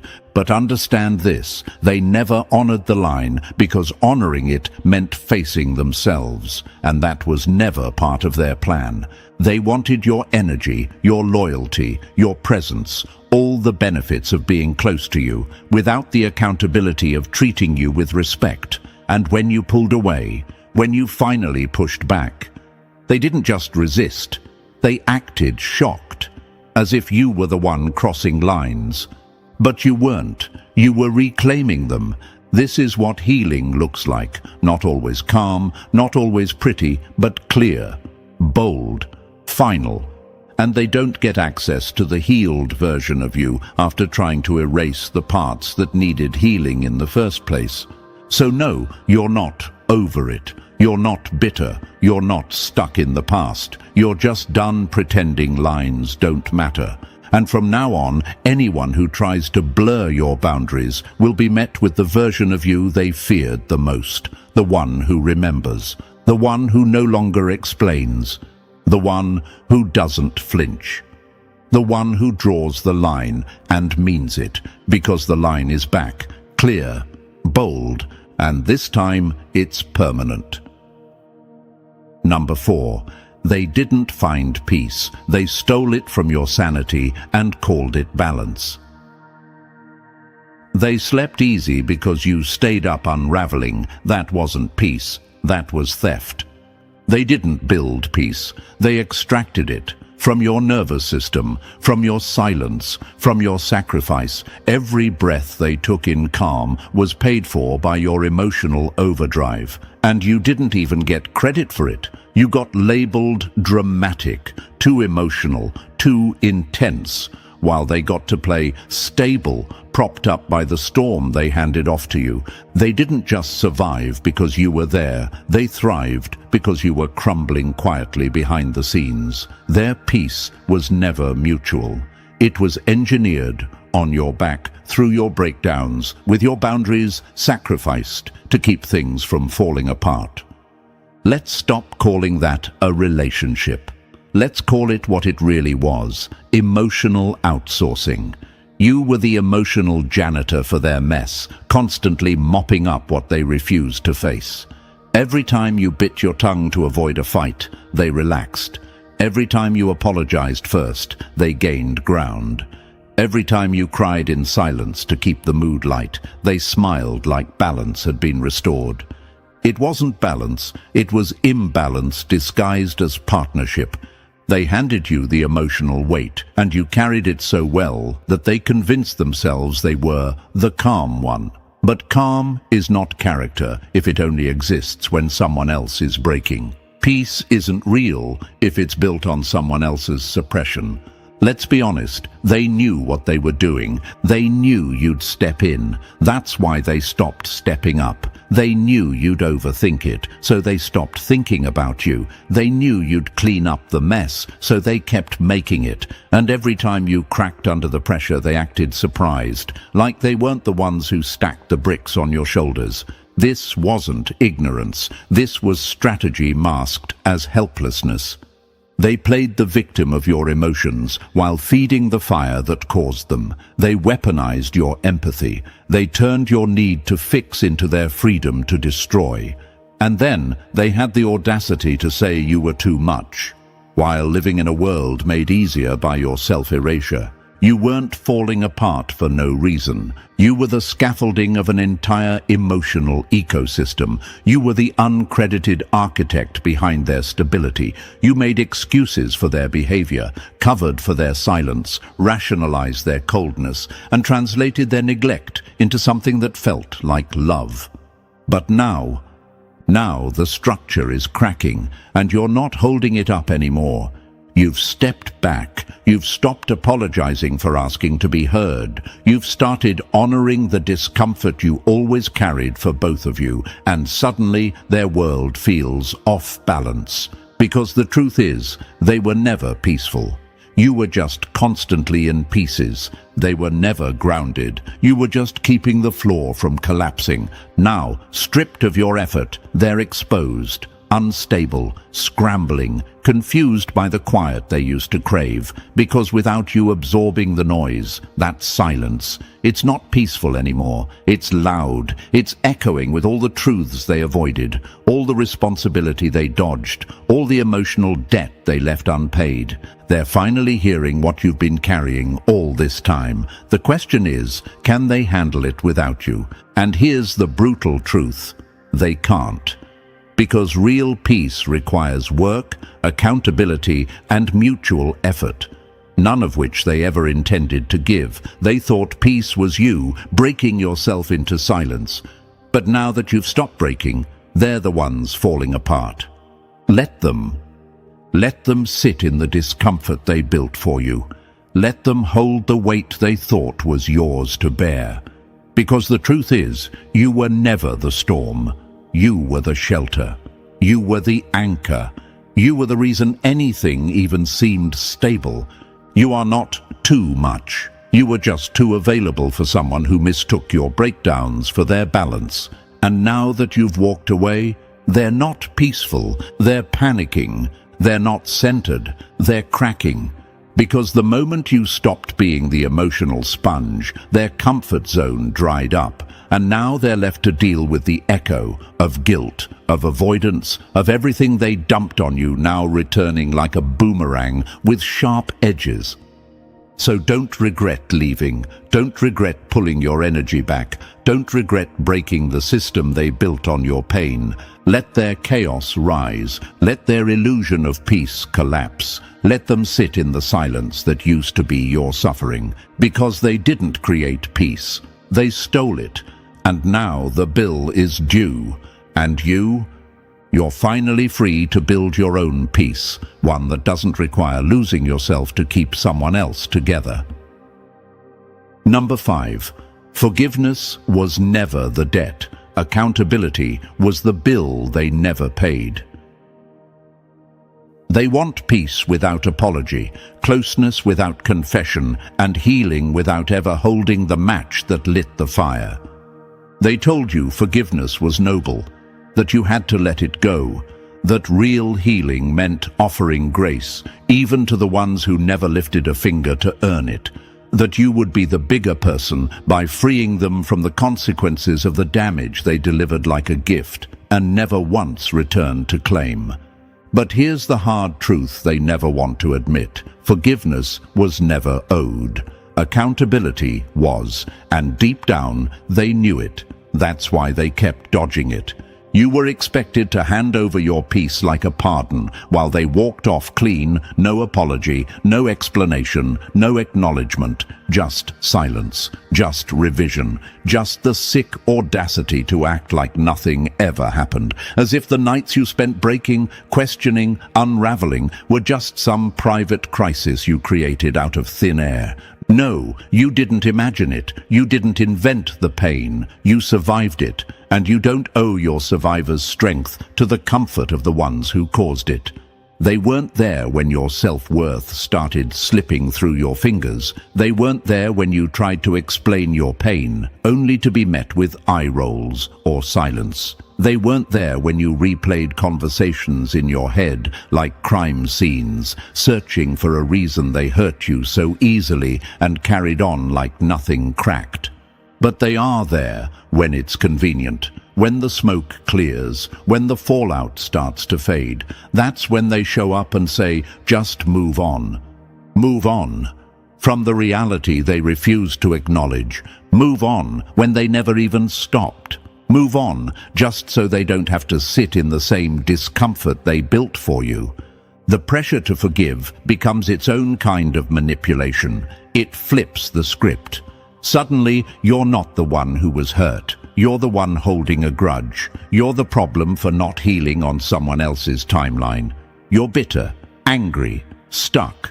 Not because you are, but because you won't perform peace for people who haven't earned it. They didn't ask what it cost you. They didn't ask what parts of you had to die just to survive what they did. But they've got the nerve to ask you to be gentle, to let it go, to be spiritual enough to forgive people who never once felt sorry. Let's get something straight. Forgiveness is a gift, not a rule. It's your choice, not their right. You don't have to forgive someone who's still rewriting the story to make themselves the victim. You don't have to bury the blade just because they're uncomfortable looking at the blood. You don't have to reconcile with someone who only wants access, not accountability. And no, refusing to forgive someone who refuses to be accountable doesn't make you toxic. It makes you honest, It makes you real. Forgiveness without accountability doesn't heal. It hides, it masks, it enables, it turns the person who was hurt into the one who now carries the shame of not being kind enough to forget it all. But forgetting is not healing. Minimizing is not growth. And silence is not closure. You can heal without forgiving. You can reclaim your power without giving anyone a second chance to hurt you. You can move on without letting go of the truth. And here's the part that matters most. You don't owe anyone a soft ending to the story they chose to scorch. If they wanted forgiveness, they should have started with honesty. They should have sat in the wreckage and said, "This was me. I did this. I see it now. I own it." But they didn't. They chose the easy route, distance, denial, the fake peace of pretending it never happened while you were still bleeding from the pages they tore out. They want you to let go because they can't hold the weight of their own actions. But you're not here to carry it for them anymore. That's not your job. That's not your purpose. That's not your healing. You're allowed to let the pain land, to let the truth live without censoring it for anyone else's comfort. You're allowed to say, "What you did hurt me, and no, I'm not forgiving you because you haven't earned it." That's not bitterness. That's boundaries. That's the wisdom of someone who finally knows their worth isn't measured by how quickly they forget the trauma. Forgiveness is not a requirement of healing. It's an option. And sometimes the healthiest thing you can do is to refuse to make someone else's peace easier than your own. So no, you don't have to forgive them, not today, not ever, unless it's something you want. Because healing isn't about who walks away comfortable, it's about who finally stops pretending they weren't bleeding. And if they want closure, let them find it somewhere else. Number 6. They weren't wolves in sheep's clothing. They were wolves whispering you into silence, one doubt at a time. The sharpest weapon they ever used wasn't a lie. It was convincing you your truth was too loud. They didn't need to hide behind a mask, not really, because their goal wasn't just to deceive you, it was to reprogram you. They weren't pretending to be harmless. They were conditioning you to believe that you were the threat, that your emotions were overreactions, that your instincts were faulty, that your pain was exaggerated.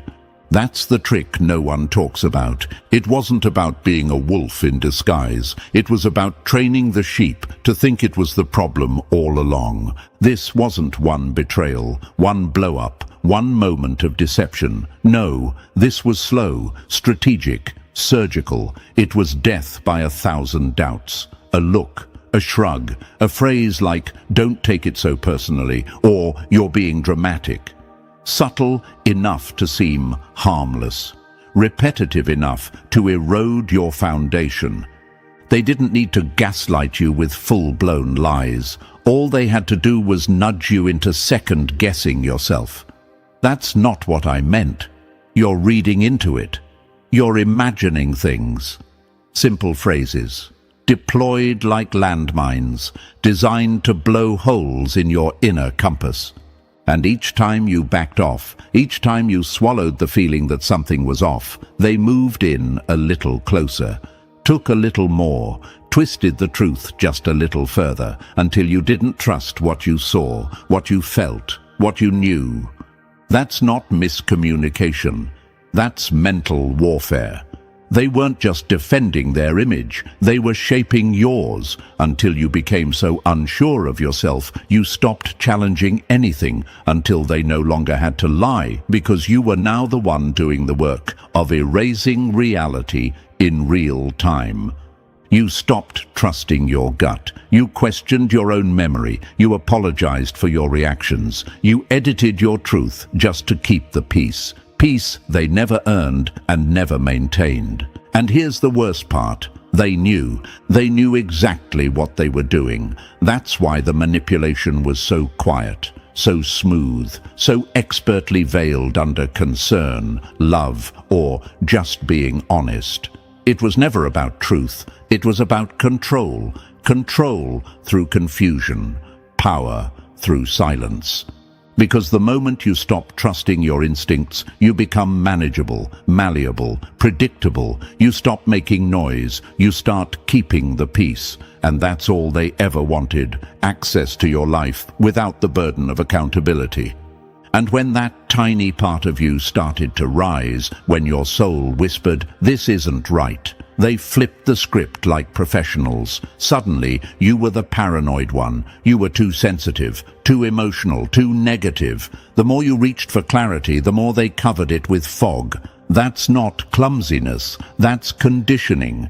This kind of manipulation doesn't just hurt, it rewires you. It teaches you to distrust the only compass you've ever had, your own truth. And once you lose that, you're not just hurt, you're disoriented. But let me tell you something they never wanted you to know. Your instincts were never broken, they were buried. Buried beneath doubt, beneath guilt, beneath a pile of second guesses, stacked up by someone who needed you unsure just to stay close. And once you start trusting yourself again, once the fog lifts, everything shifts. The game collapses, the narrative cracks, the confusion untangles, because you realize it was never about being wrong. It was about being manipulated into believing you were. That's when the memories come back. But this time, you're not rewriting them to protect anyone. This time, you see clearly the look in their eye when they twisted the truth, the way their tone shifted when you started getting too close to the core, the way their support always made you feel smaller, quieter, less sure. It all makes sense now. They weren't just hurting you, they were rewiring you. And you survived it. You're still here. And the moment you stop apologizing for noticing the pattern is the moment you begin breaking it. You were never too sensitive.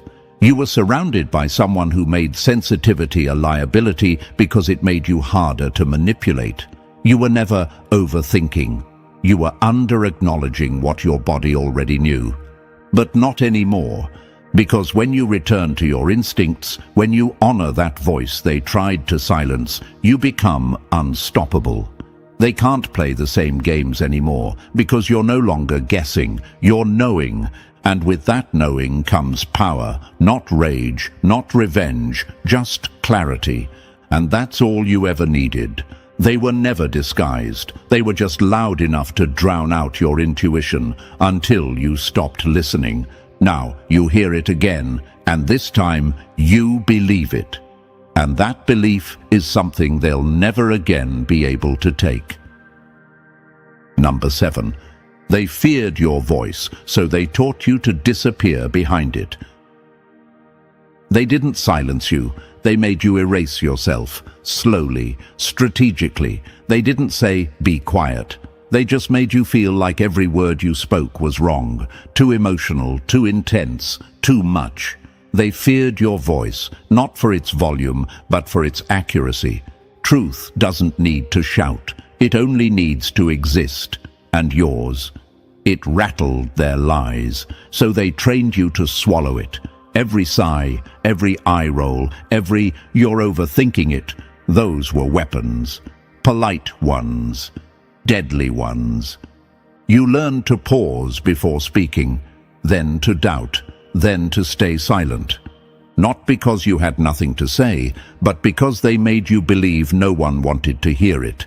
They didn't steal your voice. You handed it to them because they convinced you it was dangerous to be heard. But it wasn't for your safety. It was for theirs. Because your truth wasn't just inconvenient.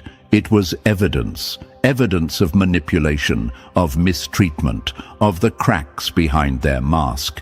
And now the silence is ending. Now your voice isn't trembling. It's feral. Now they can't talk over it, drown it out, or dress it up as drama, because the truth always returns. And when it does, it doesn't knock. It breaks the door down.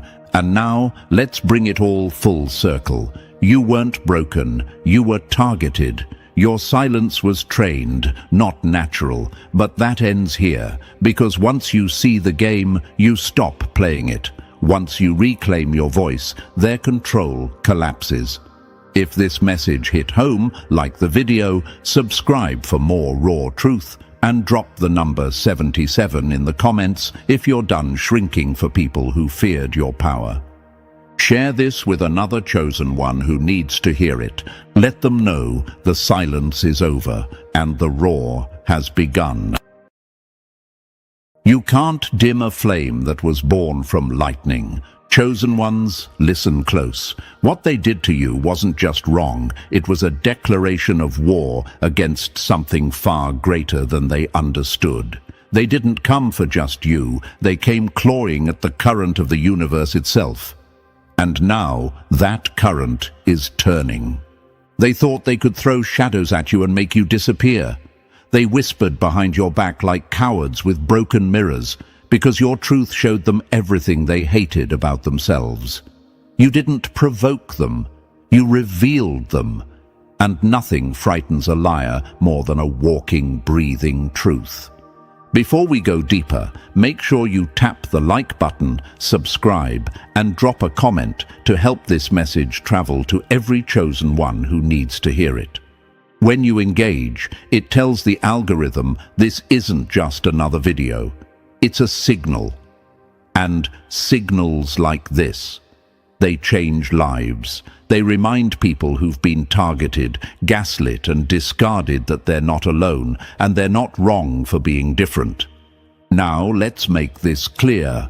The power of being chosen is not pretty, it's not peaceful, it's haunting. It's the kind of energy that walks into a room and shifts everything without speaking. That's what they hated. That's why they plotted. You never even had to raise your voice. Your presence was already louder than their pride could handle. They didn't betray a person. They declared war on a force. The universe doesn't choose based on titles, followers, or noise. It chooses based on weight. Can you carry the light without dropping it when it burns? Can you walk through fire and still protect others from the heat? That's what sets you apart. And that's why they came for you. They called you too sensitive, too intense, too much. No, you were too real, and for people built on facades, your realness was radioactive. You reminded them of the parts they buried. That's why even strangers are stepping in, because the lies told about you don't match the light they see when they meet you. They feel the disconnect. They feel the injustice. You are not alone, not now, not ever. You were chosen because you can survive what others wouldn't even endure for a day. You were the storm they tried to outsmart, and now it's circling back. They played with lightning, thinking it was just a spark. But you are the storm. You are the echo that never needed a mic to shake the ground. Their lies were bricks, hoping to build a cage around your name. But the universe is in demolition mode, and it's swinging back. They are watching their own stories fall apart. The fake friendships are unraveling, the masks are cracking, and the silence you once gave them, that was grace. Now even that is being removed. To every chosen one who ever sat in a room feeling like a stranger, wondering why everyone suddenly turned cold, it wasn't your imagination. It was your power turning their comfort into discomfort. You became the mirror that wouldn't lie. They didn't treat you like trash because you had no value. They did it because they hoped you'd forget your worth. But here you are, rising. So no more asking, why did they hurt me? The question now is, why did I ever doubt what I carry? Your enemies aren't haunted by you. They're haunted by your resilience. You didn't just survive. You became proof that truth walks, that light lives, that silence speaks when it's backed by power. And remember this, what hunts the chosen always ends up hunted by the universe. Drop the number 77 in the comments if you feel this in your spirit. Type, I'm still standing if they tried to break you but failed, because what's coming next isn't revenge, it's balance. And balance doesn't play fair, it plays final. Number 1. They mistook quiet for weak. Now they're choking on the storm. They started. You thought I was silent because I was scared. No, I was letting you talk long enough to bury yourself in your own lies. Chosen ones, this is the part where the masks come off, not just theirs, but yours too, because for too long you've been walking around with your power wrapped in silence, thinking it made you small. But silence isn't weakness. It's strategy. It's survival. It's what happens when a storm watches the field before it breaks the sky in half. They mistook your calm for surrender. They thought because you didn't fight back, you had nothing to fight with. But here's what they didn't understand. You were never the attack. They were just loud enough to expose themselves. You were gathering. You were aligning. And now the universe is making its move through you. Let's get one thing straight. They saw your light before you even knew it existed. That's why they smiled while circling you like vultures. That's why they praised you publicly and poisoned you privately. Because people don't destroy what they pity, they destroy what they fear. And they feared you. Not the you who tried to fit in, not the you who stayed quiet to keep the peace. They feared the you who didn't flinch when the storm came, the one who didn't fall apart when the crowd scattered. That kind of composure? It's unsettling to cowards, it's magnetic to chaos, and it's a mirror to liars.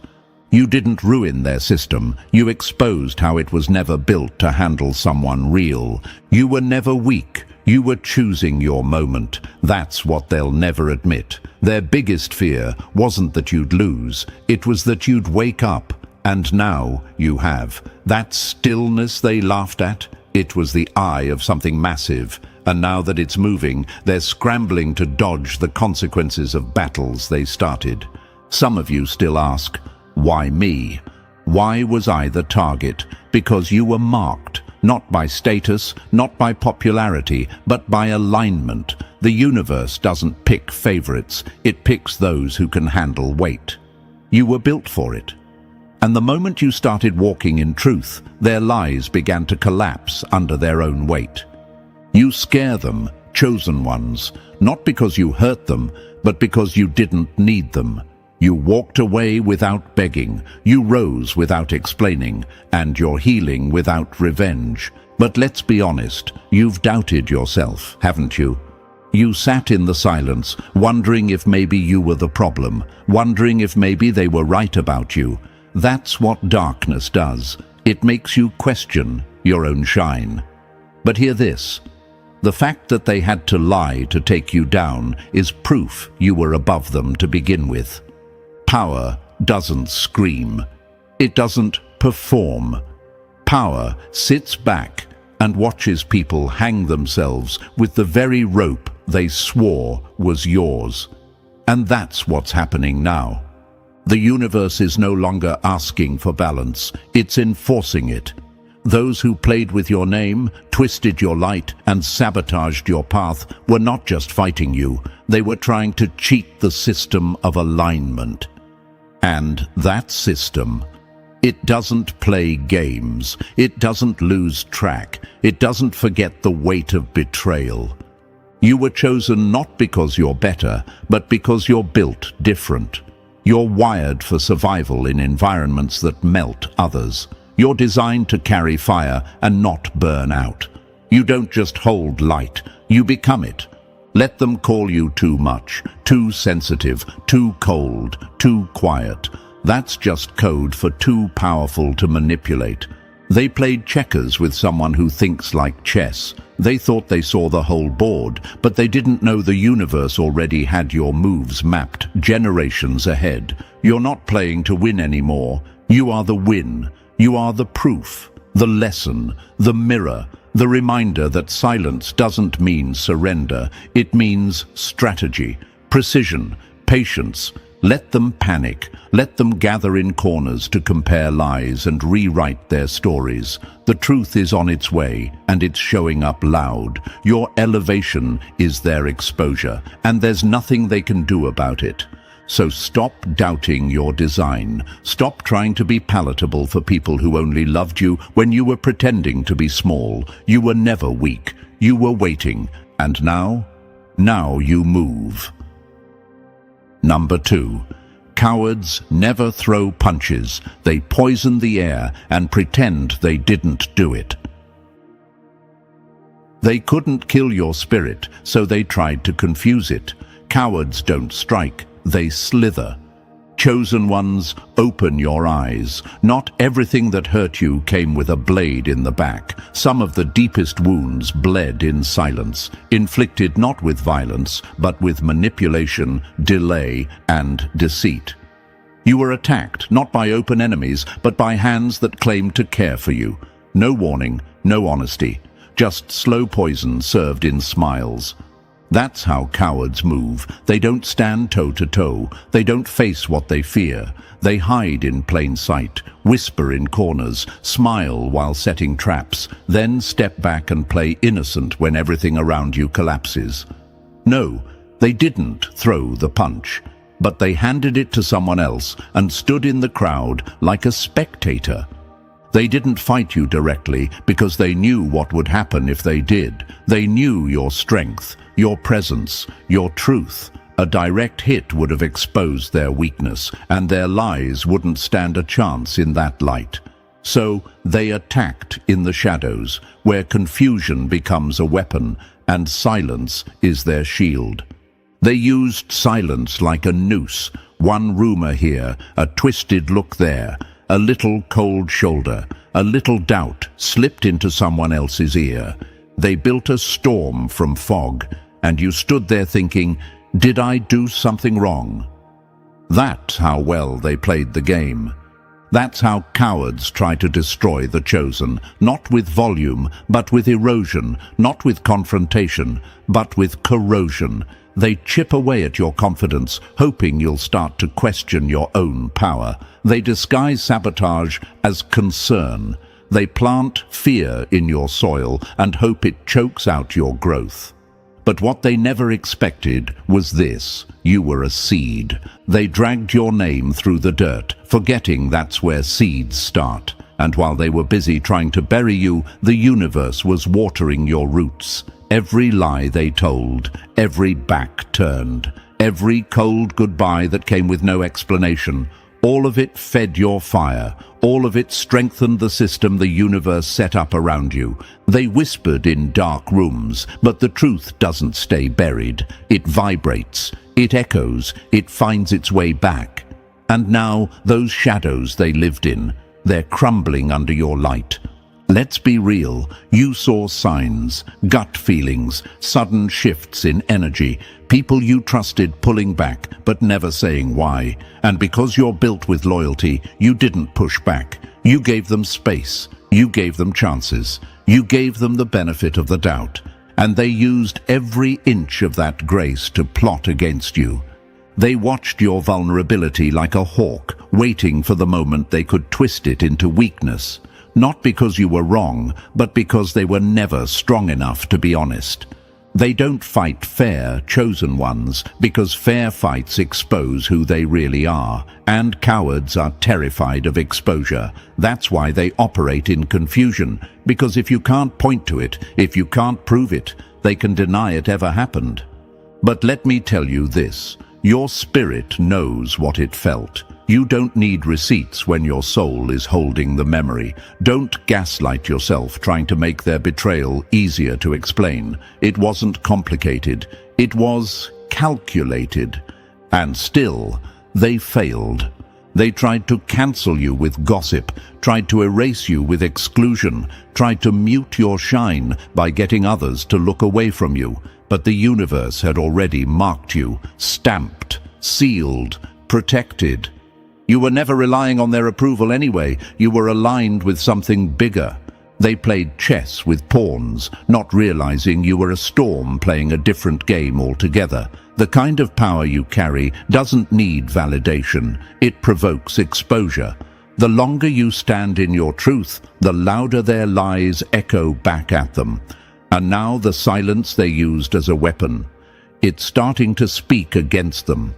Now people are noticing, patterns are breaking, the victim masks are slipping, and even strangers are starting to feel the truth that you couldn't put into words. Because when the universe moves to defend a chosen one, it doesn't shout, it shifts. And suddenly the people who believed the lies, they start to see cracks. They feel the energy shift. And here's what really burns them. You didn't fall apart. They wanted you broken, bitter, bent out of shape. They wanted your silence to become your prison. But instead, you built from it. You didn't collapse. You constructed. You didn't rage. You rose. You showed the kind of grace that humiliates cowards more than any revenge ever could. Because now they're being haunted, not by ghosts, but by your growth. Every level you rise to now is a reminder of the war they waged and lost. Every time someone recognizes your energy, your authenticity, your light, they feel it. Every time someone says, "You were right," or "I see it now," they flinch. That's what happens when sabotage fails. You become the proof that the lie was never stronger than the truth.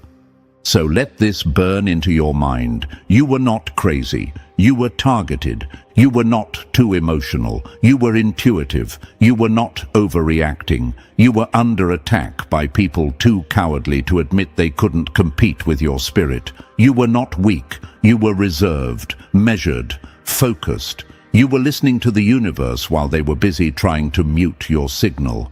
And now, that signal is louder than ever. So quit mourning the betrayals. Stop replaying the confusion. It wasn't your fault. You didn't ask to be chosen, but you are. And they didn't attack you for what you did wrong. They attacked you for what you do right, just by existing. You carry a vibration that cracks false foundations. You were never meant to blend in. You were meant to disrupt. And they felt that. That's why they came in whispers instead of war cries, because they knew. You don't survive storms like you become them. Let them watch now. Let them sit in the ruins of their own design. You never needed to fight dirty. You just needed to outlast. And chosen ones, you did. You were born to be misunderstood, to be doubted, to be whispered about, because what lives inside you doesn't fit their story. It never did, and it never will. So keep shining, keep walking, keep letting the universe do what it does best. Balance every lie with truth and every betrayal with blessing, because cowards don't fight fair, and that's exactly why they never win. Number 3. They laughed too soon. You were just aligning while the universe was rearranging the board. Real power doesn't scream. It shifts the room without a word. And when alignment locks in, resistance doesn't break it. It breaks against it. Chosen ones, let them keep celebrating what they think is your silence. Let them toast to what they thought was your fall. What they didn't know is that while they mocked your stillness, you were sinking with a force they can't even comprehend. You weren't losing, you were aligning. And alignment? It doesn't show up with noise, it shows up with undeniable shifts. They thought your quiet meant you gave up. No, your quiet was the signal that the system had activated. When the universe selects someone, it doesn't send fireworks. It doesn't post announcements. It begins to bend reality around them. Quietly, relentlessly, without asking permission. They mistook the pause in your steps as hesitation. They couldn't see that you were listening for deeper instructions, tuning out the noise, cutting the static, letting chaos burn itself out so you could move from alignment, not emotion. Because that's the difference between them and you. They move from ego, you move from truth. They throw tantrums, you hold frequencies. They fight people, you operate on laws, universal law, the kind that rewrites outcomes behind the scenes, the kind that reroutes delays into divine setups. And when those laws are in motion, No sabotage, no rumor, no lie can stop what's coming. They thought they won, thought they pushed you out, shut you down, left you for done. But the thing about alignment is, it doesn't just fix your path, it destroys anything and anyone who stands in the way of it. So let them pretend they claimed some kind of victory. They won the noise, not the war. Because what's coming next? It isn't your comeback, it's their collapse. They don't understand what they triggered. When they tried to fight you, they weren't fighting one person, they were fighting the system that chose you, and the universe never loses its own. They thought the delays were punishment. They thought the silence meant defeat. But your delays were recalibration. Your silence was sacred. The universe was recalculating routes, shifting timelines, removing people who couldn't go where you're headed. And now the recalibration is over. Chosen ones, you've been sitting in stillness long enough. You've let them think they had the upper hand. But the truth is, they were fighting ghosts. Their pride battled the reflection of what they can never become. Their hatred aimed at the echo of a reality that doesn't serve them anymore because the system is shifting and your alignment is the reason. You didn't force the outcome. You didn't beg, scream, or fight dirty. You aligned, and everything started to move on its own. That's the part that burns them the most. You didn't chase revenge. You became evidence. They tried to manipulate. You stayed in flow. They tried to control. You stayed surrendered. They tried to block the door. You became the door. And that's why they're panicking now. Because all the false victories they claimed are falling apart. Their wins were built on sand, their smiles were built on scripts, and now alignment is sending waves to wash it all away. You never needed noise, you needed clarity, you needed space, you needed the lies to get loud enough to expose themselves, and that's exactly what happened. That's why alignment never shouts, because when it speaks, the whole structure bends, the lies collapse under their own weight. The fake alliances fall apart without you lifting a finger. You're not just walking into a new chapter, you're walking into a reality shaped by your alignment, not your anger, not your pain, but your ability to trust the timing when nothing made sense. And now it's making sense. Now people who doubted you are quiet. Now opportunities that felt blocked are opening without a knock. Now doors that were slammed shut are being replaced with gates built for your frequency. That's what happens when alignment locks in. It reshapes reality around your truth. No announcements, no drama, just undeniable shift. So stop explaining, stop trying to prove anything, let the results speak, let the universe handle the reveal, and when it does, it won't whisper, it'll echo.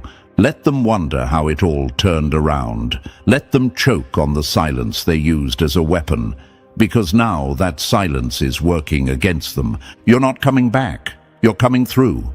And this time, it won't be quiet. Because alignment doesn't just fix things, it remakes them. It removes what isn't real, what isn't meant, what can't carry the next level. And it does it without warning. That's the power you're walking with now. And that power, it terrifies the ones who thought they'd buried you. Let them feel it. Let them watch what they tried to kill rise into something untouchable. Alignment didn't shout, but it's about to roar. Number 4, they didn't break you, they burned off everything that couldn't come with you. The fire wasn't meant to destroy you, it was sent to expose what was fake, burn what was weak, and leave only what was real.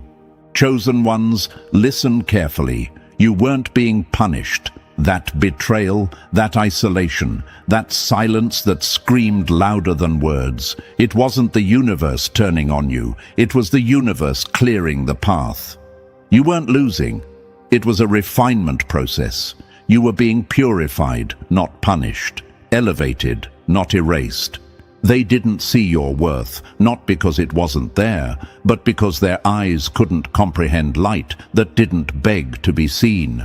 You didn't fit their mold. You didn't shrink when they expected you to grovel. You stood in your stillness, and that alone was enough to make them attack. Because what you carry, it convicts the false. It makes the fake uncomfortable. Your existence is a mirror that shatters delusion. They called you the problem, but they were really naming their own reflection. You were never the villain. You were the reveal. That betrayal, it wasn't an accident. It was a setup, a divine one. The masks had to fall. The illusions had to die. And the only way that could happen was by pressure.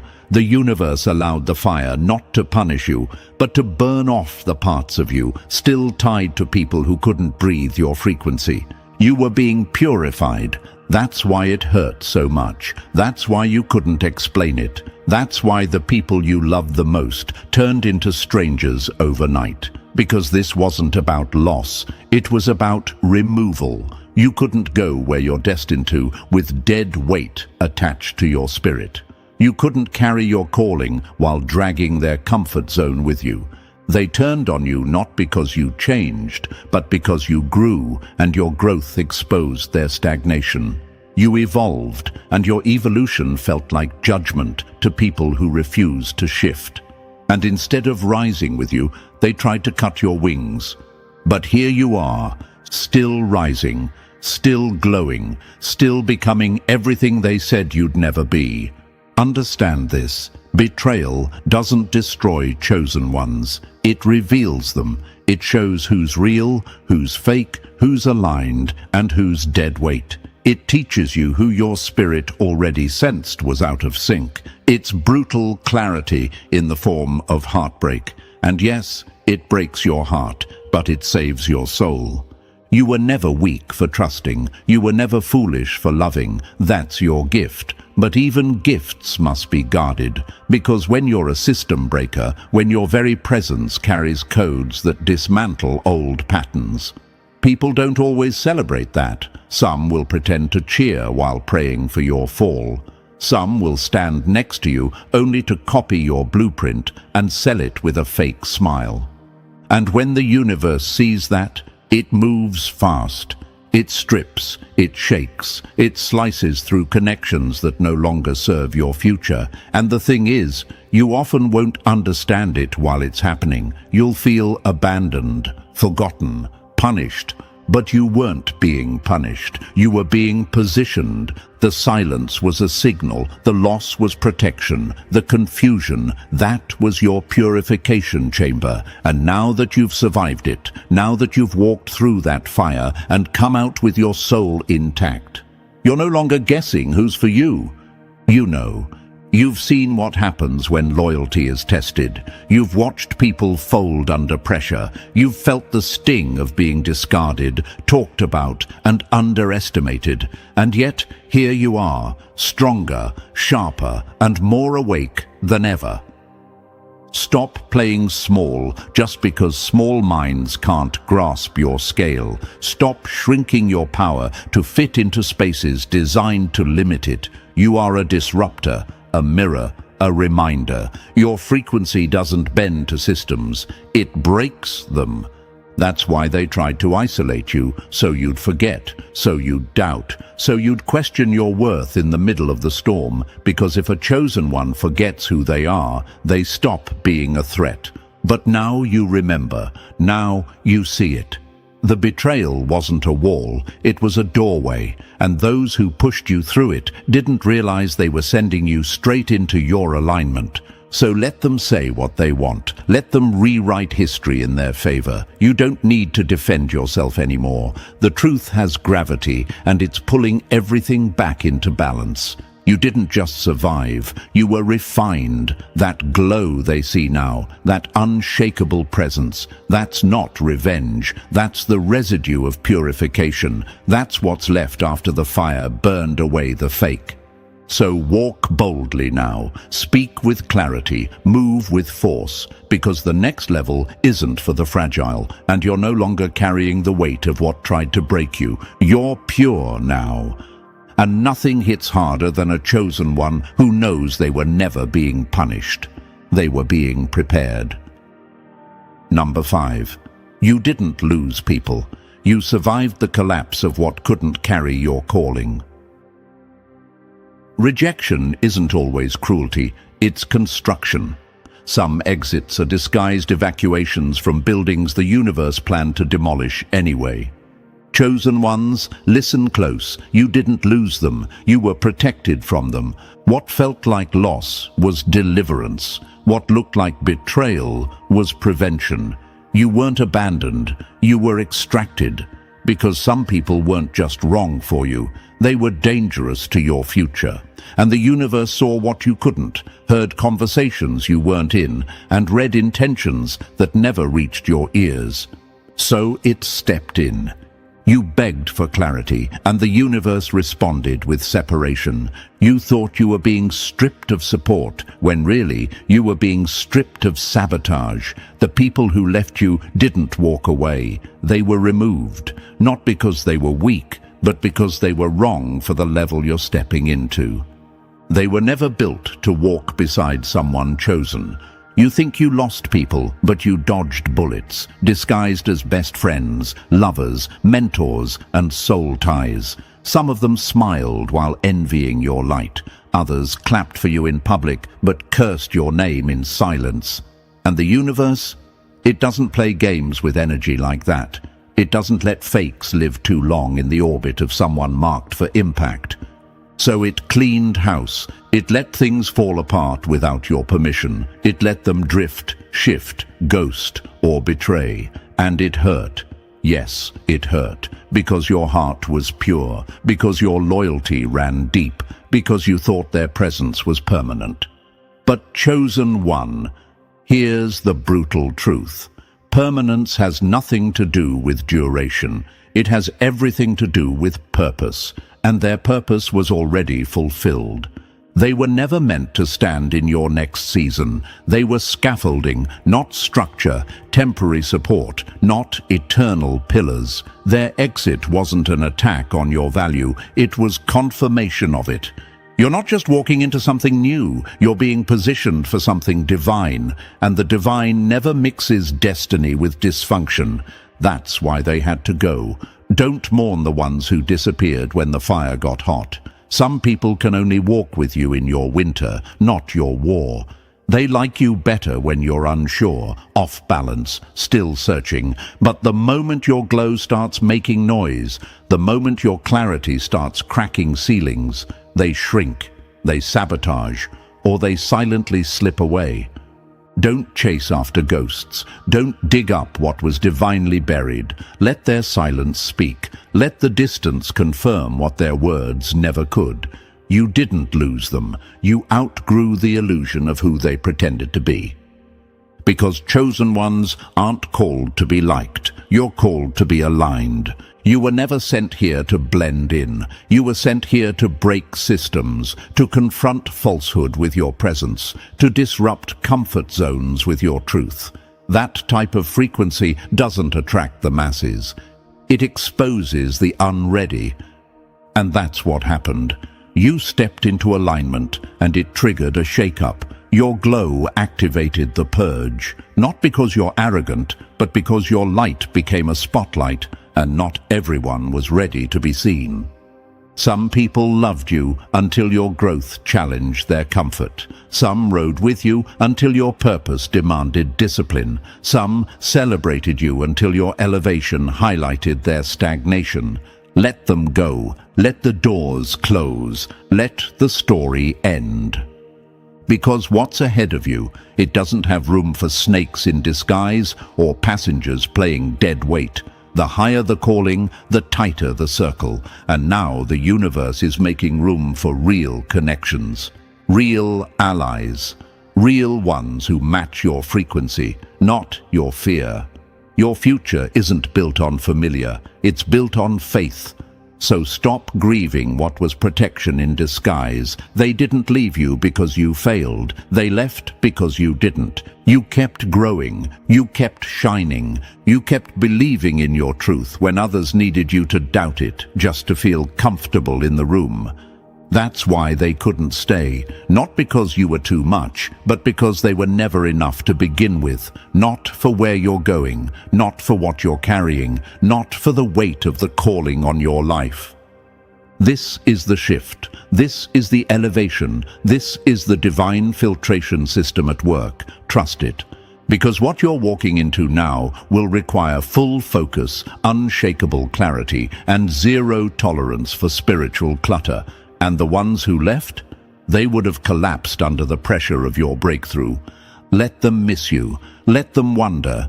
Let them try to rewrite the story. But you keep walking. Because chosen ones don't lose people. They get protected from those who were never built to survive their rise.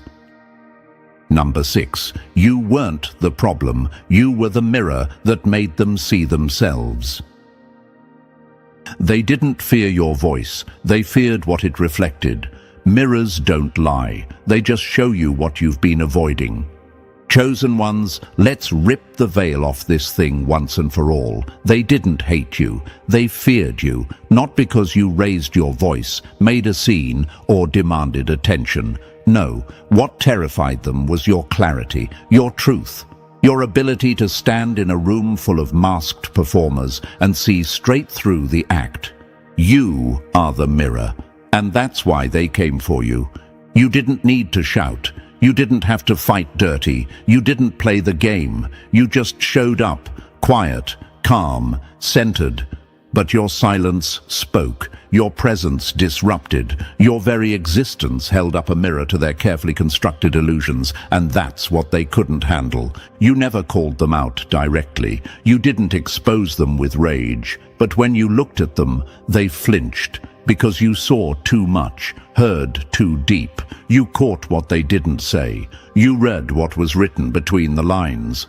And that kind of awareness, that level of perception, it scares people who live in shadows. You weren't dangerous because of what you did. You were dangerous because of what you knew, and not even because someone told you, but because your spirit felt it. The lies, the motives, the energy that didn't match the words. You could feel when someone said, "I'm proud of you," but meant, "I'm intimidated by you." You could sense when people clapped for your wins while secretly hoping you'd fall. You didn't overreact. You just saw the truth too early, and they hated you for it. They needed you to be blind, to play dumb, to second-guess yourself. Because if you questioned you, it gave them cover to keep lying. So they whispered, twisted stories, made you feel like the one out of line, like the one doing too much, too deep, too sensitive, too suspicious. No, chosen one, you weren't being paranoid. You were picking up on frequencies they worked hard to hide. And when you didn't hand over your power for their approval, they panicked, because what you refused to give them was control. You didn't sell your truth for acceptance. You didn't shrink your awareness to keep their egos safe. And that kind of integrity, it's lethal to false alliances. It shakes fake friendships. It burns through manipulation like wildfire. So they turned on you, tried to stain your name before you could speak your side, tried to drown your light in gossip, hoping confusion would make people forget what they felt in your presence. But let me say this, clarity doesn't need defense, because clarity is felt in the bones. It's seen in the eyes, and no matter how loud they scream, how much they smear you, how many people they recruit to twist the story, the truth will vibrate louder than any lie ever could. That's why even strangers can sense when you've been wronged. That's why the people who meet you after the smear campaign still say there's something real about you. Because truth isn't just spoken, it's carried. And you carry it. You didn't come to blend in, you came to confront, just by being yourself. Your authenticity is an alarm clock to the sleeping, and not everyone wants to wake up. Some would rather destroy the messenger than face their own reflection. So they tried. They tried to blur your image, distort your message, make you doubt your own lens. But the thing about mirrors is, they don't change based on who's looking. They just show the truth, over and over, until the lie crumbles under the weight of what can't be ignored. You didn't fail. You reflected. You didn't fall apart. You revealed. You didn't lose your mind. You found your alignment, and it cost you their comfort. But trust this, real ones will always recognize what's real. You won't have to explain yourself in every room. You won't have to fight for clarity when you're walking in it. The ones meant to walk with you, they won't flinch when they see themselves in your light. They'll rise with it. So don't dull the mirror. Don't dim your shine. Don't trade your knowing for their acceptance. You were never made to keep them comfortable. You were made to wake up systems that rely on silence to survive. You were born to reflect. So let them fear you. Let them whisper. Let them run. Because the only people afraid of the mirror are the ones lying to themselves. Number 7. They called it order, but it was a cage. And now the whole system is collapsing beneath your feet. They told you to keep the peace, but what they really meant was, stay small so we can stay powerful. Now your truth is louder than their lies, and the empire they built on illusions is turning to dust. Chosen ones, hear this loud and clear. You were never sent to kneel. You were sent to shake the damn ground. They built a system around control and called it structure. A system that only works if you stay quiet, stay agreeable, stay predictable. A system that feeds on silence and punishes clarity. But you came in with truth in your bones and fire in your chest. And they knew from the start you were a threat to everything they tried to pass off as normal. They wrapped chains in soft words. They called your submission maturity. They said, don't overreact when you felt something off. Be the bigger person when they crossed the line.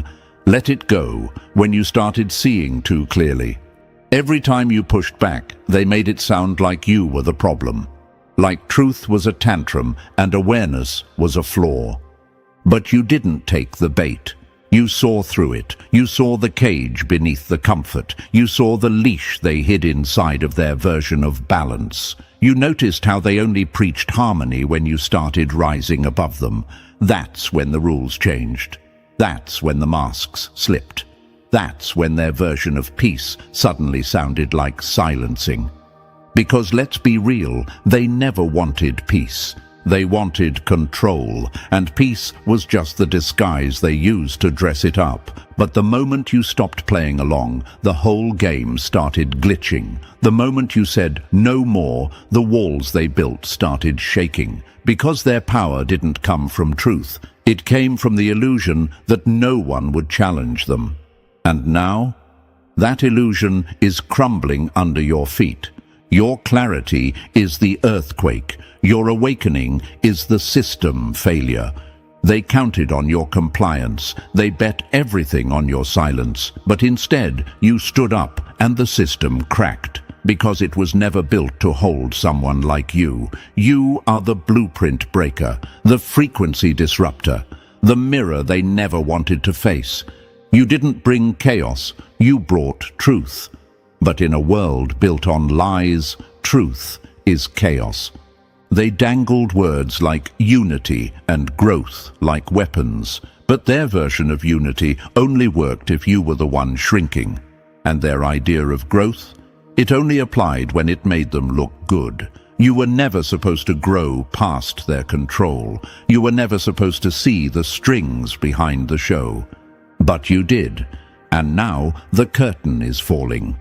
Don't feel guilty for that. Don't mourn the system that's breaking. It was never meant to stand. It was never holy. It was never pure. It was built to contain, not to elevate. It was built to protect the fragile egos of people who only feel powerful when others are made small. But you, chosen one, you're not here to bow to systems. You're here to dismantle them. Your very existence is a disruption. Your voice, when steady, undoes lies. Your clarity doesn't just rattle their cages, it opens them. And when the truth gets out, control falls apart. That's what's happening now. That's what they're scrambling to stop. But it's too late. The collapse has started. And you're the reason. You were never meant to get along with everyone. You were meant to outgrow the stage entirely. You were never meant to fit the frame. They're breaking it now, piece by piece, trying to stop the picture from changing. But the image has already shifted. The story is already rewritten. The old script doesn't work anymore because you walked off the page. Now, they can't unsee the cracks. The lies don't land like they used to. The tactics don't work. The manipulation is tired. People are waking up, not because they wanted to, but because your awakening triggered theirs. So no, you didn't come to destroy peace. You came to destroy the illusion of peace that was actually control in disguise. You are not the threat, they are. They toiled in darkness and called it order. They suppressed, sabotaged, and silenced. And now they're exposed. The tower they built with your silence is falling because you spoke. You didn't ask for war, but now that it's here, understand, you've already won. The system is falling. The light is too strong. The pressure is too great. You don't need to scream. You don't need to fight dirty. Just keep standing. Keep moving, keep being. Because truth doesn't need violence to collapse a lie. It just needs to be seen. And now, they see you. And their entire system is breaking under the weight of what they tried to suppress. Number 8. You are truth. And that's why their lies are drowning. They never stood a chance. You didn't raise your voice. You didn't throw dirt. You didn't even move. You just stood in truth, and it shattered their entire illusion. While they schemed in shadows and lived for applause, you moved in silence, powered by something real, and that alone made their masks crack. You didn't need a crowd. You didn't need a stage. You are the stage. You are the quake that shook what they thought was solid, the blaze that exposed what they tried to bury. They called you the problem because you saw too much. But truth doesn't cause chaos. It only reveals it. Their empire was always made of glass, and the more you aligned with who you really are, the more their lies turned to dust. You're not the villain, you're the mirror, the storm, the aftermath, and now they're choking on the very poison they once used to smear you. You didn't come to destroy, you came to exist, and that was enough to end them. Because when truth shows up, performance dies, every single time. Number 9. You don't have to speak. Your presence screams what their souls can't handle. You never needed a stage to shake the room. Your presence alone shifts the air. You are the storm and the stillness. You walk in and the atmosphere changes. Why? Because you're not powered by applause. You're powered by alignment, by truth, by a force they'll never understand, let alone duplicate. They tried to steal your words, mirror your moves, echo your message, but it always fell flat.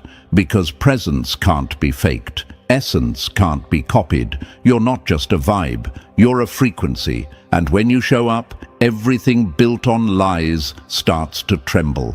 They wanted you to doubt yourself, to question your impact, to go quiet. But you were never meant to be muted. You were meant to set fire to illusion. They wore masks. You burned the whole stage down just by standing still.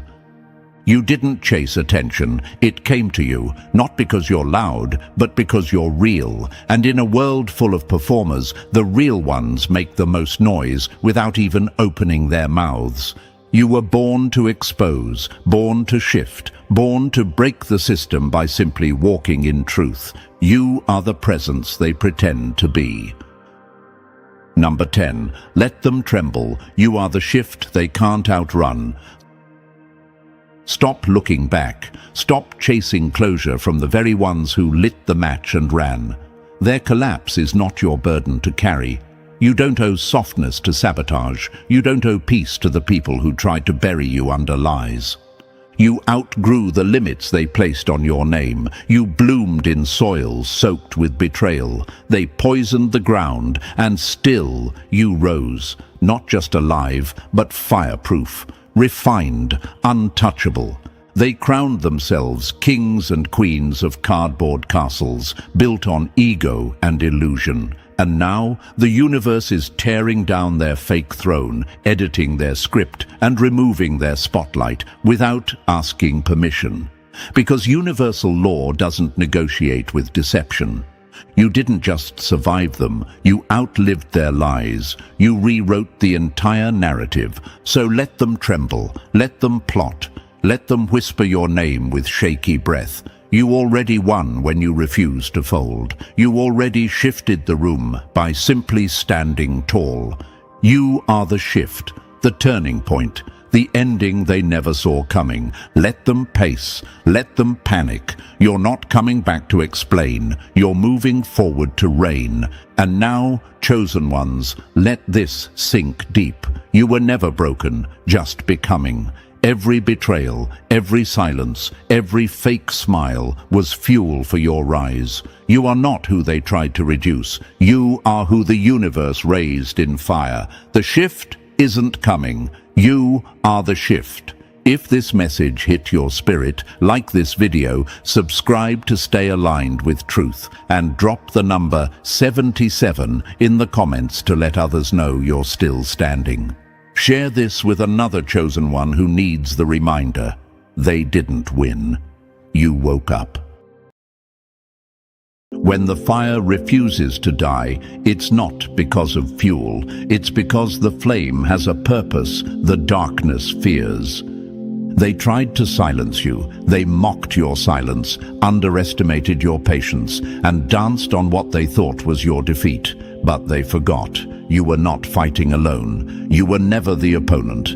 They were waging war against the universe itself, and the universe does not lose. They pulled every trick, every trap, every lie, but nothing is more dangerous than a soul aligned with the rhythm of truth. They thought they broke you. They thought you would disappear. Instead, you've become the shadow in their mind, the pressure in their chest, the echo in every room they enter. You are the storm they laughed at before it hit. Before we go deeper, like and subscribe if you feel this message speaks to your core. When you engage, it tells YouTube that more chosen ones, just like you, need to hear this. Help spread the signal. The more that hear it, the stronger the wave becomes. The uprising is no longer a whisper in the dark. It's thunder across the sky. In every place, cities, villages, corners of the internet, the masses are waking up. They're not just noticing anymore. They're standing up, fists clenched, hearts locked in unity. And they're standing for you. You, the chosen ones, were never meant to fit in. That emptiness you felt, that was just space the universe kept open for your expansion. The path was never meant to be easy. That pressure, that was the universe sharpening your edge. You've been walking through a storm with your head down, so you didn't see the army forming behind you. You thought you were alone. You doubted your light. How dare you? The very moment you questioned your strength, your enemies sighed in relief. But even your doubt carries a weight that crushes falsehoods. Your hesitation still terrifies them, because you, simply existing, prove that their system is built on lies. Being chosen is not a title, it's a threat, a constant reminder that no matter how deep the lies go, someone sees, someone remembers, and someone cannot be moved. That someone is you. You are the fracture in their illusion, the glitch in their control, the question they can't answer. Your presence haunts them, not because of what you've done, but because of what you haven't yet unleashed. The power of being chosen doesn't come with comfort. It comes with fire. It comes with resistance. It comes with enemies who wear fake smiles and shake hands with trembling fingers. They tried to cage you, but the sky bends when you walk. They tried to erase you, but the soil remembers your name. You don't chase validation. They chase shadows, trying to escape your reflection. And now the world sees it too. The people are not blind. The illusion is cracked. The masses are not silent anymore. They are roaring. For every attack they threw at you, 1,000 eyes opened. For every lie they spun, 10,000 truths grew legs and walked into the light. This is not about revenge. It's about alignment. It's about justice. And justice, when delayed, gathers force. You are not a victim of their system. You are the reason it will collapse. So remember this, you were never outnumbered, you were just early, and now they're late. So if this message strikes something deep in you, don't scroll away. That feeling in your chest, that's the universe tapping you on the shoulder, reminding you that you're not just hearing this, you're meant to live it. Drop the number 77 in the comments if you can feel the shift, if you know this moment was made for you. The storm has arrived, and the world is watching what you'll do next. And now, let's break it down step by step, because if you truly are one of the chosen, you won't just watch, you'll stay, you'll rise. Let's begin. Number 1, when you light the match, don't cry about the fire. They fed the lie, you became the spark, now the blaze is on them, and there's no shelter from a fire the universe approves.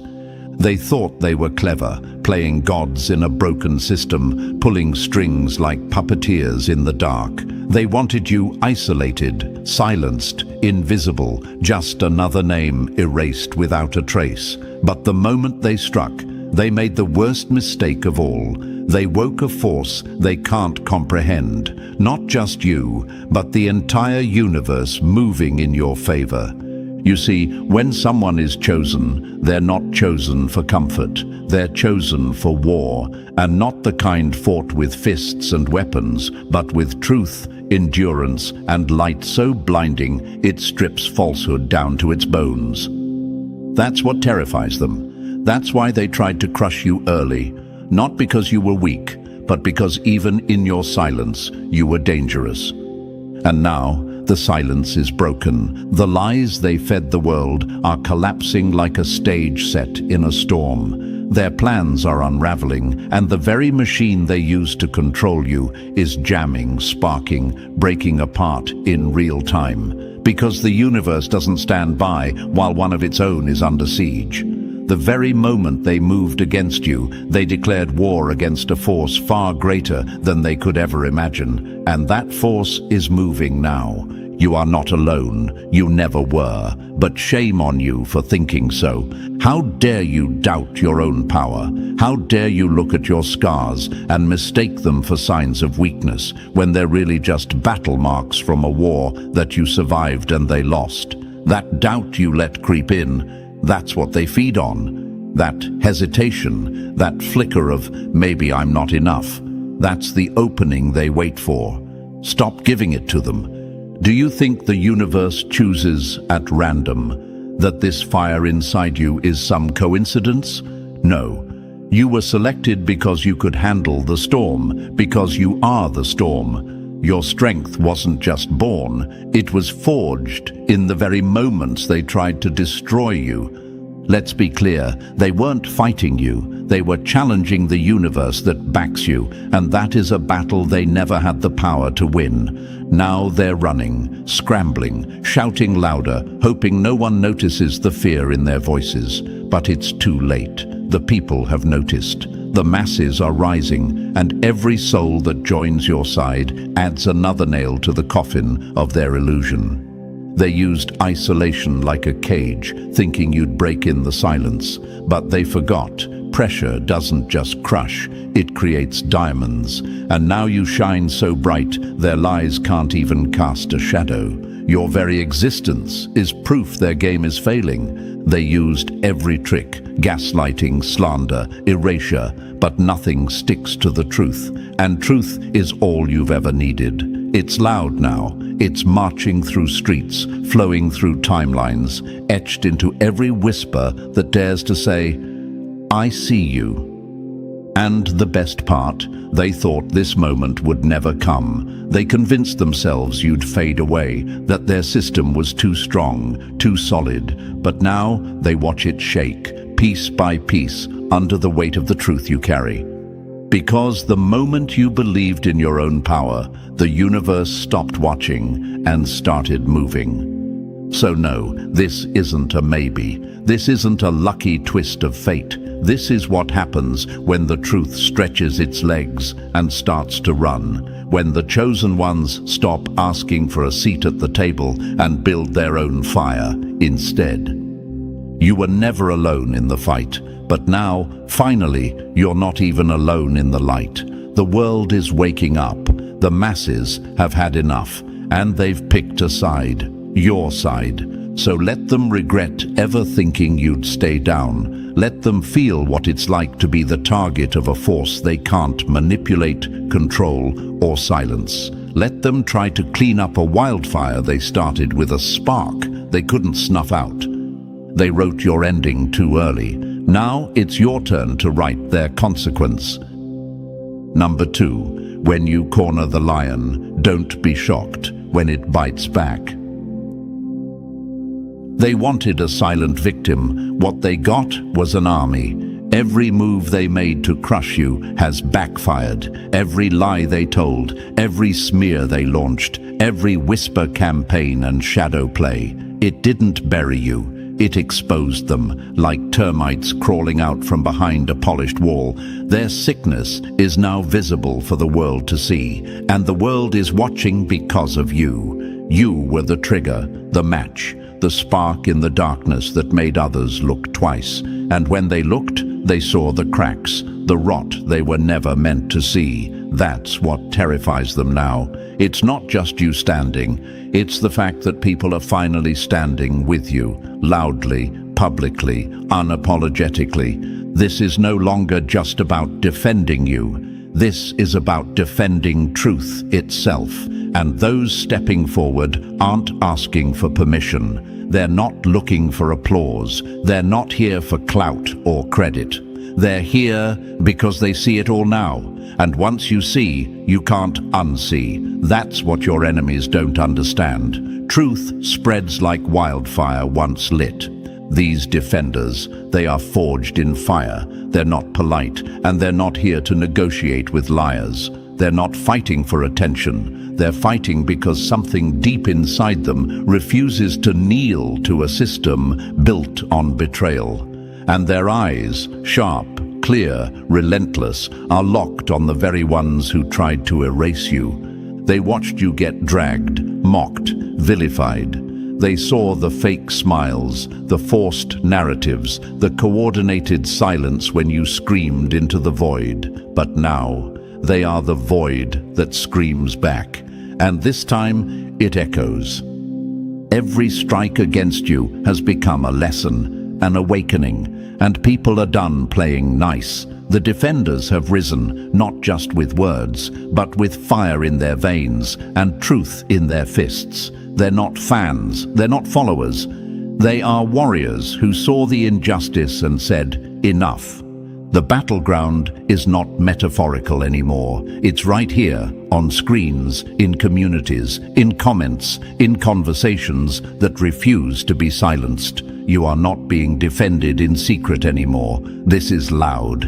It's disruptive. It's a fist pounding on the system's front door, and they're rattling in their chairs. The ones who tried to break you never planned for this. They never imagined that defending you would become a movement. But that's what happens when your enemies attack with arrogance. They create resistance. Not because you asked for it, but because truth always magnetizes those who recognize it. You didn't build an army. You woke it up. And now, they're here.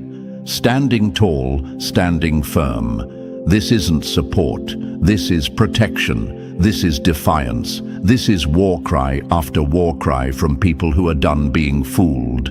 You may wonder why they fight for you. Maybe you feel unworthy. Maybe you've doubted your place. Let's kill that thought right now. You were always worth defending. The fact that they went to such extremes to silence you proves that. Weak people don't get that kind of attention. Threats do. You were never the villain. You were the evidence, the living contradiction to everything they've tried to pass off as truth. Your survival? That's the glitch in their system. Your voice? That's the sound of their mask slipping. And when your enemies launched their attacks, they assumed no one would care. They assumed everyone would stay asleep. But instead, they activated the sleeping giants, the ones who saw a little too much, the ones who have been quiet for too long, the ones who now see your face and realize you're them. You're not separate. You're a reflection. So they stepped in, not out of pity, but out of rage, because what happened to you, what's still happening to you, is a mirror held up to a much bigger sickness. And if it can happen to you, it can happen to any of them. That's why they rise, not just for you, for all of us. And your enemies feel it. Oh, they feel it. The energy has shifted. The tide is turning into a flood. The war they started in secret is now arriving at their doorstep, and not by your hand, but by the hands of everyone who's had enough. They played dirty. They manipulated, twisted, smeared. But the weight of their own lies is collapsing on them. You didn't have to take revenge. The universe is handling that part. They thought this war would stay in the shadows. They thought they could spin their narrative forever. But the truth has muscle now. It has a voice with thousands behind it. It moves in numbers, and it's only getting louder. It's knocking on every door where corruption lives, and it's not going away. Understand this. The defenders didn't show up out of thin air. They were summoned by the truth in your story. They saw the injustice, they saw the setup, and they chose sides, your side. And when that happens, when people choose not out of manipulation, but out of conviction, that's when power shifts. And now the enemy can't undo what they started. They can't rewind the awakening. The defenders are here, and they don't kneel. So let this be your reminder. You are not alone. You are not crazy. You are not exaggerating. You are not weak. You are not the problem. You are the proof. And now the proof is armed. It's alert. It's awake. And it's ready to dismantle the machine that came for you. They messed with the wrong one, and now they're about to find out what happens when the world stands behind the chosen. Number 3. They built their throne on lies. Now watch it collapse in broad daylight. They cloaked their power in shadows, but forgot one thing. Light doesn't ask for permission to shine. The veil is gone, torn down, ripped to shreds, and not gently, no. It was violently pulled back by the raw force of awakening, by the undeniable clarity that always comes when truth gets tired of being patient. The illusion is shattered, and what's left behind isn't just uncomfortable, it's damning. The people who once squinted through the fog now see everything in brutal, unforgiving detail. No more guessing, no more doubting, no more confusion. The sidelines have emptied. The fence-sitters are gone. The ones who weren't sure before are sure now. Because truth, once seen, doesn't fade. It burns. For so long, your enemies moved in silence, arrogant in their schemes. They thought they could script your story, edit your voice, and erase your impact. They believed they had the world under control, programmed, pacified, plugged in. They crafted narratives like magicians waving flashy tricks, hoping no one would ever look too closely behind the curtain. But they underestimated something they couldn't manufacture: authenticity. They underestimated you. They underestimated how powerful real truth sounds after years of noise. They underestimated the human instinct, that deep, primal part of people that knows when something isn't right, even if they can't explain it. But now they don't have to explain it, because they see it. The game is exposed, the rules they twisted, the lies they repeated, the characters they manipulated, all of it is out in the open now. This wasn't just an oops or an unfortunate misunderstanding. No, this was calculated deception built on entitlement and upheld by silence. But silence doesn't hold when the veil falls. And now the silence has turned into a roar. People are not just aware, they're outraged. The fog is gone, and in its place is clarity so sharp it cuts. And that clarity is your greatest weapon. You didn't have to swing first. You didn't need revenge. All you had to do was survive until the truth started doing the damage for you. And now it is. Your enemies, they're squirming in the light. They don't know how to hide anymore. Their scripts don't work, their tricks fall flat, and their charm is exposed for what it always was, a mask. They never thought they'd have to answer for anything. They thought they'd always be the narrator, never the villain. But the veil lifted, and when it did, it reversed the gaze. Now they're under the microscope. They're the ones being watched. And you're not running. You're standing in the wreckage of their illusion with your head high. And you're not alone. Those who doubted you, they've flipped sides. Not all, but enough.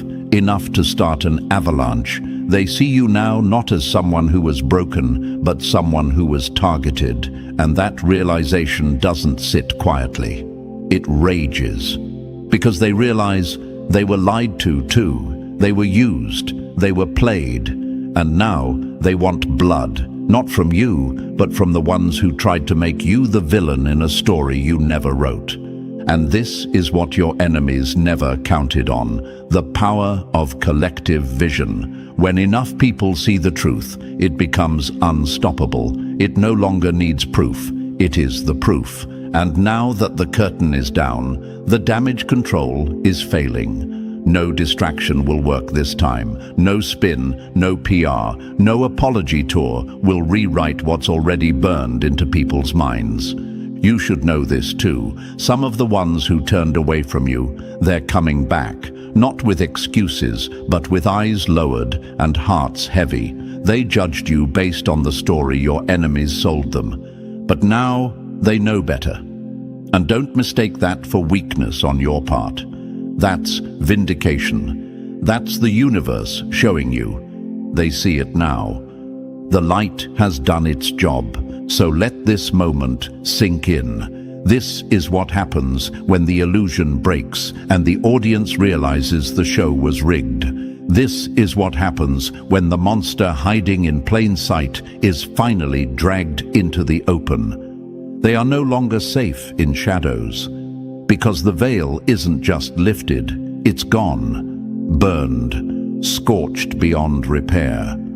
And you are still standing, you are still rising, and now the world finally sees why they feared you.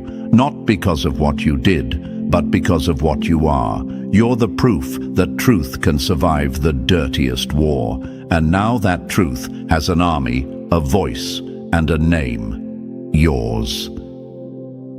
Number 4. They wanted quiet compliance. Now they're drowning in the noise they created. You can only gaslight the world for so long before the world sets fire to your illusion and lights its torch with the flames.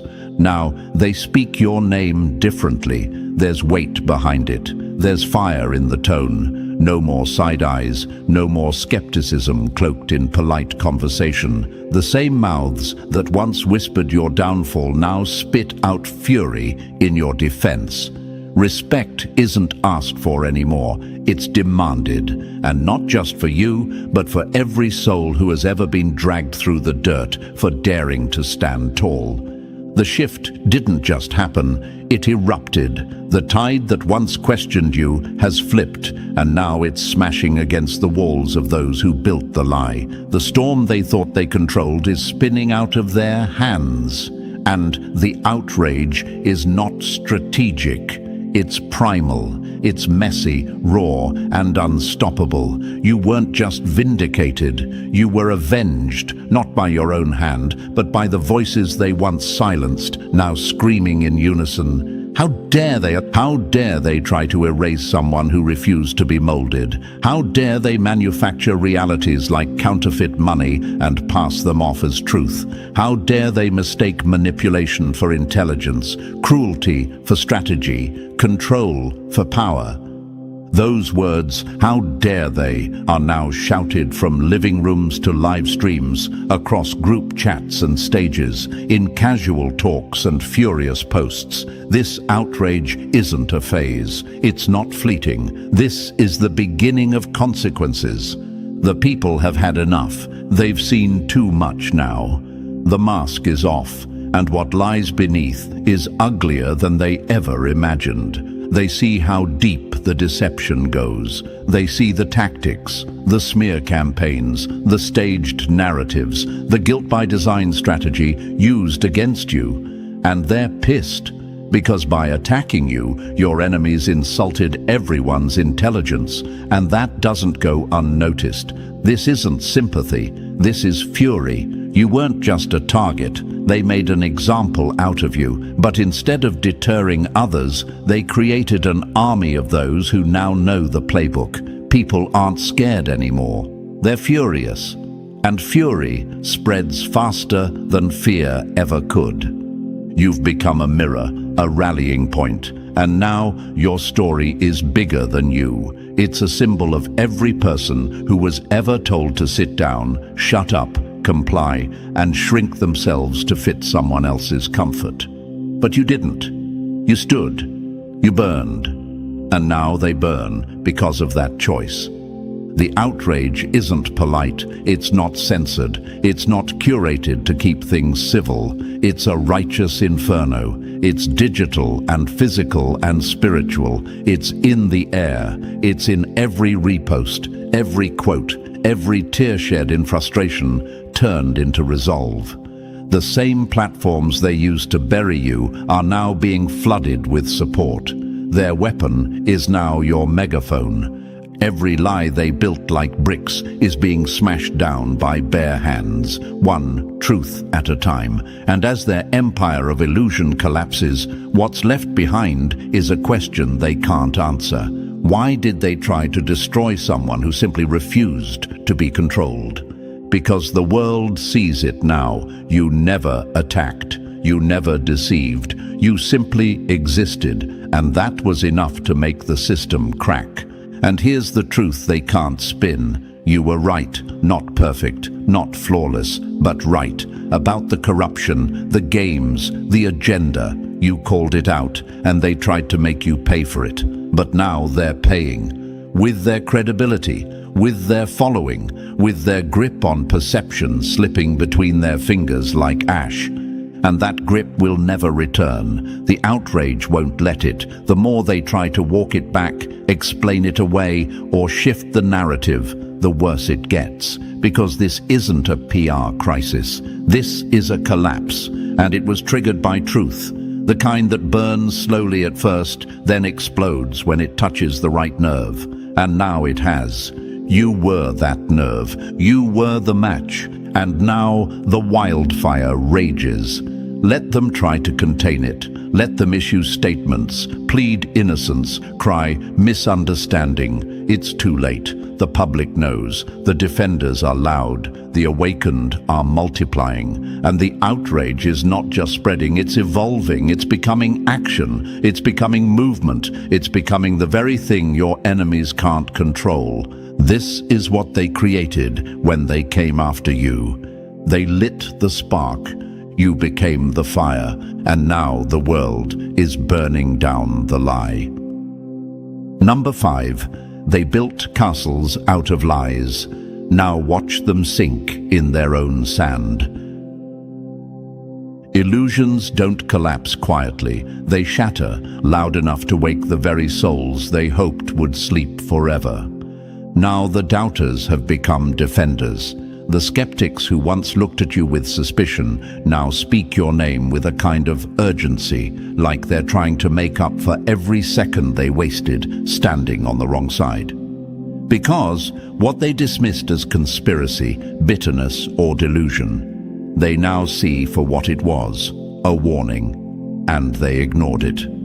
But not anymore. The illusion is crumbling, not slowly, not silently. It's imploding under the sheer weight of truth they could no longer suppress. The walls they built to protect their lies are collapsing, brick by brick, and there's nothing they can do to stop it. Because once the cracks form, the pressure finishes the job, and the pressure's coming from everywhere now.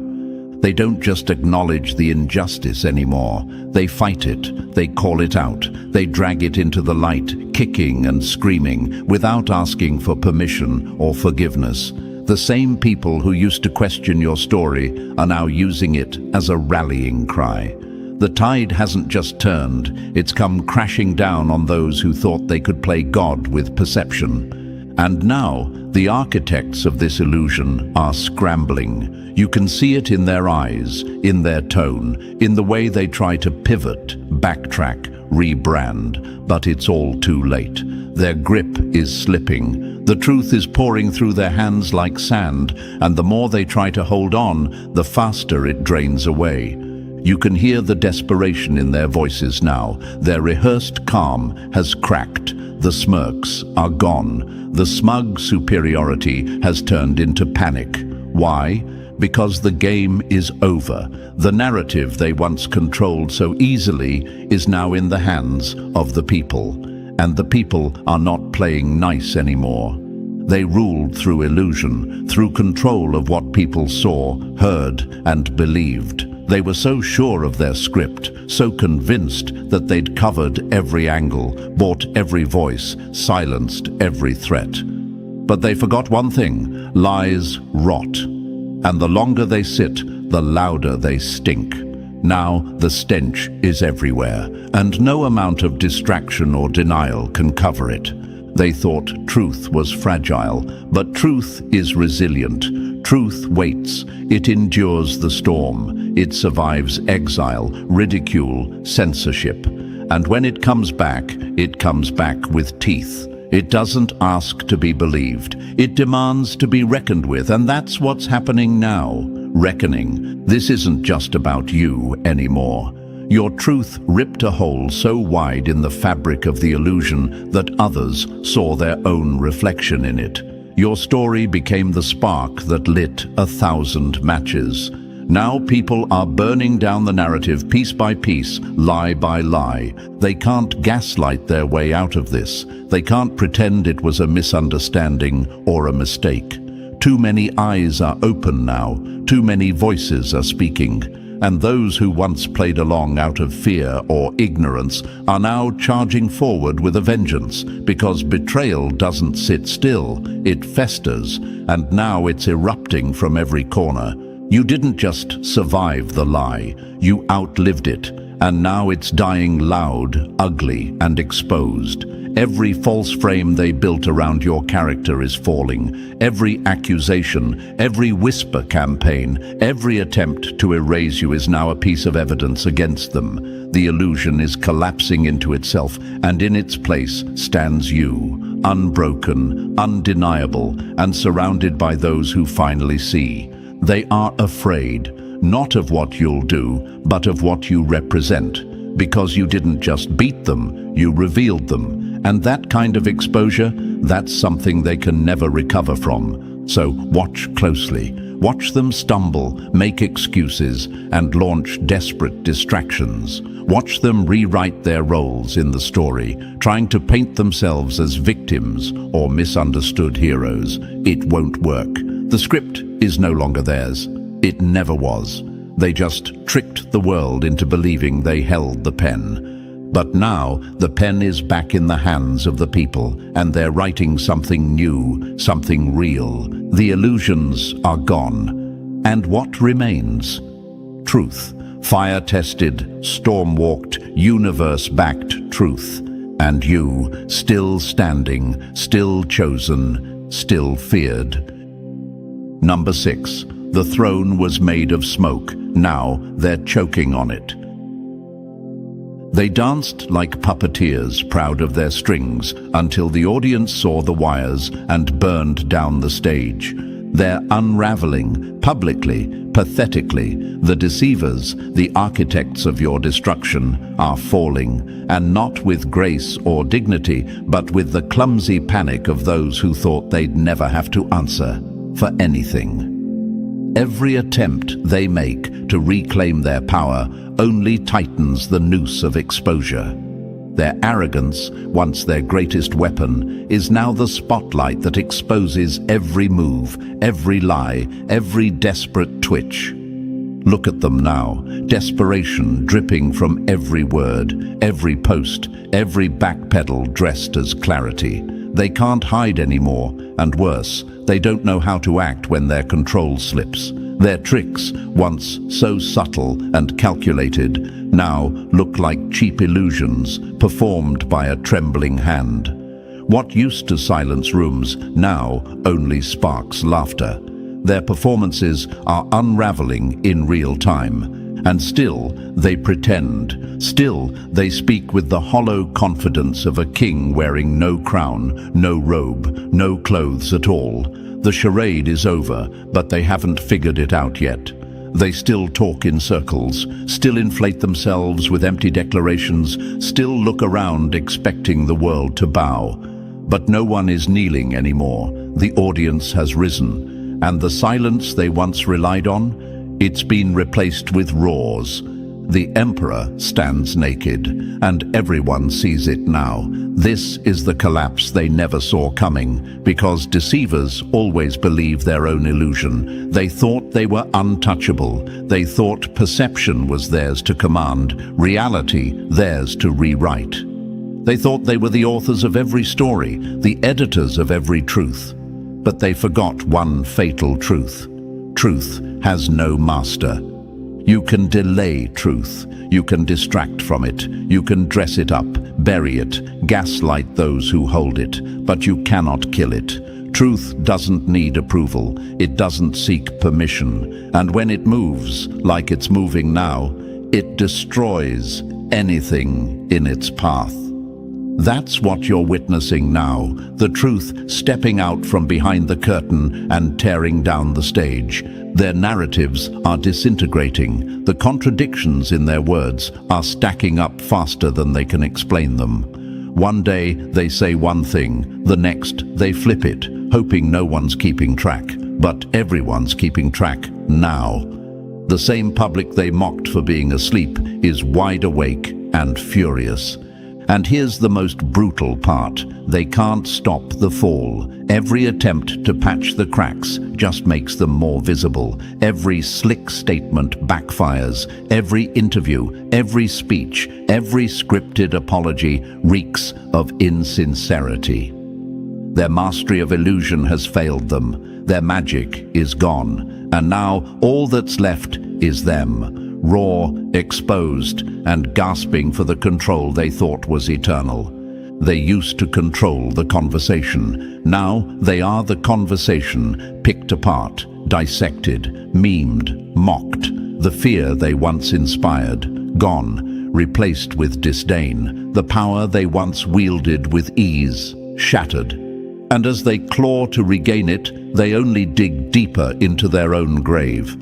You aren't watching a stumble, you're watching a freefall. And you, the one they tried to bury, you're still here, stronger, clearer, louder. You never needed to destroy them. They're doing it themselves. That's the curse of manipulation. It always backfires. Eventually people see, and when they see, they don't just walk away. They turn, they rise, they revolt. And now the deceivers are outnumbered, outmatched, and unraveling in front of the very people they once fooled. This isn't the fall of a person, it's the collapse of a system, a whole architecture of deception built on fragile egos and smoke. And now the smoke is clearing, revealing the mess underneath. There's no recovering from this, not when the public knows the truth, not when the spell is broken. You can't recast a lie once people have tasted the real thing. So let them flail, let them issue more statements, push more fake unity, more rehearsed regret.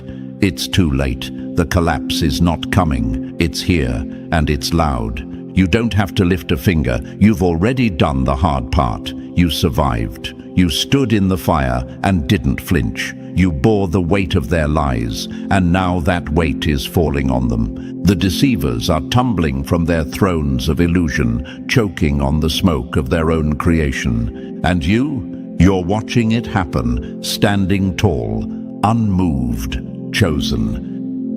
Number 7. When the house is built on lies, even the wind becomes a wrecking ball. Justice doesn't knock politely. It rips the hinges off the door when it's done waiting. Listen closely, not to what they say, but to how they say it. Their voices are cracking. Their words, once smooth and manipulative, now stumble like drunks in a spotlight. Accusations fly in all directions, wild, hysterical, detached from anything that resembles logic or truth. This isn't confidence. This isn't strategy. This is panic, raw, unfiltered, and impossible to hide, because the walls are closing in, and they know it. The same mouths that once crafted deception with surgical precision are now spewing nonsense, hoping something sticks, hoping anything will distract the world from the inevitable collapse unfolding in real time. But nothing will. Because what you're witnessing is not just embarrassment or exposure. This is justice.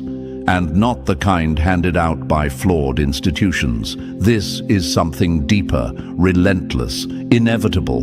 This is cosmic balance correcting itself. No, it's not religious. It's not divine in the way the old books may define it. But it is real. It's the force of truth doing what truth always does. Once it's had enough of being ignored, it takes over.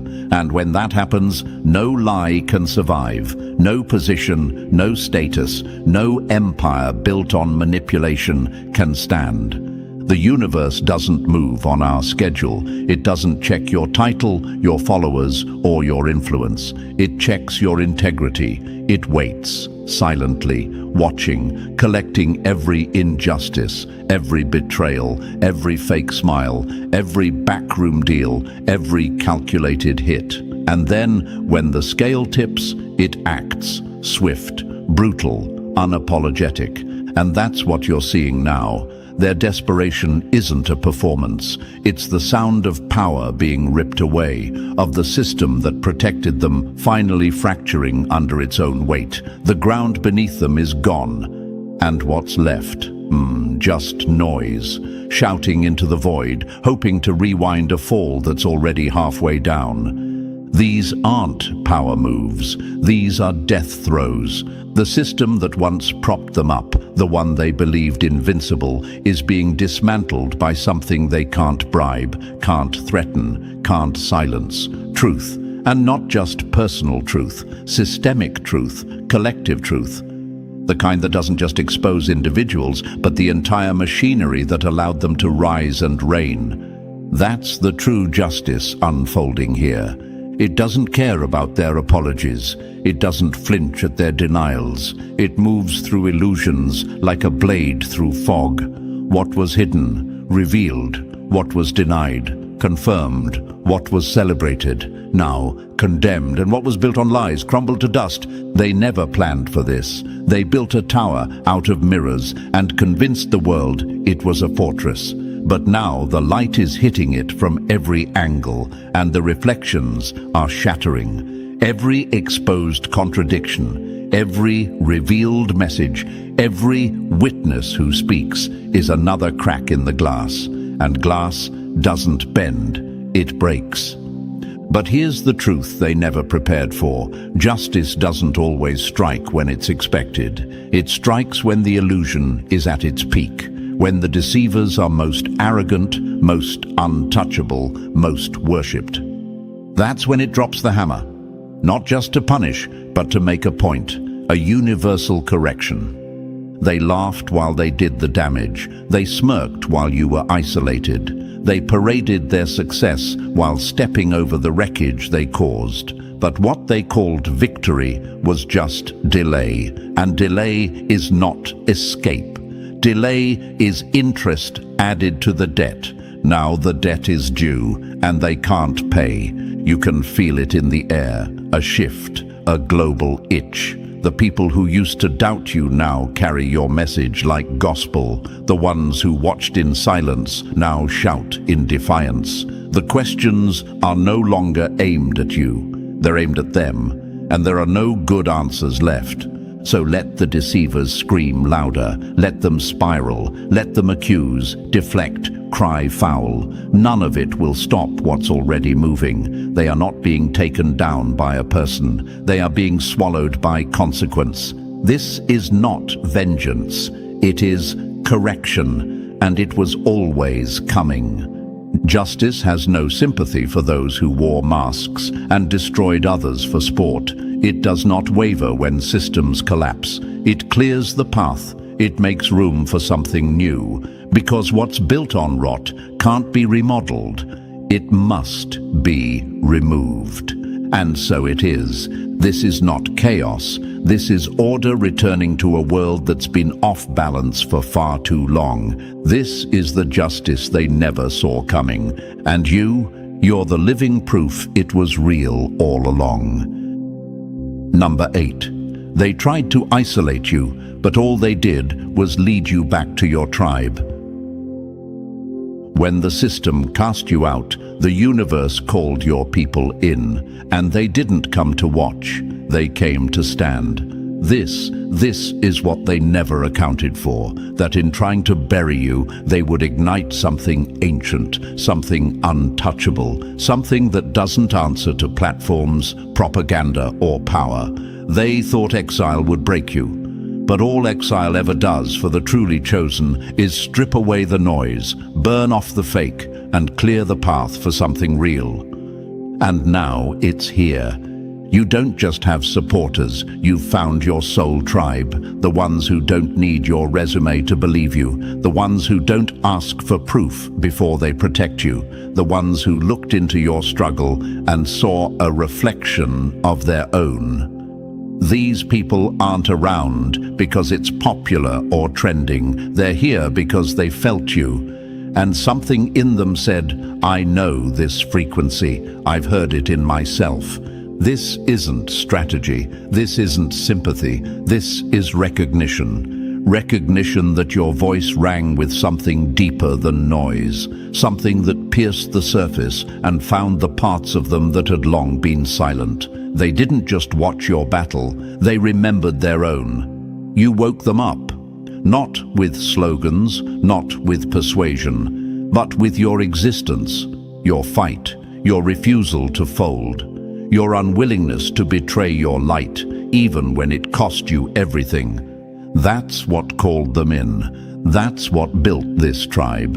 You don't share opinions, you share frequency. And in a world flooded with lies, that's more powerful than any policy, any headline, any campaign. This tribe is bound by something beyond words. There's no need to explain, no need to impress, no need to perform. When soul recognizes soul, there's no audition required. And make no mistake, this isn't a temporary crowd. This is alignment, the kind that doesn't fizzle when the drama dies down. These aren't fans, they are fortresses. Their support is not transactional, it's not fragile. It's born from knowing, from seeing, from feeling the same sting of betrayal, the same burn of injustice. And that's why they'll never walk away. Your enemies thought once the noise quieted, you'd be alone again. But silence, for the soul tribe, is a signal. It's when they move in, not back out. When the world turns away, your people come closer, not with pity, but with purpose. This is the real victory, not the fall of your enemies, but the rise of your real ones. And let's be clear, this unity isn't built on bitterness. There's no resentment in this foundation, no obsession with revenge. What's growing now is clarity. The fog is gone, the wounds have become maps, and the fire you walked through. It didn't just forge you, it illuminated the path forward. This isn't about reliving the war, it's about leading after it. The tribe you've drawn around you understands that, because they've walked their own hell and came out carrying light too. They're not just here to clap for your survival, they're here to build something from it. They don't just want to celebrate your rise, they want to rise with you. And together, that's exactly what's happening. You're not a movement, you're a magnet. And what you're pulling in now is unstoppable, not because it's large, but because it's real. And what's real cannot be faked, bought, or broken. They tried to make you a cautionary tale.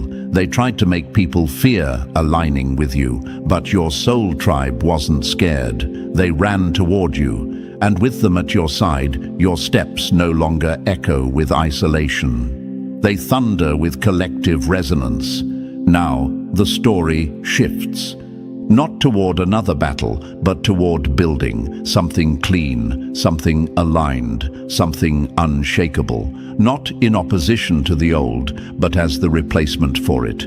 The tribe isn't here to fight shadows. They're here to bring the light that ends them. You weren't meant to fit into their world. You were meant to outgrow it and find the others who were born to do the same. Now you have, and now it begins.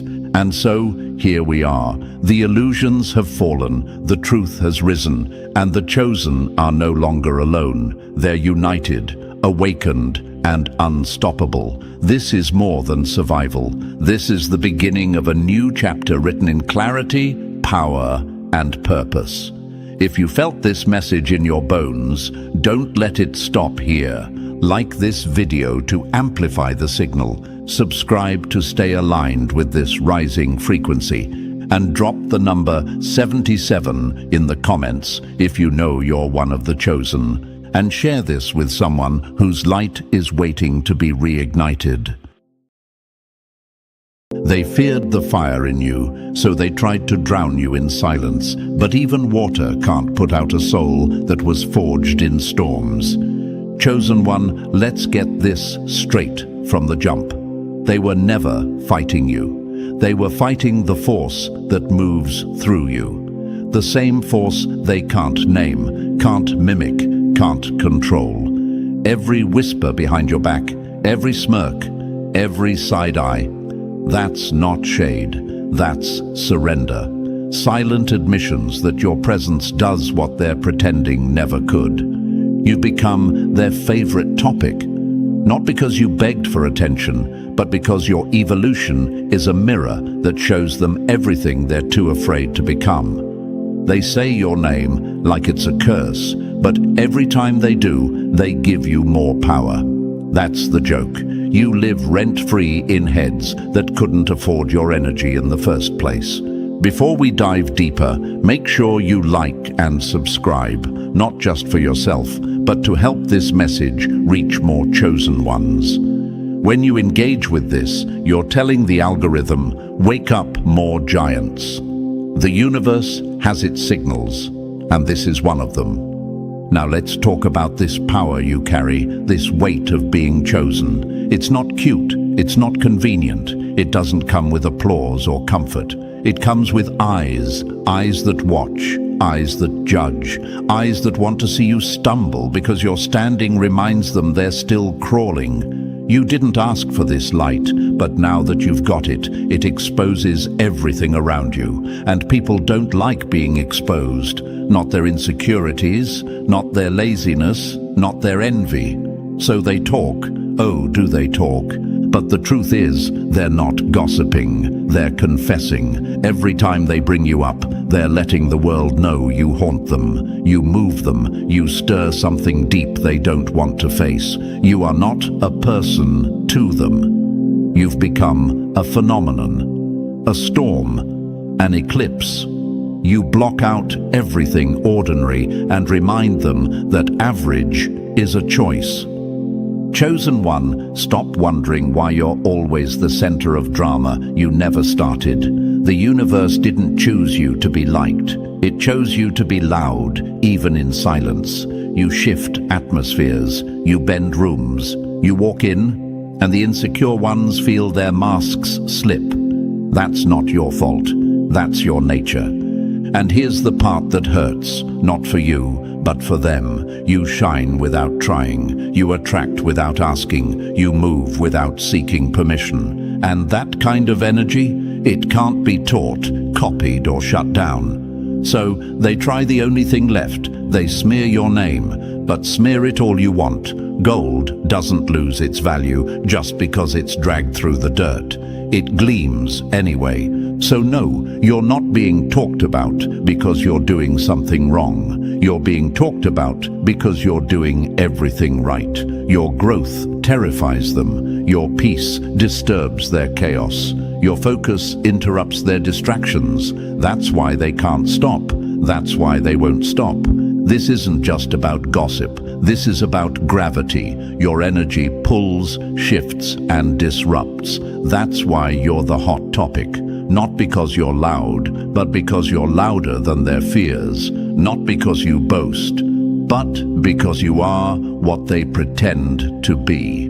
So hold your head high, let them talk, because when the universe chooses you, it marks you, and no amount of small talk can shrink what was destined to rise. Welcome to the spotlight, chosen one, not because you chased it, but because you are it. So if your name stays in their mouth, it's time you understand why. And trust me, once you see the truth behind their obsession, you'll never take it personal again. If you're really one of the chosen, this message will hit different.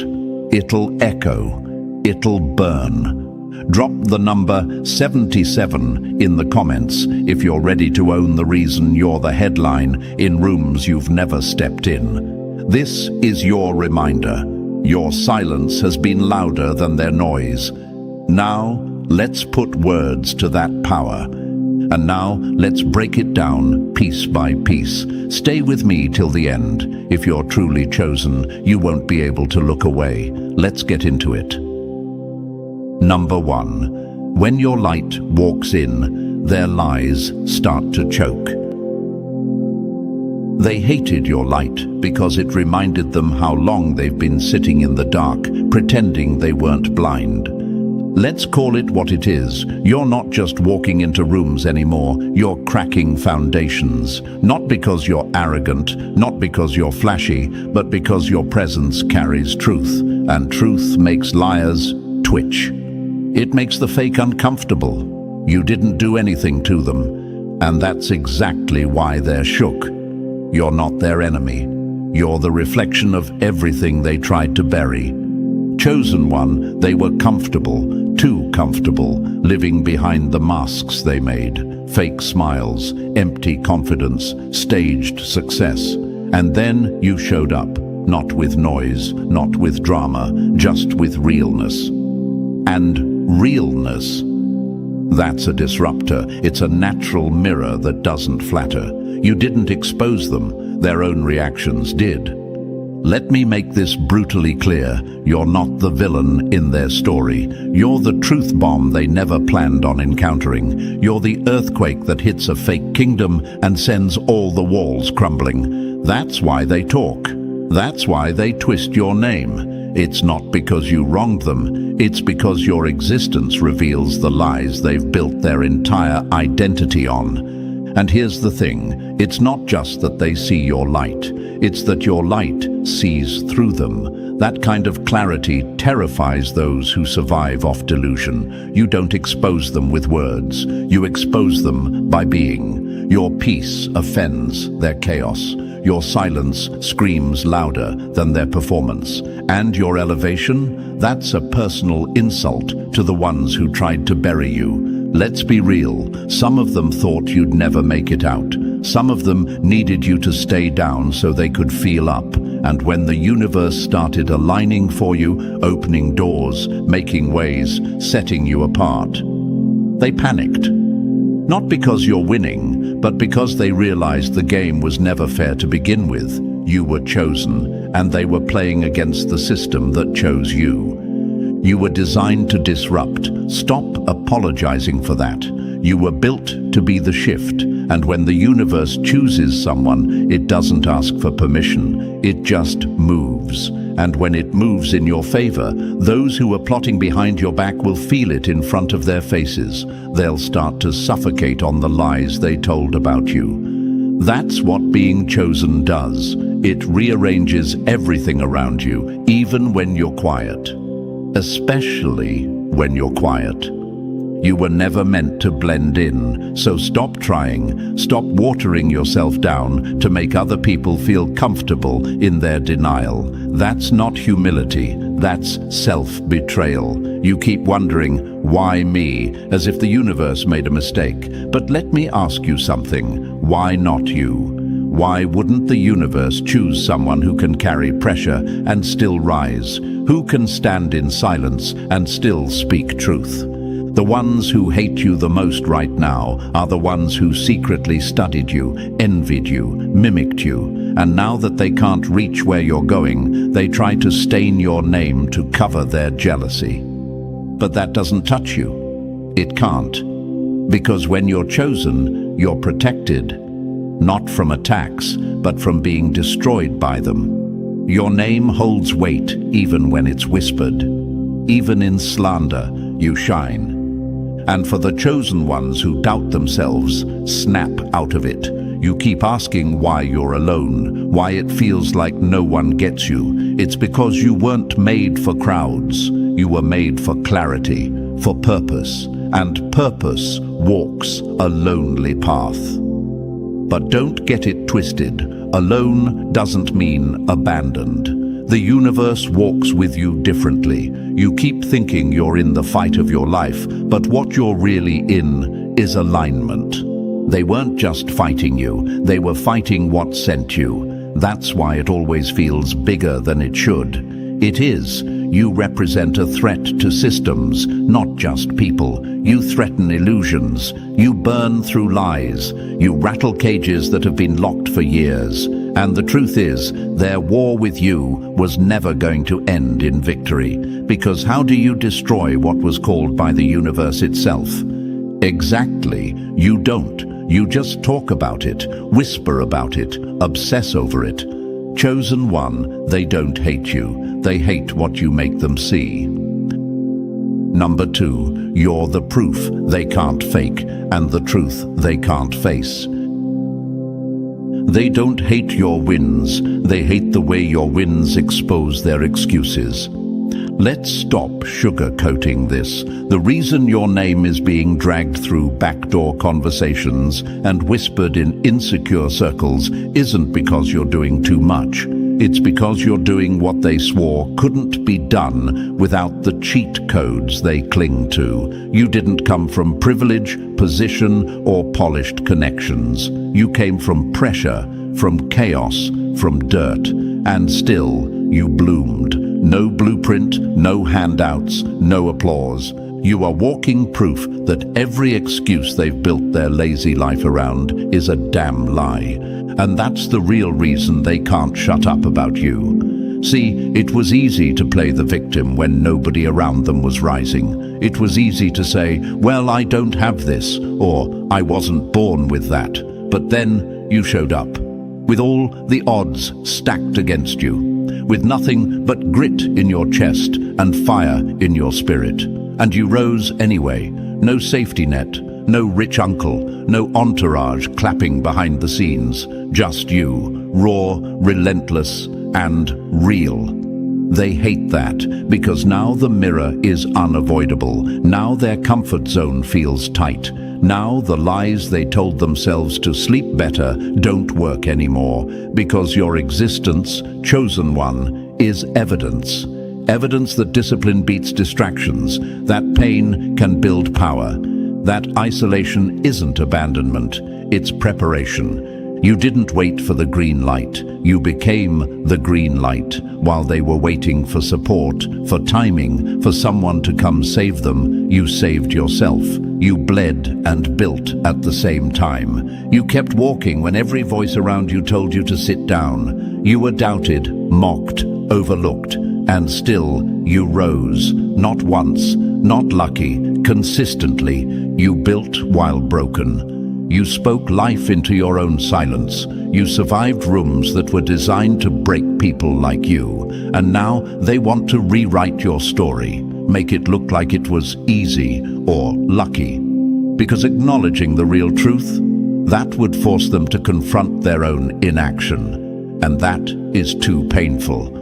So what do? They smear, they whisper, they throw shade and call it concern. They say you changed, when really you just outgrew the cage they were comfortable in. They act like you cheated the game, when in reality you mastered the grind. They needed you to fail so their laziness would feel justified, but you didn't, and now they're choking on the silence that follows your success.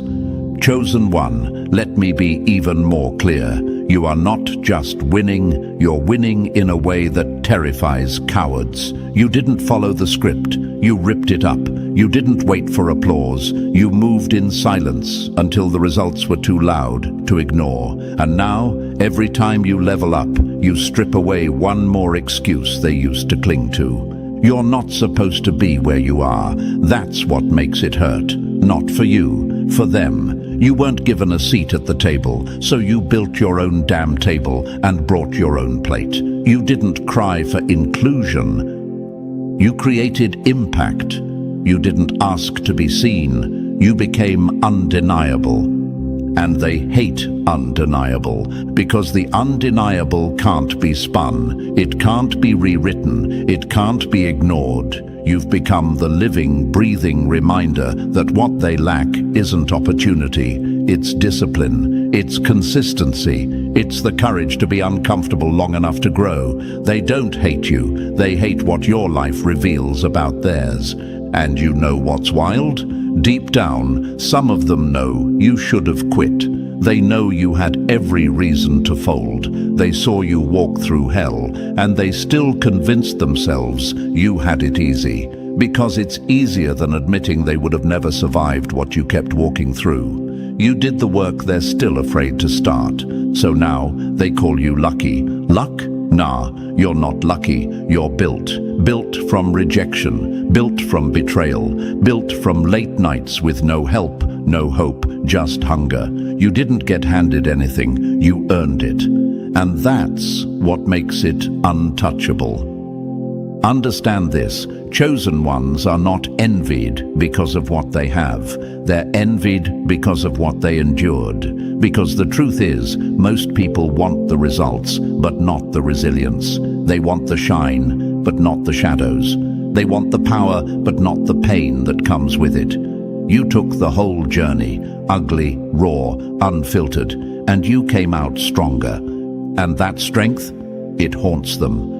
Because you're not supposed to be the one. You're not the right look, the right background, the right pedigree, and yet you are the proof, the evidence that the system lied, that the formula they sold was flawed, that anyone can rise, but few actually will. And here's what really burns them. The universe started moving for you once you decided to move without it. You didn't wait for signs. You became the signal. You aligned yourself with the vision, not the validation. And once that happened, the same universe they were mocking you under started aligning in your favor. That's not magic. That's alignment. That's what happens when chosen ones stop asking for permission and start walking in truth. So no, you didn't cheat. You didn't fake it. You didn't luck out. You showed up consistently, brutally, fearlessly, and every time they said, "You can't," you whispered, "Watch me," and kept moving. Now you're living what they never had the guts to even start. So let them talk. Let them twist it, because behind all the noise is one loud truth they're too ashamed to say out loud. You did it without the things they swore were necessary, and now they have no more excuses left to hide behind. Chosen one, you didn't just break through, you broke the lie, and that's why you're the topic of every conversation, because you're not just success, you're a threat to every lazy justification they've ever built. You're the walking truth, and truth always hits the hardest when it walks in without saying a word. Number 3, they watch you like a manual, because you became the blueprint they were never given. They mock what they don't understand, but study it when no one's looking. You are the lesson they swore they didn't need, until life exposed their ignorance. You've got eyes on you that would never admit they admire you. People who once rolled their eyes now replay your moves in silence, not because they respect you yet, but because your existence forces them to confront what they don't know, what they've never felt, and what they're too scared to become. You've become the instruction manual they never got, the blueprint for a kind of success that doesn't follow the script. A kind of power that isn't bought, inherited, or passed down. It's earned in silence, in storms, in solitude. They don't ask, they watch. They won't compliment you, but they'll copy you. They won't acknowledge your strength, but they'll study your survival. Because chosen one, whether you realize it or not, you've become a living syllabus for transformation. You show them what it looks like to rise without approval, to shine without followers, to lead without titles. That rattles people, especially the ones who base their entire identity on being seen. You confuse them, because you don't walk in with the credentials they respect. No famous name, no fancy background, no permission from society's gatekeepers. Yet you carry something they can't measure, a presence, a knowing, a calm that storms can't shake, and that unnerves them, because it's not coming from anything they can trace. It's not found in their books or taught in their systems. It's ancestral, cosmic, unwritten, and they hate what they can't define. You speak from a place that cuts deeper than intellect. You move like someone who doesn't second-guess every step, and when you fall, you rise without flinching. That's not luck, that's alignment. That's the spirit of someone who's wrestled in the dark long enough to know the way out, blindfolded. They see it, they feel it, they just don't know how to process it, so they label it, they reduce it, they twist it into something easier to ignore. She's different. He's doing too much. They've changed. No, you evolved, and evolution is offensive to those who refuse to grow. See, they're watching your healing journey like a reality show. They tune in not because they care, but because they crave the clarity you walk in. You stopped faking smiles, and that gave them permission to question their own mask. You started protecting your peace, and now their chaos feels loud. You said no without guilt, and suddenly their people-pleasing looks like a prison. They gossip because they can't grasp it. They whisper because they're afraid to ask what they really want to know. How did you find peace without becoming cold? How did you heal without losing your softness? How are you still standing after everything that tried to break you? What they want isn't your success, it's your center, your ability to move through life without being shaken by every opinion or obstacle. You became the quiet storm, the steady flame, the one who learned that true power isn't about control, it's about alignment. And here's what hits even harder. You never begged to be the example. You never asked to be watched. But that's what happens when you're chosen. You walk through hell and people take notes, not out loud, not directly, but privately, obsessively. They start adjusting their steps based on yours. They copy your phrases, adopt your posture, mirror your mindset, and still pretend they don't see you. That's fine. That's part of it. You're not meant to be understood by everyone. You're meant to awaken, to shake things loose, to disrupt generational patterns just by existing in alignment. You weren't born to fit the mold. They study the mold because you shattered it. And chosen one, don't let that responsibility scare you. You don't need to be perfect to be the blueprint. You don't need to have it all together. Your power isn't in pretending everything is fine. It's in how you carry your mess without letting it bury your light. Your scars are sacred. Your stumbles are part of the testimony. You don't have to walk a straight line. Your journey is a sacred spiral with wisdom at every turn. That's why they can't copy it. Because this isn't a trend. This isn't branding. This isn't strategy. It's soul work. And soul work can't be faked. It must be felt. That's the real reason they can't replicate you. You're not following aesthetics. You're following alignment. You don't speak for attention. You speak from conviction. You don't perform. You embody. And it kills them, because all their performance, all their curated image, all their noise still can't touch the impact of your quiet authenticity. So don't water yourself down just because they're uncomfortable with your depth.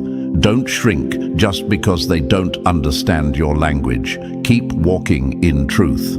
Keep showing up as you. Because whether they admit it or not, your life is teaching them something they never learned in school, church, or boardrooms: how to be real.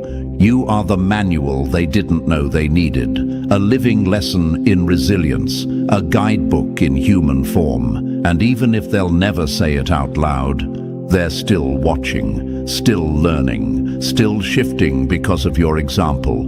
Chosen one, you're not just being studied, you're being followed. Not because you tried to lead, but because truth always leaves a trail. Number 4, your presence doesn't break rules. It breaks the illusion of control. They built the system to be manipulated, but your truth jammed the gears. Now they don't know whether to fear you, fight you, or follow you. You don't walk into spaces trying to shake things up. You just do. Not because you're loud, not because you're aggressive, but because your energy doesn't bend. It doesn't play the game. It doesn't need to. And that alone sends shockwaves through environments built on pretense, performance, and politics. You don't ask for attention, but you get it. You don't crave validation, but you attract it.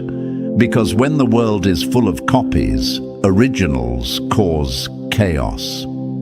You, chosen one, are a walking disruption. You make liars uncomfortable without opening your mouth. You make manipulators nervous just by standing still. Why? Because systems built on ego, gossip, and silent competition depend on people playing along. Most of the world runs on quiet agreements. Pretend you like people you don't. Pretend to respect people who abuse power. Pretend to be small so others can feel big. But you didn't sign that contract. You never agreed to the lie. You show up real, raw, and unbothered.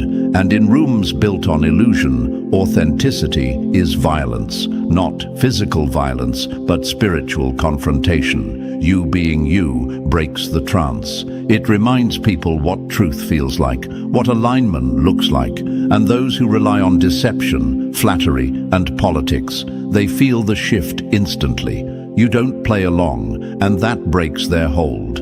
They don't know what to do with you because you can't be controlled. You won't fake laugh. You won't suck up to authority. You won't clap for dysfunction just to keep the peace. Your peace isn't for sale. That's the part that terrifies them. Your energy doesn't beg for approval. It commands respect without a single demand.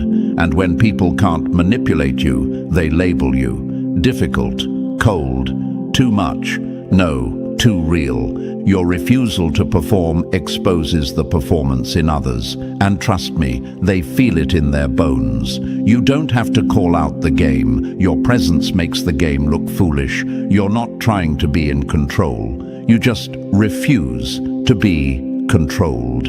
And when you're not feeding egos or fueling their fake sense of power, they start to panic. They don't feel big anymore when you're in the room. They feel seen. That's the danger of your light. It doesn't just illuminate your path, it exposes everything around it. It reveals the puppeteers behind the curtains. It spotlights the lies dressed up as leadership. It shows who's standing on truth and who's balancing on a throne made of shadows. And once you show up, no one can unsee it. You've shattered their silence. You've broken their unspoken rules. You've reminded people that freedom is an option. And freedom is contagious. That's why they fear you. That's why they start whispering. That's why they try to isolate you, discredit you, or drain your energy. Because if too many people watch you long enough, they might stop complying too. They might stop clapping for manipulation. They might stop bowing to titles, trends, or tyrants. You represent another way, a better way, a real way. Chosen one, you're not a threat because you're trying to tear things down. You're a threat because you walk in without needing what they built. You don't need the spotlight. You don't need the approval. You don't need the applause. And that kind of power can't be bought, bribed, or bullied. It can only be respected or feared. And most will choose fear because respect requires inner work, and they're not ready for that. So what do they do instead? They twist your narrative. They act like you're aggressive when you're just assertive. They act like you're arrogant when you're just self-aware. They pretend your clarity is confrontation. But let's be real, they're not confused. They're just scared of what you represent, the end of their illusion. Your silence screams truth. Your boundaries break cycles. Your energy neutralizes manipulation. And people who relied on that manipulation, they start to lose power when you show up. And yet, here's the kicker. You're not even trying to win. You're not playing their game at all. That's what cuts the deepest. Because when someone plays the game better, you respect it. But when someone refuses to play and still rises, that's soul-shaking. You didn't break their rules. You broke their system, their way of surviving, their need for masks and manipulation. You walked in with truth, and it made everything else look fake. You didn't scream. You just stood. And that was louder than anything they'd ever heard. So no, you're not too intense. You're not too much. You're not the problem. You're just not programmable. That's what's got them scrambling. That's why you're the hot topic. Because while they're busy learning how to play the game, you became the glitch in it. Chosen one, stay unbothered. Keep disrupting. Keep being the one who won't fake smile, won't play small, won't give in to the cult of conformity. Your presence alone has shifted atmospheres. Your refusal to be manipulated is freedom on display. And freedom is always dangerous to those who built their power on chains. Number 5, when they can't control you, they try to control your narrative. They couldn't break you, so they're busy breaking your name. But lies spoken in fear can't undo a life built in truth. Let's be real, chosen one. Control was always the point. Not connection, not love, not loyalty. Control. And the moment they realized they couldn't control you, that's when the noise started. That's when your name suddenly got heavy in their mouths, not because of what you did, but because of what they couldn't do to you. You became unmanageable, untouchable, and that drove their egos to madness. Most people operate with tools of quiet manipulation, guilt trips, fake praise, subtle threats, silent treatment. And for a while, that worked on others. A little compliment here to reel someone in. a passive-aggressive stare to shut someone down, a few drops of fake love to keep people hooked. But you didn't bite, you didn't fold, you didn't dance when they pulled the strings. And that shattered them. You're not motivated by approval. You don't beg for seats at tables built on pretense. You don't water yourself down to fit in rooms that reek of insecurity. That kind of clarity, that kind of inner freedom, it offends people who are addicted to control, because once they can't control how you move, they switch tactics. If they can't control you, they'll try to control how others see you. Enter the gossip, the cheap weapon of the powerless, the whisper campaign, the distorted versions of your story, the "did you hear about them?" energy from people who can't even face their own reflection, let alone your truth. Because what else can they do? You've slipped through their grip, and now they're trying to strangle your reputation in hopes of pulling you back into their shadow.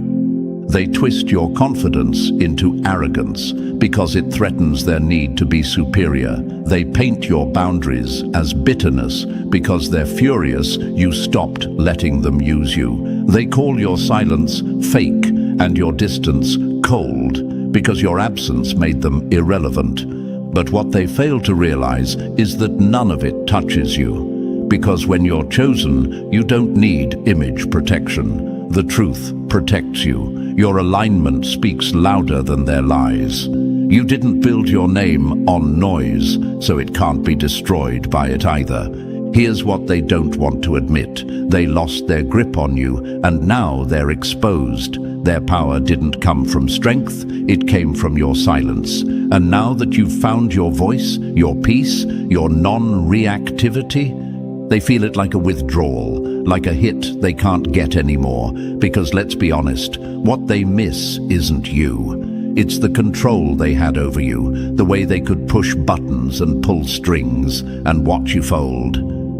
But those days are over. You've elevated, and elevation demands disconnection. You stopped responding to the old games, and now they're throwing tantrums in the form of character assassination. But let them talk. Let them spill their insecurity out loud. Every lie they spread about you exposes the truth of them. Because chosen ones, we don't move from defense. We don't chase rumors. We don't explain our growth to those committed to misunderstanding us. We live, and our life, our alignment, silences every false narrative. You're not in the business of managing opinions. You're in the business of manifesting truth. You can't be guilted, you can't be flattered, you can't be bought, and that makes you dangerous to people who survive by puppeteering the weak. They don't fear you because you did something to them. They fear you because they can't do anything to you. That's power, that's freedom, that's divine immunity. And here's where it hits even harder. Your non-response is the loudest answer. You don't clap back, you glow back, you don't argue, you elevate. That's what breaks them. Not your anger, but your indifference. Not your presence, but your refusal to engage. They want the drama, you chose the peace. They want the show, you chose the silence. They want you reactive, you became untouchable. They called it arrogance when you stopped explaining yourself, but it was just self-respect. They called it bitterness when you drew the line, but it was healing. They said you changed. You did. You stopped betraying your spirit to keep the peace in rooms that never had any. Let them keep talking. Their words are their confession, not your truth. They'll try to poison your name, but anyone who truly knows you can taste the lie. And those who believe the noise, they were never for you to begin with. Let the fake fall away. Let the masks slide off. Let the truth do what it always does. Stand unshaken. You didn't lose anything. They did. They lost the version of you that tolerated disrespect, dimmed your light, and danced around egos. And now that you're walking in your full power, they can't touch you, so they try to touch your image. But when you're chosen, your name echoes through rooms your enemies could never enter. They can speak on you, but they can't stop you. So keep walking, keep rising, keep breaking out of every box they try to shrink you into. You don't owe anyone your silence. You don't owe them a version of you they can manipulate. You owe yourself truth. And the truth is this: they're not talking because you're wrong. They're talking because you're free, and freedom terrifies cowards. Number 6. They call it arrogance because they've never met peace that doesn't perform. To the insecure, calm is arrogance, boundaries are bitterness, and self-worth is an insult. Let's get this out of the way. They're not reacting to your attitude, they're reacting to your absence from the stage of performance, the trap of validation, the circus of pretending. You've stepped out of that game, and now your peace feels like an offense. You're not performing for applause, shrinking for comfort, or tap dancing around egos. And for people who only know how to measure worth through noise, that silence screams. You used to twist yourself just to be digestible. Speak gently so they wouldn't feel insecure. Smile when you felt unseen. Agree when you knew it was nonsense. You played the part until your soul started suffocating. And then you stopped. You put down the mask. You dropped the script. And the moment you chose peace over performance, the real noise began. Not from you, but from them. Now they look at you sideways. She's changed. He's distant. They think they're better. No, you're not better. You're just done. Done betraying your own spirit for spaces that never deserved access. Done explaining you're quiet.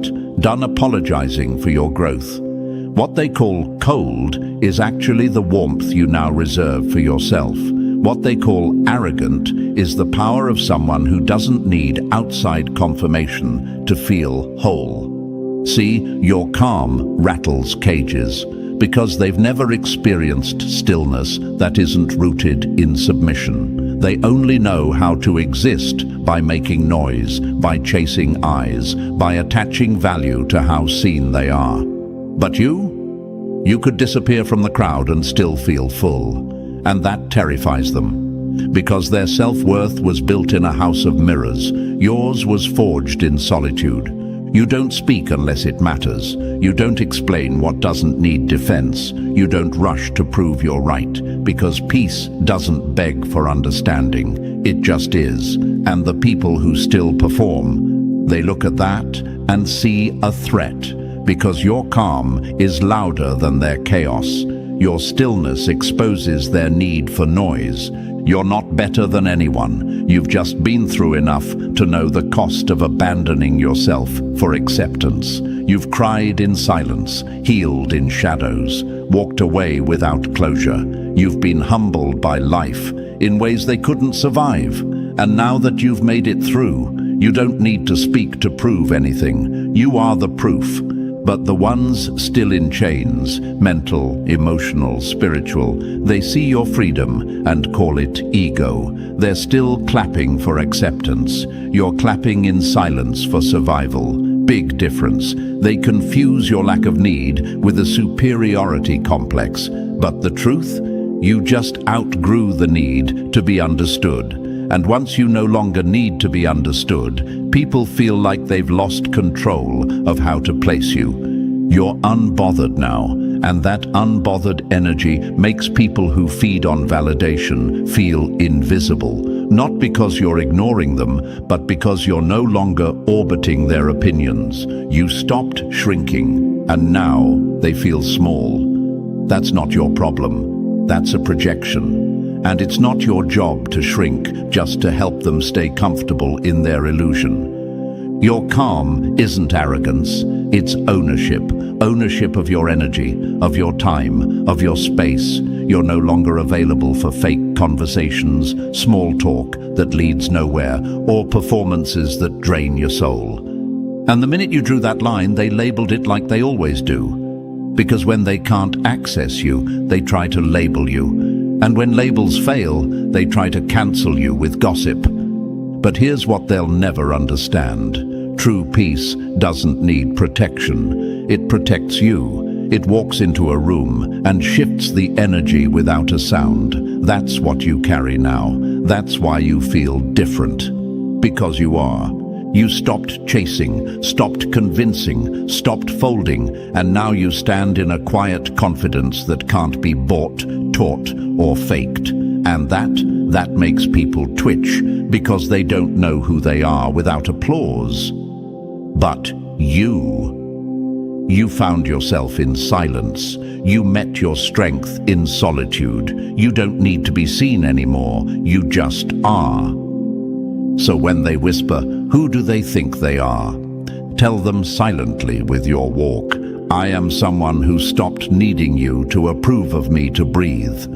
Chosen one, you didn't change. You returned. Return to your center. Return to your power. Return to the place before the world told you to perform for love, hustle for validation, or compete for belonging. You found peace, and now they call it arrogance because they've never known what peace looks like on someone who's not trying to impress them. Let them talk. Let them twist it. Let them label what they'll never understand. Because the moment you chose peace over performance, you became a threat to every space that profits off insecurity. And threats, they don't need to shout. They just stand and shine, unapologetically. Number 7, you're the proof that favor isn't earned, it's aligned. They followed every rule and still got ignored. You broke the script and still got noticed. That's not luck, that's alignment. Here's the truth that chokes people up in silence. You didn't do it their way, and you still rose. You didn't flatter the right people. You didn't fit the mold. You didn't play by their rules. And still, you're here, aligned, elevated, winning, watched. And that reality messes with them in a way they'll never admit out loud.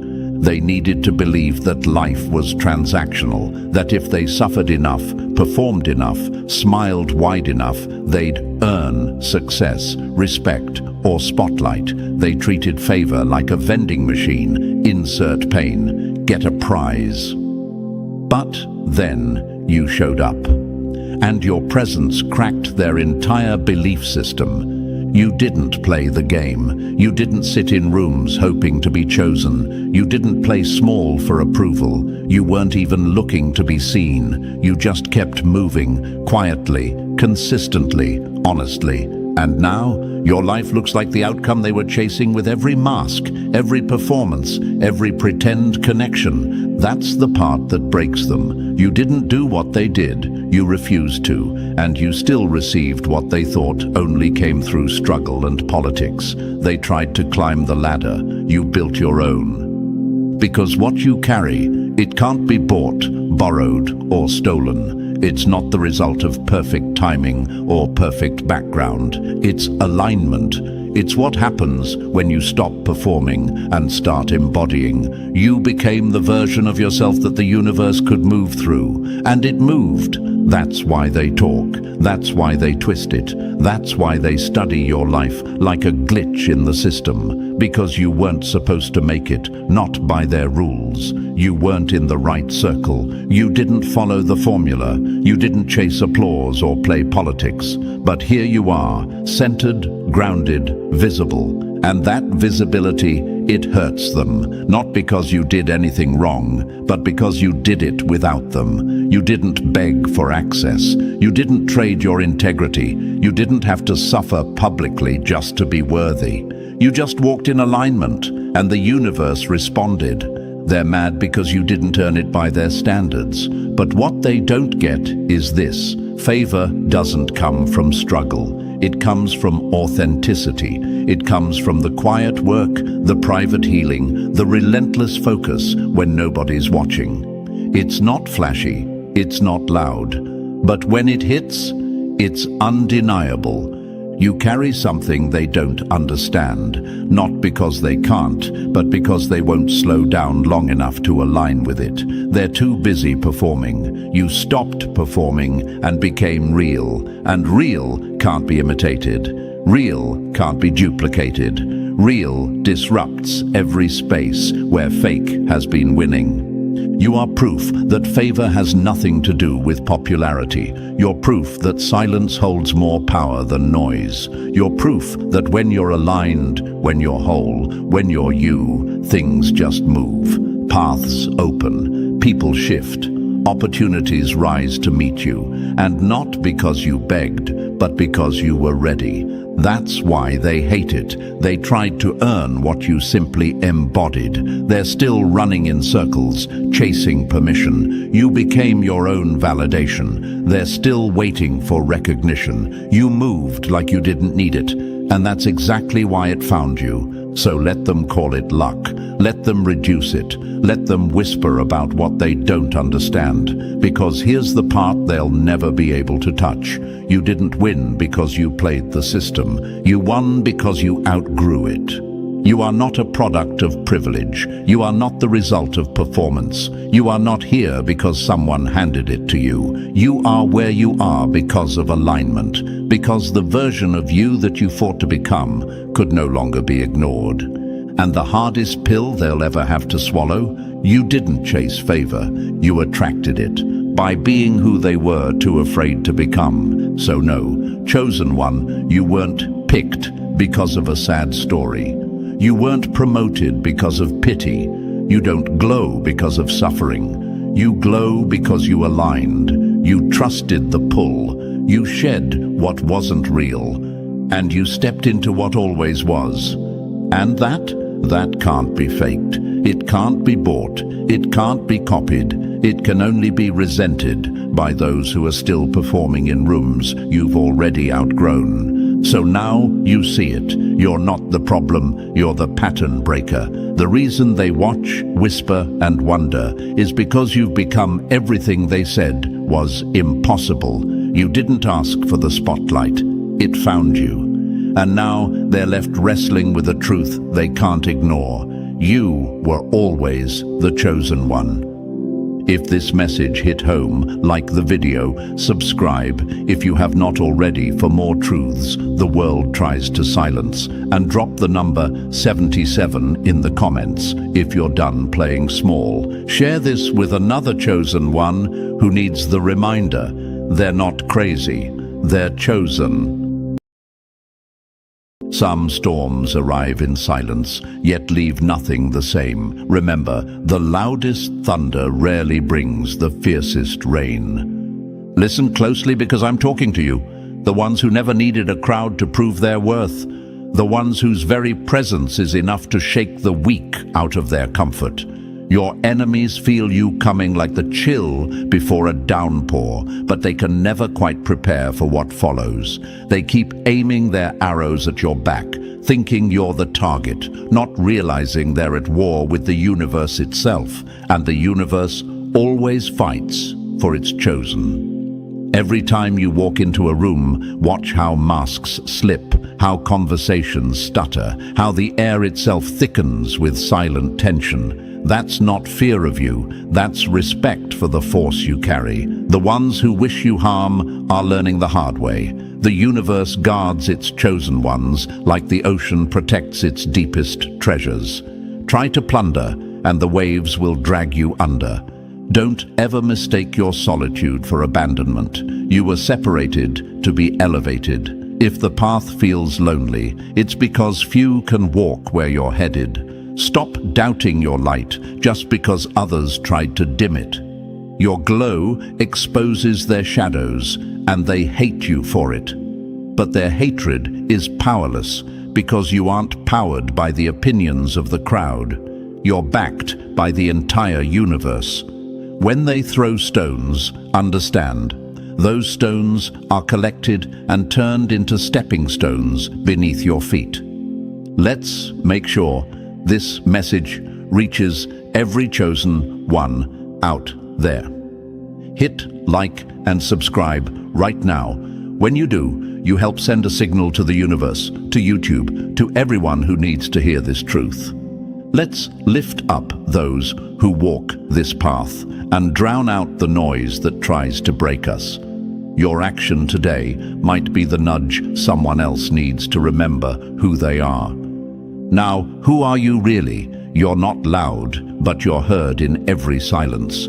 You move without a sound, but every movement leaves a mark that's impossible to erase. The ones who can't stand your quiet strength will claim you're different, cold, or distant. Let them talk. The quietest rivers carve the deepest valleys. The hardest diamonds form in the darkest pressure.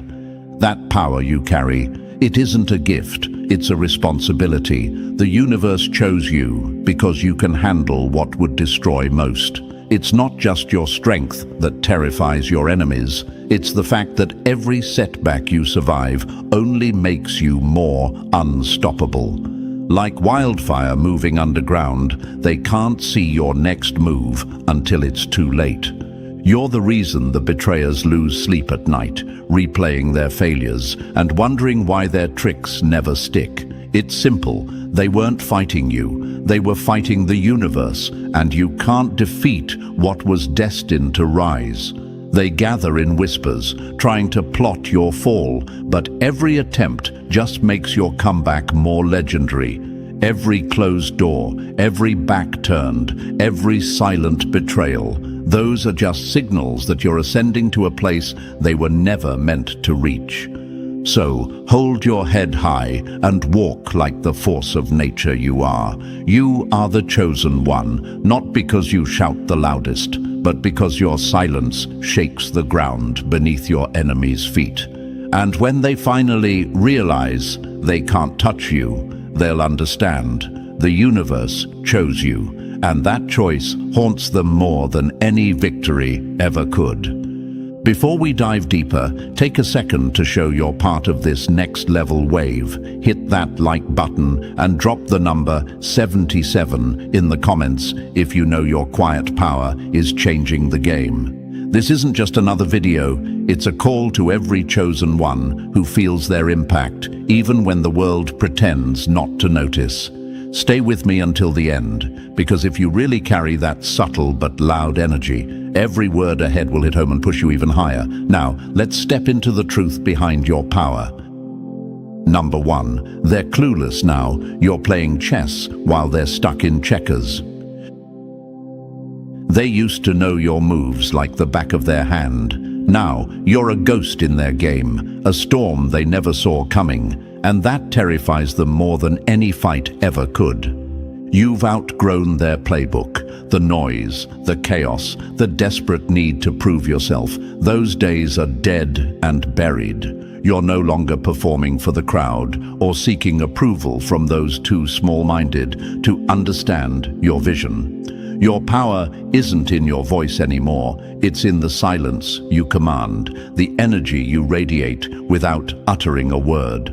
While they scramble, trying to read your signals with eyes clouded by jealousy and fear, you move with a precision that only the universe can orchestrate.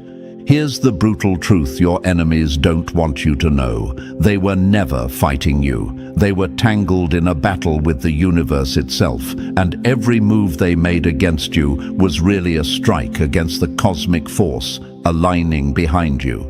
They tried to break you, but didn't realize they were playing against a system far greater than their petty schemes. The universe's chosen are untouchable, and when it's on your side, even the darkest storms can't drown your light. Imagine a hawk soaring high above a flock of crows. The crows chatter and dive, flapping frantically to scare off their predator. But the hawk doesn't even flinch, because it's in a different league, hunting on a level that the crows can't comprehend. That's you. You don't waste energy on their noise because you're already flying where they'll never reach. And yet, I know what some of you are thinking right now. What if I'm not enough? What if I'm still invisible? What if I'm alone in this fight? Stop right there. Doubting your light is the oldest trick in their playbook. It's the whisper in your ear that tries to convince you that the universe's choice was a mistake. But the universe doesn't make mistakes. It chose you for a reason. You were born to shake foundations, to challenge the impossible, and to rise quietly while others scream in vain. This power, the power of being chosen, isn't flashy. It doesn't demand applause or recognition. It's subtle, like a shadow stretching across a battlefield just before victory is claimed. Your presence is the quiet warning before the storm, the unseen force that rearranges everything without a single shout. And that, my friend, is what makes you deadly to those who wish you harm. You might feel the weight of this destiny heavy on your shoulders. You might wonder why the universe put you through fire, isolation, and tests no one else could endure. That's because the chosen are forged in flames, tempered by trials that would break others. Each challenge you face is proof that you're rising to a level they can't even imagine. When you stumble, don't curse the path. Know that the universe is aligning itself to lift you higher every time. They try to predict you, to trap you in patterns they understand, but you've become unpredictable because you're guided by a force beyond the mundane. They see your calm and mistake it for weakness. They think your silence means surrender. Little do they know, it's the quiet before the most devastating strike they'll ever feel. Like a snake coiling before the strike, you're gathering power where they only see stillness. Remember this, you're not alone. The universe is your ally, your strategist, and your shield.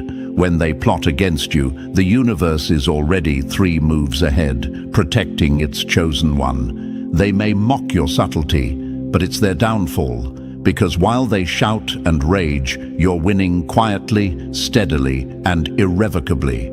So if you catch yourself doubting, scold yourself instead. How dare you question the very force that placed you on a pedestal higher than anyone else could reach? The power of being chosen haunts your enemies. It's the shadow in their corner of the room, the chill down their spine. They fear what they don't understand, and you are the enigma they will never solve. It's time to stop playing their game on their terms. You're no longer a player on the board, you're the one moving the pieces. They can't predict you anymore, and that's your greatest weapon. Keep rising, keep shining, and remember, when the universe fights with you, victory isn't just possible, it's inevitable. Number 2, you speak in frequencies. They don't hear your words, they feel your frequency, raw, undeniable, and impossible to ignore. You don't speak just to fill the silence or chase validation. You communicate on a wavelength so deep, so real, that it bypasses the shallow noise of this world and lands directly in the hearts of those who truly matter. When you enter a room, you don't need to shout or explain. Your energy alone drops truth bombs heavier than any speech ever could. It's subtle, but it cuts through the clutter like a razor through fog. Your voice, it's not just sound, it's a vibration that shakes the very foundation beneath the feet of the confused and the dishonest. The shallow ones scramble to interpret your silence, puzzled by a power they can't decipher. But you're already miles ahead, speaking to those who can catch your frequency, the chosen ones who know your truth without you uttering a single syllable. Let me be clear, this isn't some mystical fluff or new age nonsense. This is hard reality. You exist on a plane where the weak can't follow, where the noisemakers are left grasping at echoes. Your presence is a broadcast on a frequency that only the awakened can tune into. And that terrifies those stuck in their static, those who crave to control but can't even control themselves. Think of it like this. You're a radio station transmitting at a frequency so high the cheap static-filled receivers can't pick you up. They only catch the noise around you and mistake it for silence, missing every powerful word you're broadcasting. But the real listeners, the ones who matter, they're tuned in, clear and focused. They hear every truth you send out. They feel the charge in your energy, the electric pulse of someone who's been forged in fire and came out stronger. Your frequency is your truth. It's a mirror held up to those around you, reflecting back their own masks and pretenses. It's a compass pointing those lost in darkness back to their path. And yes, sometimes it's a warning flare, because when you're aligned with the universe, you don't just attract allies, you repel enemies. You send a signal that says, I'm here, I'm chosen, and crossing me is crossing the cosmos itself. Ever wonder why some people get uneasy when you walk into the room? It's not personal, it's instinctual. Your energy disrupts their false realities, challenges their lies, and exposes their fears. They don't want to face that truth, so they lash out, gossip, or try to undermine you. But no matter how hard they try, they can't silence your signal. It's embedded in your being, unbreakable and unstoppable. You might catch yourself doubting this power. Maybe you wonder if your quiet strength is enough, or if your subtle presence truly matters in a world addicted to noise and flash. Stop.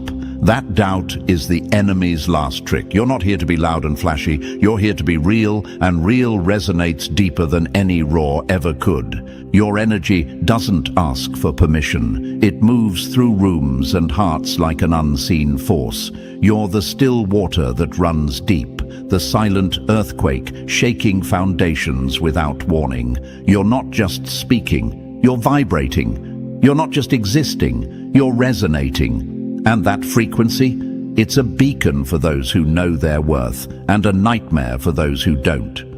Remember, this power of yours isn't random. It's no accident that you carry a frequency so unique, so pure. The universe handpicked you for this. Every struggle, every moment of isolation, every time you were misunderstood, it all tuned your signal to perfection. You're not just a chosen one. You're the frequency itself, the channel through which change flows.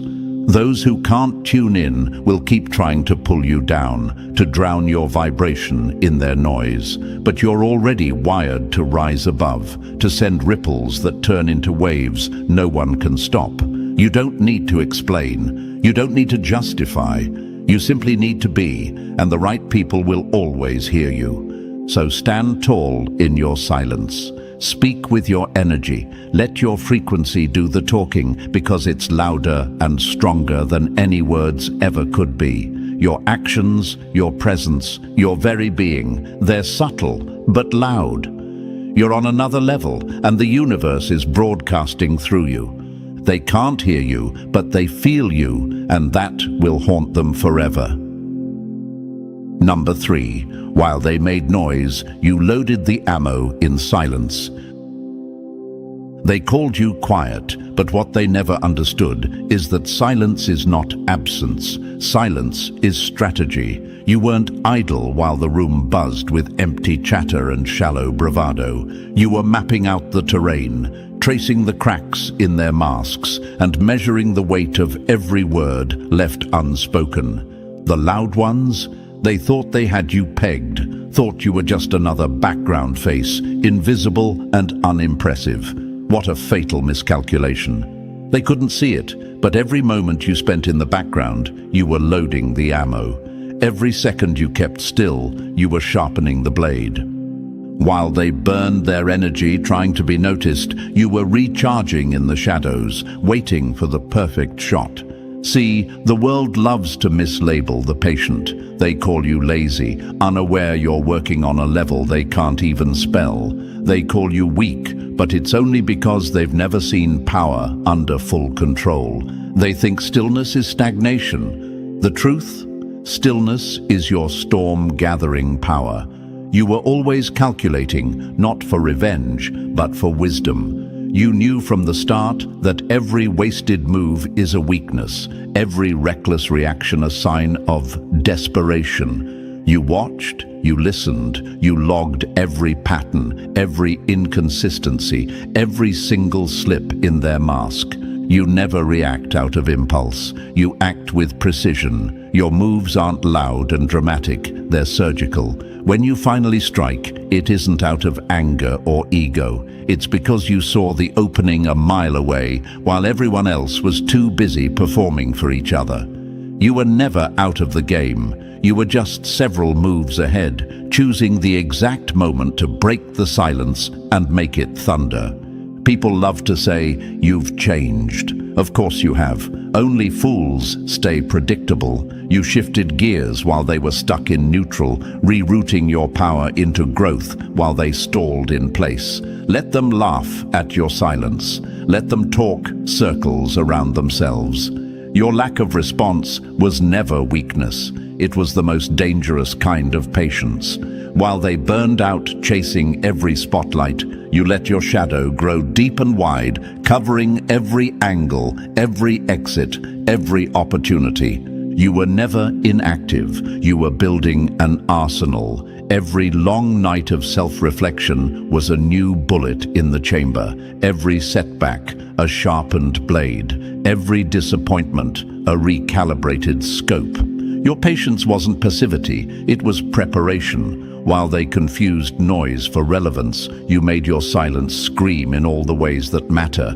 Now, when you act, it's with the confidence of someone who's already played the whole scenario in their mind 100 times. You don't move just to be seen, you move when it counts. Every decision is deliberate, every step calculated.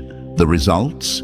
Devastating. Suddenly the tables have turned and your enemies are left reeling, scrambling to figure out how you flipped the script without ever raising your voice. They're still talking, still trying to catch up. But it's too late. The outcome they never saw coming is already here, and all they can do is watch it unfold, powerless. Ask yourself, who really holds the power? The one making the most noise or the one who controls the silence? You already know the answer. You were never just waiting, you were watching. Never just watching, you were learning. Never just learning, you were strategizing, planning every counter before they even made their first move. If you ever doubted the value of your silence, stop now. If you ever questioned your decision to sit back and watch, understand this. While they were entertaining the crowd, you were engineering your victory. Your actions don't need to be loud to be legendary. Your impact is subtle, but it echoes longer than any cheap applause. They're starting to realize now. They see that your patience was a loaded gun and your silence was a trap set with care. You don't need to announce your power. The results are the only announcement you need. Your enemies are haunted, not by what you said, but by what you never had to say. So let them keep guessing, let them keep underestimating the silent force that operates on a level they'll never understand. Because by the time they realize how deep your calculation ran, you'll be so far ahead. All they'll have left is regret. That's the price of mistaking silence for surrender. That's what happens when you play checkers with someone who's already claimed checkmate. You are the chosen one. You don't just act, you calculate impact. And now the world is watching, realizing the quiet ones were always the most dangerous of all. Number 4. When you control yourself, you control the whole room. True power never needs to prove itself. Self-control is the king's crown, the silent badge of the real ones, the chosen. You want to know what really terrifies the people watching you? It's not your words, not your wealth, not your talent. It's that you move like you've already won the war before the first shot is fired. That's the flex they can't buy, can't copy, and can never destroy. Your discipline makes you unpredictable, and your restraint is the loudest message you could ever send. You're not silent because you're weak. You're silent because you're in complete command. You've seen what happens when fools throw gasoline on every spark, whole lives burning to the ground over one moment of ego. You've learned. You don't light matches in rooms drenched with drama and chaos. You're the one who walks in, scans the mess, and chooses not to play the pyromaniac. While the immature set fire to everything, you're the fire marshal, making sure your piece is never up for auction. There's something that happens when the chosen one sits still. Every eye turns, searching for a reaction, desperate to find a crack. But you've mastered your face, mastered your energy. They poke, they prod, they whisper, hoping you'll lose your cool, hoping you'll give them a spectacle to feast on. But you don't. You're not here for their circus. That's self-control. It exposes their immaturity like a black light in a dirty room. Every flaw, every insecurity, every childish urge to provoke. Suddenly, it's all right there in the open because you refuse to match their chaos. People used to feed off your confusion, didn't they? They'd stir the pot, watch you flinch, then call it entertainment. But you stopped letting them in. You shut the door on their games, locked them out of the world. You built with your own pain, your own patience, your own lessons. Now they're out in the cold, banging on the windows, desperate for another chance to spark your reaction. Too late. You're not a public show anymore. You're exclusive access, VIP only, invite lost in the mail. Every moment you choose peace over performance, you elevate higher. Every time you walk away instead of exploding, you remind them there are levels to this. And trust me, they notice. Your self-control is a mirror that shows everyone exactly where they stand. You don't stoop, you don't beg, you don't dance for applause. You sit in your power, and that silence is so loud it echoes. It's a lion's roar without the sound, a presence that says, "I'm in charge here," without a single word. Ever see how chaos falls apart when you don't react? It's like a fire that can't spread without oxygen. They try to drag you into the drama, but you starve it, and it dies at your feet. That's the power of a chosen one. You decide what grows and what withers in your world. You're the gardener, pruning dead branches and planting seeds of your own peace. Some might call you cold. Let them. They called glaciers cold too, until they saw the force it takes to carve mountains and flood cities. You're not cold, you're calculated. You know that every emotional reaction costs energy. And you're not in the business of giving your power away for free. They can't stand that they don't own your buttons anymore. They can't stand that the game changed the minute you learned to pause before responding, to walk away before waging war. You've stopped letting every fool have access to your energy, and that's the ultimate flex. Now, the only people who get close are the ones who respect the boundaries you set in stone. And to those who try to cross the line, your silence is the final warning, a clear, sharp message that you're not to be trifled with. They see now, getting a reaction from you is a privilege, not a right. The crowd doesn't get a king's attention.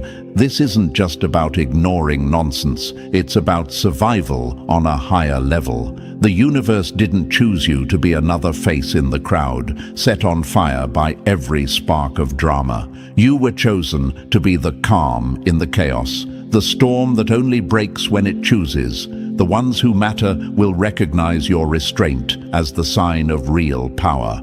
The rest will fall away, frustrated, left to shout into the void while you build your empire in silence. So keep your crown on, hold your energy tight. The loudest flex is not in the noise, but in your refusal to let the world shake you. And when your enemies finally realize they can't trigger you anymore, they'll know self-control is the weapon they never saw coming. And you, chosen one, wield it like a master. Number 5, your energy is the mirror they can't escape, and it's breaking them. You didn't come to expose anyone, but just by existing you do. You didn't need to speak a word or point a single finger. Your energy alone is a spotlight, A mirror so clear, it shows every crack, every scar, every mask slipping off trembling faces. People can try to run from you, but what they're really running from is themselves reflected back, stripped of excuses, naked and raw in the light of your presence. That's what happens when the universe chooses you. You become the mirror no one asked for, but everyone needs. Your truth doesn't shout, it doesn't argue, and it doesn't beg for understanding. It just stands tall, silent, and sharp as glass, reflecting every lie and every layer of denial. You never needed to call anyone out. Their own reflection in your aura does all the talking. And believe me, that's louder than any accusation could ever be. Have you noticed how restless they get around you? Watch them shift in their seats, scramble for words, fumble for reasons to leave. You can feel the tension ripple through the air when you walk in. That's not paranoia, that's proof. Your presence is a full-length mirror in a world addicted to filters and shadows. Most people can't stand even a glimpse of themselves if it means seeing the truth they've buried for years. You don't have to say a thing. Your peace alone is an indictment of their chaos. While they chase drama and distraction, you sit calm, whole, and unbothered. That quiet strength of yours isn't just a flex. It's a challenge. It's a silent dare. Show me who you really are, if you can. And most can't. Your wholeness makes their broken pieces impossible to hide. Your steadiness makes their frantic scrambling look ridiculous. Your light, subtle but unyielding, shines straight through their performance, and suddenly the stage isn't fun anymore. Some people think they hate you. What they really hate is how they feel about themselves when you're around. You force them to see the things they've spent years running from, their own insecurity, their own duplicity, their own emptiness. You don't expose them. The mirror does. You didn't choose to be this mirror, but the universe molded you into it because only the chosen can handle that weight. Ask yourself, how many times have you been blamed for someone else's discomfort? How many times have you walked into a room and watched people either level up or melt down? That's not ego, that's energy. You're a human lie detector, a walking truth serum. People either evolve in your orbit or they escape as fast as they can, hoping to find comfort in the shadows you refuse to enter. And don't ever let them convince you that it's your job to make them comfortable. The power of being chosen means you are not here to soothe broken egos. You are not here to dim your light so their shadows feel safe. You are here to rise, to illuminate, to remind the world what authenticity really looks like. It's not your fault that others aren't ready for it. It's not your job to shrink so they don't have to face their own reflection. Sometimes your peace will agitate their demons. Sometimes your quiet will shout louder than any insult ever could. Let it. That's the job of a mirror, to show what is, not what people pretend to be. You'll watch people flinch, deflect, get angry, make you the villain in their stories, all because you dared to stand still and hold the truth up to their faces. That's the cost of being chosen. That's the price of carrying light where others carry shadows. Remember, not everyone will survive their own reflection. Some will choose to evolve, to break open, to grow into the space your presence creates. These are the ones who will respect you, thank you, even if it takes years to admit. But most, they'll run. They'll lie about you. They'll try to shatter the mirror, not realizing the cracks are on their own faces.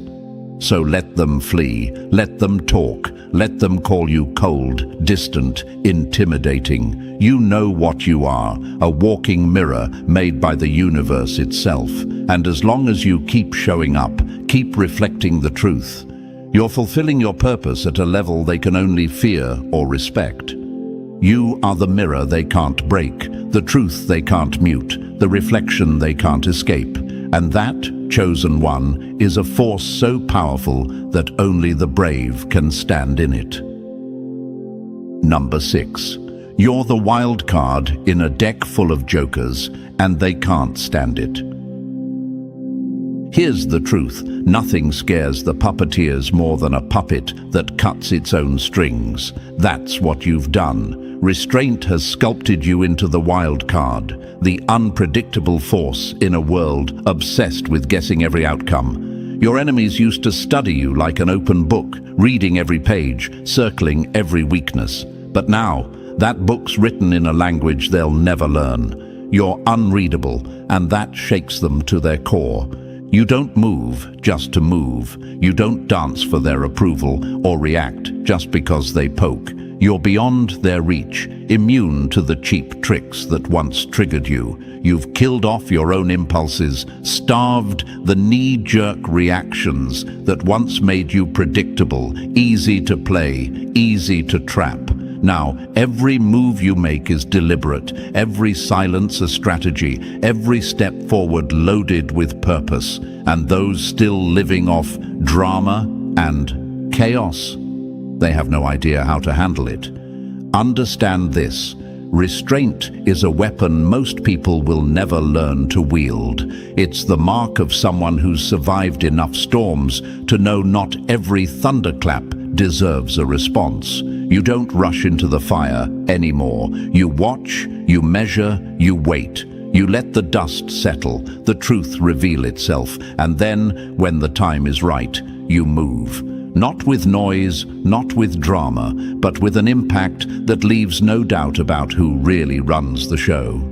That's what drives them mad. They can't get a read on you. You've become the shadow on the wall, the variable that messes up their entire plan. You're the calm before the earthquake, the silence before the storm.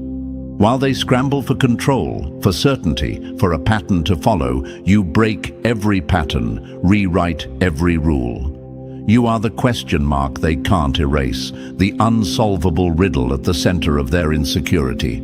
They want you loud, they want you messy, they want you reactive, because that's how they win, but you refuse. Your restraint is the ultimate rebellion. It's what separates the chosen from the crowd. They want to know where you'll go, what you'll say, how you'll strike back, but you keep them guessing. You're a locked vault in a world of loose lips and open wounds. Think about it. In every room, the person everyone is trying to figure out is the one with the real power. That's you. You don't volunteer your thoughts, your pain, your plans. You let people talk themselves in circles, expose their hands, while you stay 10 steps ahead. Your unpredictability is your fortress, impenetrable, unscalable, and unbreakable. And when you do finally move, it's not for show, it's not a performance, it's a calculated strike, clean, precise, impossible to ignore. The ones trying to control you never see it coming. They're left rattled, exposed, searching for the next clue, while you've already slipped through the cracks and claimed the next victory. It's not just what you do, it's what you don't do that haunts them. The world will try to shame you for your restraint. They'll call you cold, aloof, even arrogant, but don't flinch. Don't let their confusion trick you into coming down to their level. Remember, restraint isn't weakness. It's the loudest statement you can make. It's proof that your emotions serve you, not the other way around. They can't predict you, and that makes you the most powerful person in any room. The person who can't be played is the only one who can't be beaten. When you mastered restraint, you broke the system they rely on to keep everyone small. Now, you're the glitch in their matrix, the one anomaly that ruins every calculation. So embrace it. Don't water down your unpredictability to make others comfortable. Don't let anyone convince you that silence isn't power. In a world where everyone's selling their secrets for attention, yours are worth more than gold. You're the wild card in a deck full of jokers, the mystery that can't be solved, the force no one saw coming. This is what being chosen feels like. You don't have to announce your moves, because your silence is already rewriting the game. You're on another level, and they can't stand the view from below. Let them guess. Let them worry. Let your restraint be the thunder they hear long before the storm hits. And remember, unpredictability isn't just protection, it's domination. When they realize they'll never figure you out, that's the day they finally accept they'll never beat you. And that, chosen one, is power at its purest. Number 7. When you walked off, the whole show collapsed, and now they're left in the dark. They never understood who was holding it all together. For so long, you stood in the spotlight, not for applause, not for attention, but because if you didn't, the whole production would grind to a halt. You were the silent backbone, the quiet director behind the curtain, the glue binding the chaos into something that almost looked like order. The crowd cheered for the drama, never realizing you were the only one keeping the stage from burning to the ground.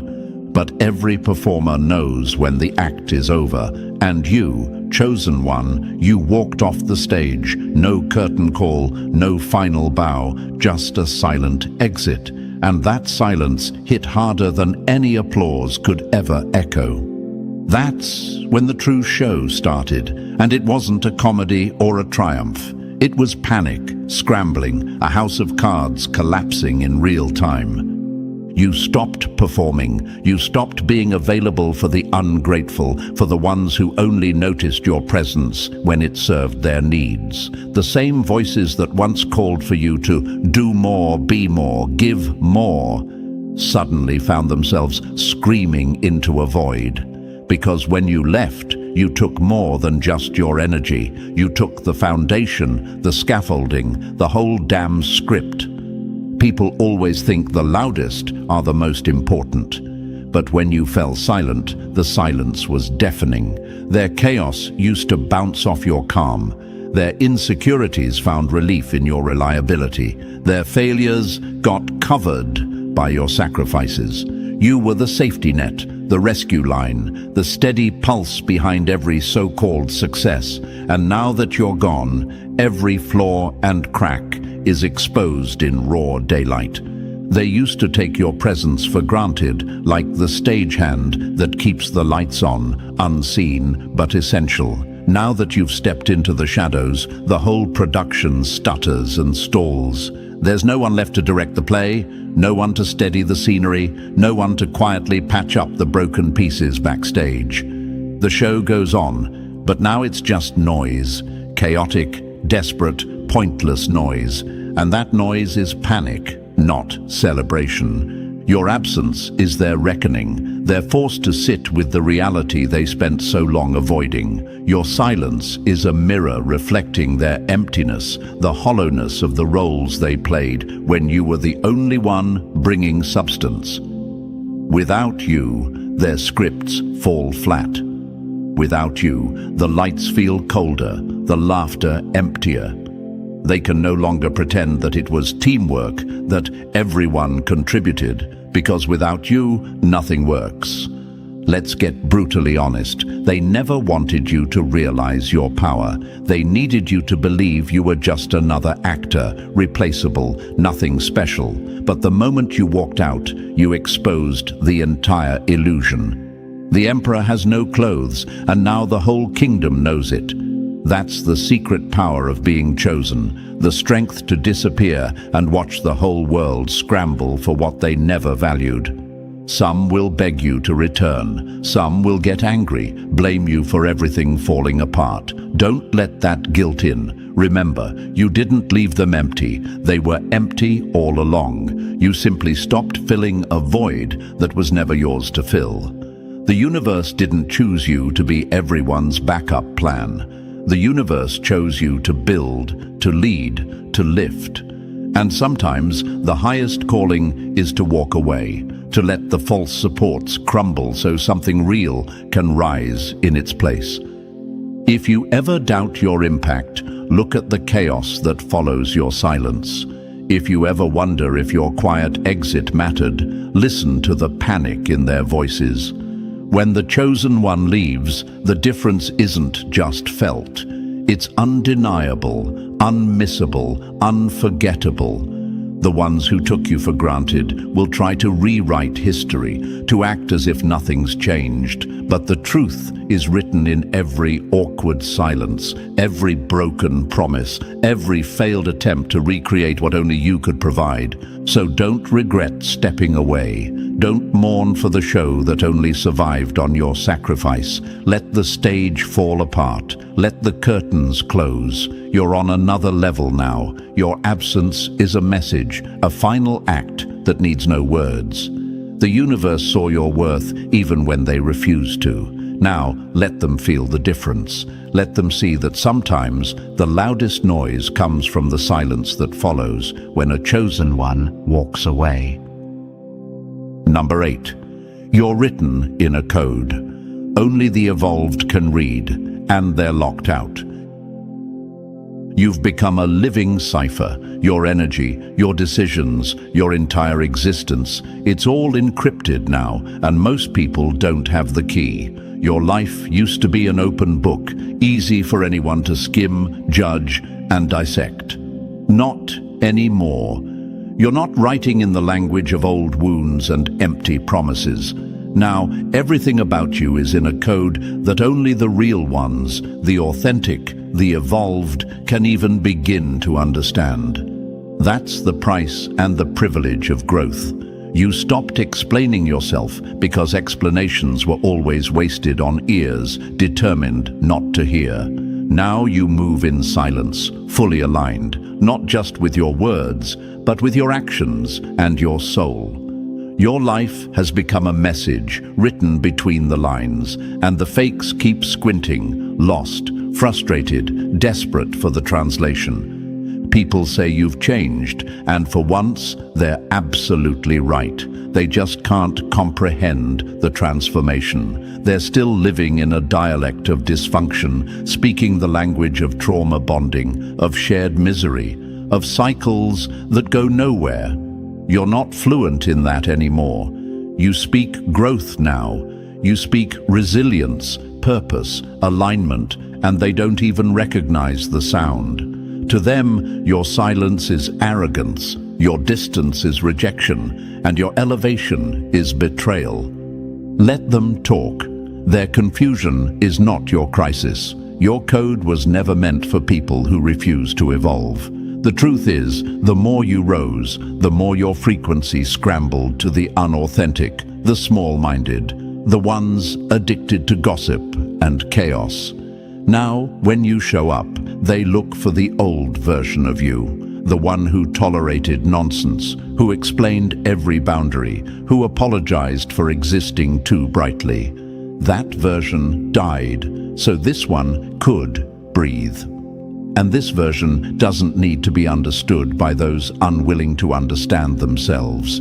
You don't bond through dysfunction anymore. You don't need validation from the wounded who are committed to staying that way. You stopped speaking the language of pain and started speaking in solutions. You stopped handing out roadmaps to your heart for people who only wanted to get lost inside it. You stopped holding up mirrors for people who flinch at their own reflection. Now, only those who've endured their own evolution can stand next to you and actually see you.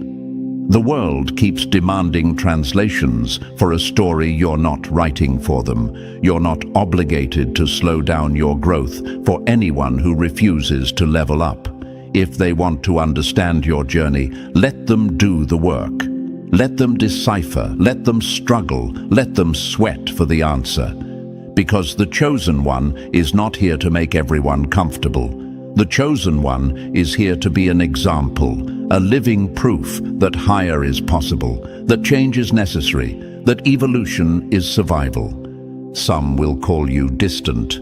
Let them. Some will say you think you're better than everyone else. Let them. Your distance isn't arrogance, it's protection. Your silence isn't indifference, it's focus. The only people who see your true story are the ones who've written their own chapters in pain, in growth, in courage. These people see your code and immediately recognize the signature. They know what it took, they know what it cost, and they respect what it means.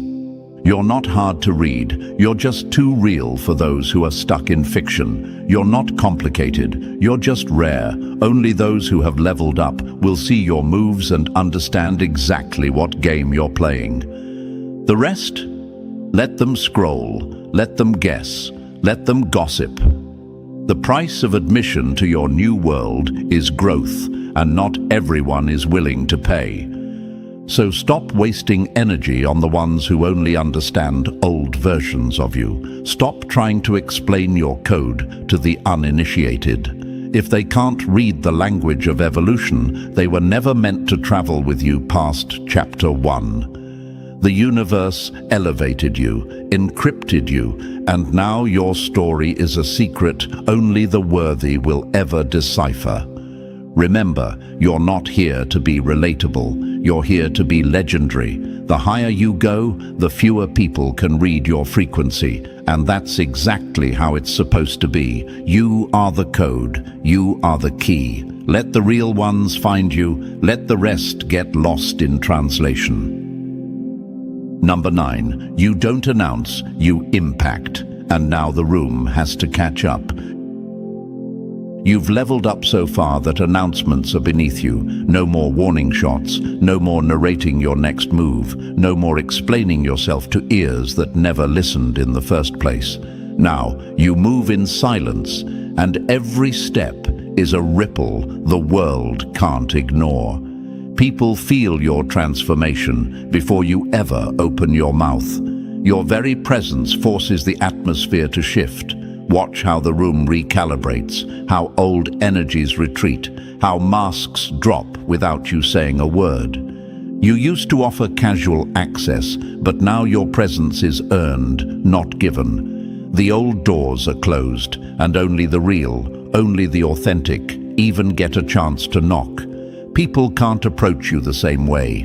They sense there's a new standard, a higher frequency, and you don't bend for comfort or convenience.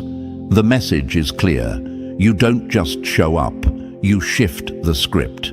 You've become undeniable, and they have no choice but to adapt or disappear. Let them talk, let them speculate, let them invent stories to fill the gaps where your explanations used to be.